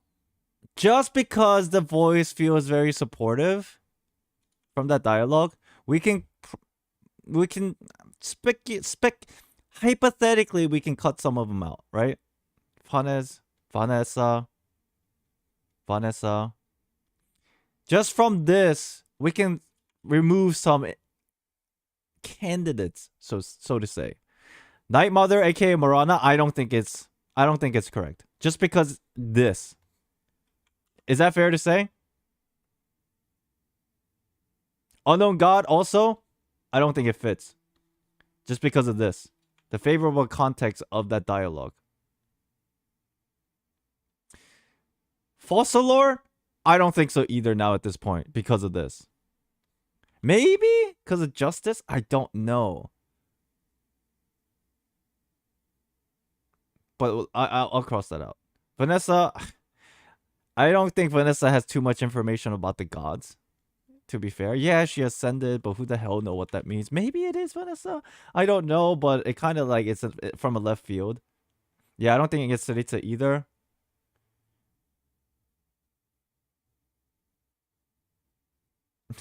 Old hag, Mona's master. I don't think Mona's master has this ability of speaking through our mind. Maybe Alice does, but not. You know what I mean? Alice doesn't either, because she doesn't have the ability to talk to her mind. She uses something like a phone or like a, you know, the vinyl thingy. The sustainer, the unknown god? No, I don't think so, because it's just the unknown god doesn't like humans. Paimon, not Paimon, she's there. Alice's voice does sound different. I was maybe thinking of Yae Miko, because the voice was somewhat similar, but I don't think so. Because it was like a question mark, question mark. I think the traveler would have noticed.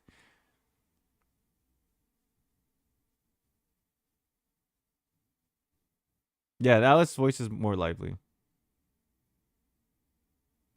Pyro Archon? Maybe, but it's just so far out. I really doubt, just on like a logical point, that they'll start teasing the Pyro Archon already. Does Gold have telepathy? I'm gonna assume no. Because if she did, she would be talking to Albedo still. And these three, they're kind of like out the picture. These three friends, Alice, Gold, and Mona's master. I mean, realistically, let's just address the elephant in the room. Favorable context and just the idea of memory and time. Realistically, it's either something relating to Fanes and Easteroth. No? Is that crazy to say?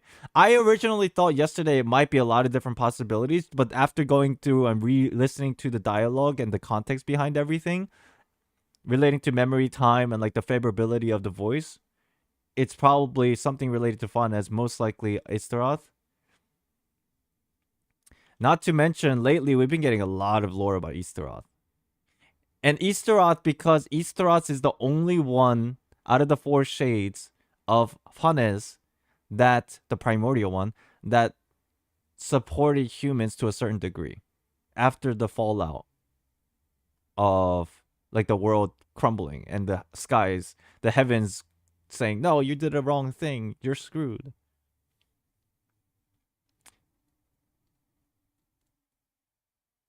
Ruka Devata, I don't think so, because Paimon can hear her voice, whoever this is. And I almost feel like if it was Ruka Devata, the traveler would have been like, wait, that voice sounds familiar.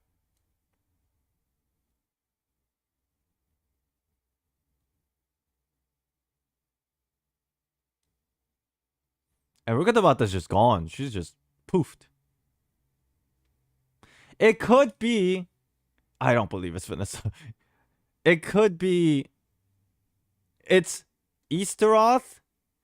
Something related to Fanes, something related to Second Who Came, something related to Descender. I think these are the most probable answers. Number 2, 3, and 4, maybe relation to them. Number 1, Easteroth directly. And then number 5 would be like, who the hell knows? We have no idea. Someone brand new. Right? So let me know who you think it is. Because this is my thought from the current information that we have. KK? I don't know. I don't know. This is like Honkai stuff. Well, we're assuming it's Honkai stuff. Maybe.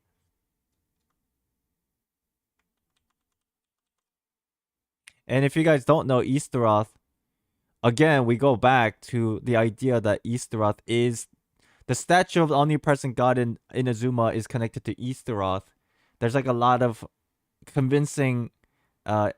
implied evidence that those two things are connected, Easteroth and the the statue of the omnipresent god in Inazuma. And if that's true, the concept of thousand winds, thousand arms, thousand eyed god is a compassionate. In real life, is a compassionate being that helps humans, which also supports the idea that Ishtarath is a compassionate deity to humans. And because of this favorable context of them suggesting that maybe you can change fate, this is very, it feels very similar. You guys know you guys know what I'm talking about, right? Kana, is that the name? In real life, Kana is the deity that was represented as thousand armed, thousand eyes god in real life, and that motif was taken from that to create the statue of omnipresent god. And they're compassionate beings that try to help humans to ascend.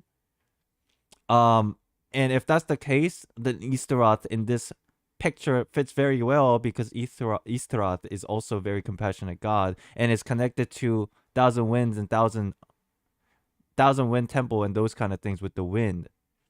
And god of time is related to god of wind. So Kanon, thank you. Not Kana, Kanon.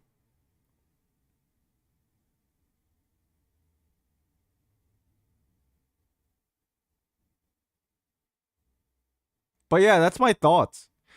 I didn't really come to this conclusion before, but after we just watched this together, I think it's a very compassionate person, whoever this is.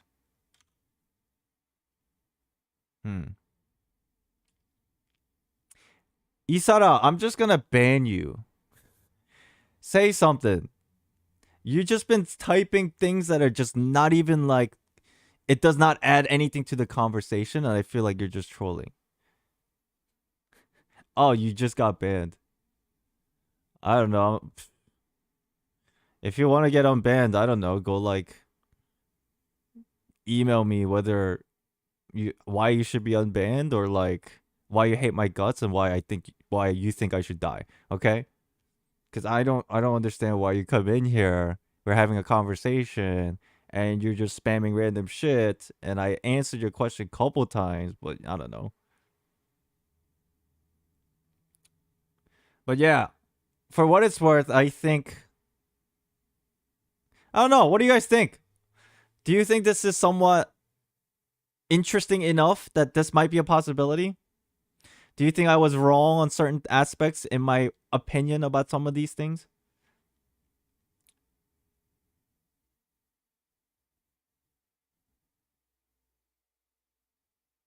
Yeah, you think so? We'll find out, right? Eventually we'll find out. I still think it's Alice. That's fair. Your opinion is valid.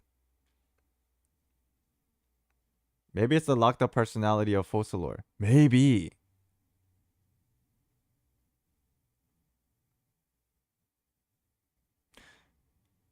Dun, dun, dun. Wait, Island, our sibling landed in Conria, so maybe it confirms your old theory that Albedo is based on us, but instead of us, it's our sibling. Oh, yeah! That's interesting! If you guys don't know, I made a theory a while back that Albedo was based on like either the Traveler or the Traveler's sibling, and people were asking, how did Gold know or meet the sibling or the sibling? But you're right. Now I think about it, if the journey of the siblings started in Conria, there's a high probable chance that Reindoter or Gold has directly met with the sibling right before all this shit went down.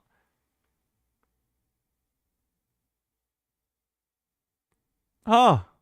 That's interesting. I like that. Cool. Thank you for that. I almost forgot.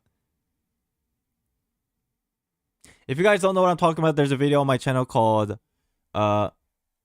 it's Albedo video. It's an Albedo character theory video. It's somewhere in there in my video page.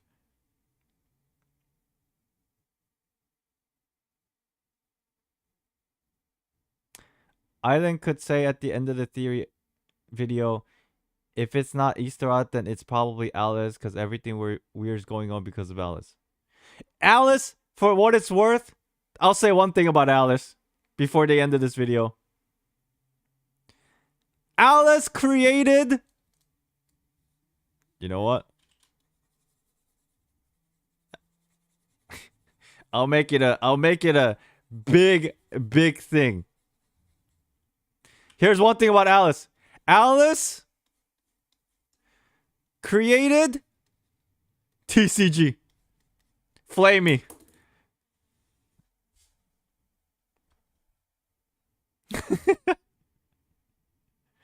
Oh, sorry. Not created.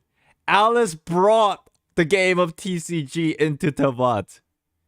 I think it's my copium.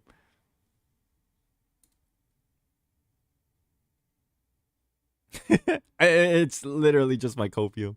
Alice is always on my mind. Alice lives in my mind rent free, okay?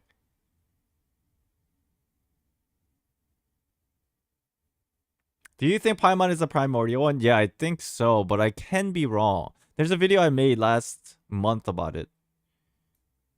Something about Paimon's identity video that I made.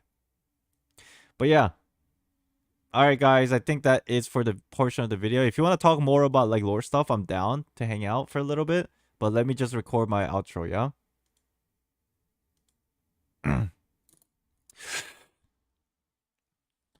Thank you for watching. If you enjoyed this video, make sure to hit that like button. Okay, I'm gonna give you time to say bye, YouTube. Here, say bye to YouTube, everybody. Say bye. So your name shows up over here.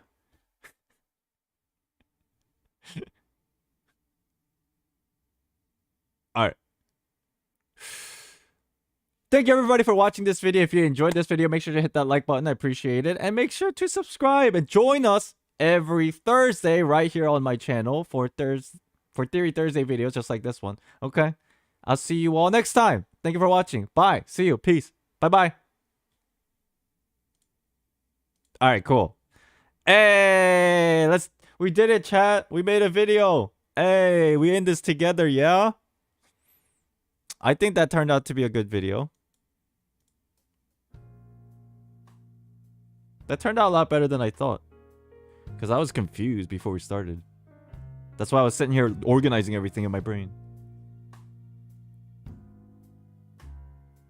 Damn. Hi, Mom. Sorry for the rush, but my stomach's hurting.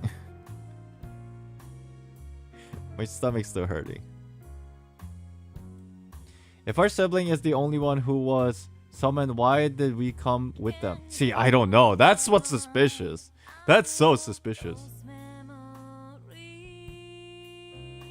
Am I really seeing now? Bye, bye, Ray. Thank you for watching.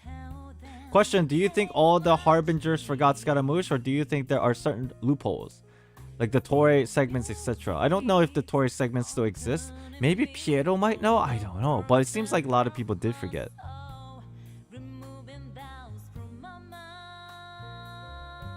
Do you think that the humming voice in opening of Genshin is the one who talks to Traveler? Oh, you know what? Maybe that humming voice, this randomly just occurred in my brain. What if it's the song of the Sealies? Has anybody thought of that idea, perhaps?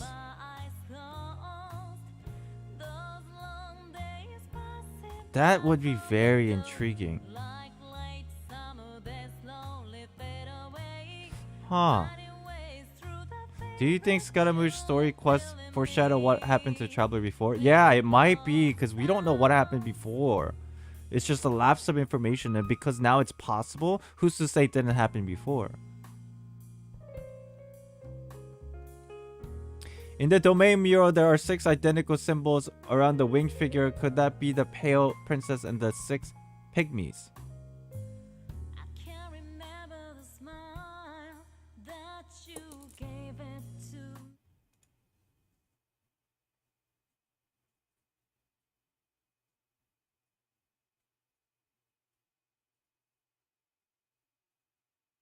What if it's... See, we are under the impression that that mural depicts one singular place. Like the setting of that mural, right? If there are indeed the 6 things that are around them, what if those 6 things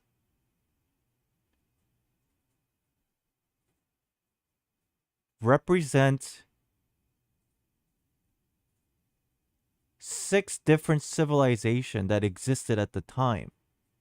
And those 6 civilizations, because they're human, they try to overthrow the rule of gods. Well, I say 6 because there's one in Dragonspine.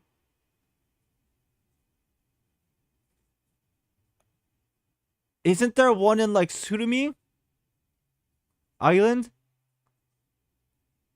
And isn't there one in like Enkanomiya? Or maybe somewhere in like the Chasm area? What if there's 6 civilizations? The reason why I'm possibly saying 6 is because there's nails. One landed in Dragonspine, one landed in Chasm, one is supposed to be in Surumi Island, but we can't find it. What if there's 6 nails in 6 civilization and they still hasn't been released?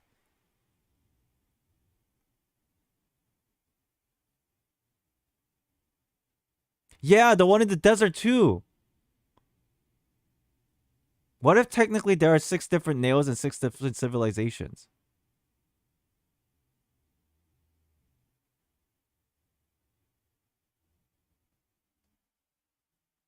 Huh. Because they are all, after the second who came, they were all influenced by the power from beyond to overthrow the power of the gods. And they all got shut down. But in my mind, in my own theory in my brain, all those nails landed at the same time. Because of the same reason.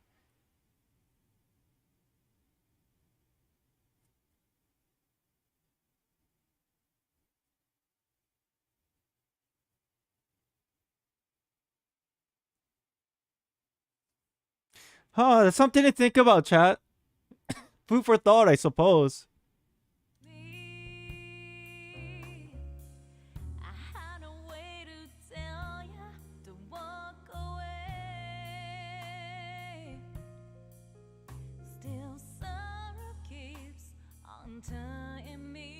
Dream Aria is the title of the humming voice in the opening of Genshin. Oh, really? Oh, Aria, one of the Moon Sisters. Oh, the Song of the Sealies. Oh.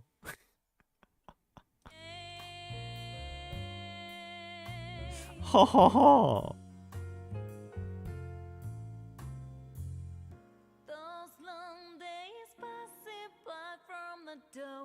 Like frail snow, they slowly disappear. Finding ways through the favorite fox got me. Dumb question probably, but if the intro scene of the travelers getting into Teyvat is supposed to be 500 years ago, why did they fly over modern Mondstadt Liyue? Because the modern Mondstadt existed 500 years ago. I was curious about that, so I did look into that. I don't think that's a stupid question. I was just like curious about the timeline. The modern Mondstadt got created like a couple thousand years ago. And they moved from Stormterror's lair, obviously, right? I think if I recall correctly, they moved after Barbados took over as the Animal Archon. And then, you know, the whole uprising with Vanessa happened. That was like 1,000 some years ago. In real Mondstadt. Like current Mondstadt. And then 500 years ago, Traveler came and then it flew over the current Mondstadt. Yeah, I was curious about that too, but I think that's the timeline. I might be wrong, but that seems very accurate.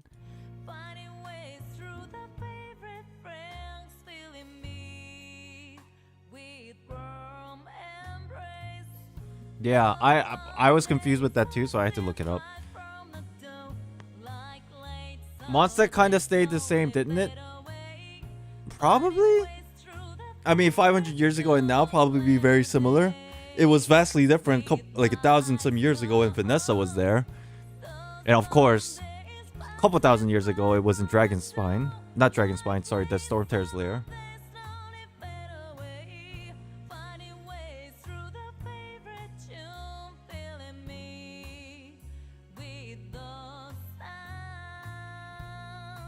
I wonder how Venti's statue in Mondstadt fits in all this.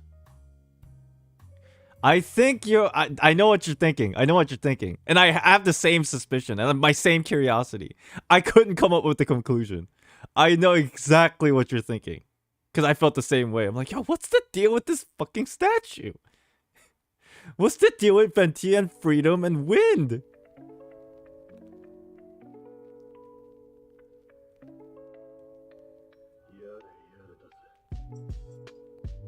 The opening scenario is more like the Storm Terror layer.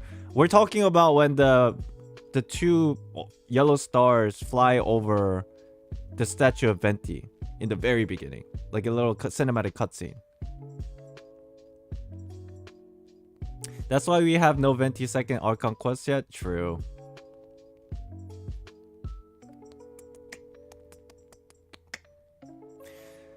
All right, chat. It's 1:42. I think I will end the stream here. I am hungry. I hope you guys enjoyed the stream. If you did, please hit the like button. I appreciate that.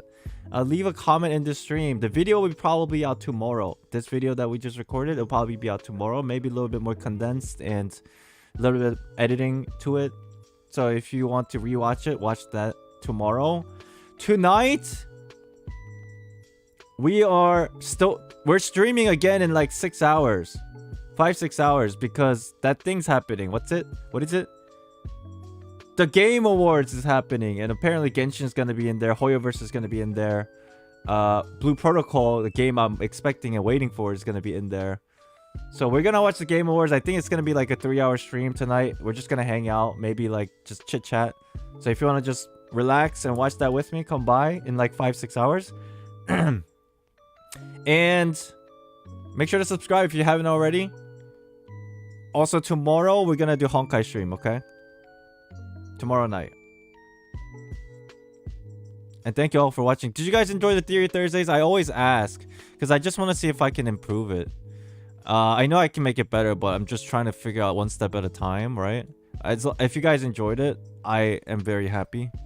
If you guys didn't, let me know, like, constructive feedback, if you will. Like through Discord or Twitter DMs. It's my first time here. I have fun. Thank you so much for being here. Sorry that it took so long to start the Theory Thursdays. I'm gonna be honest with you. I was stalling in the first 2.5 hours because first of all, I just wanted to play TCG, but I still haven't made up my mind of how to make this fucking video. I'm just gonna give you a full disclosure. Yo, earlier I was playing the TCG. I'm like, how the fuck am I gonna make this video? What do I even talk about? I'm just gonna play TCG for now. I'll figure it out. Because again, I said this before. I can plan this in advance, like last night. But I just don't decide to do that because I don't like making things so strict. Because it makes me underperform, if that makes sense. I'm playing on another screen, a lot of fun. Sweet, awesome. I enjoyed talking about you all and find some light in all the Genshin lore mysteries. Thank you for it, Million. Thank you for watching.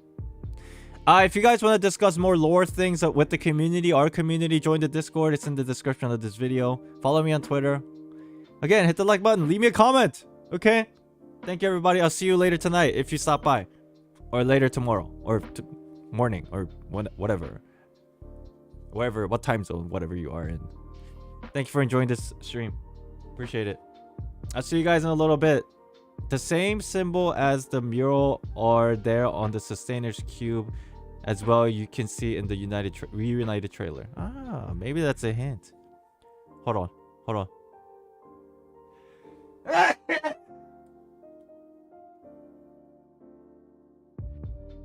Thank you for blessing me. Bye.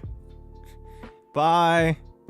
See you later. See you in like 5 hours. All right. Okay. Bye. See you in like 5 hours. Okay.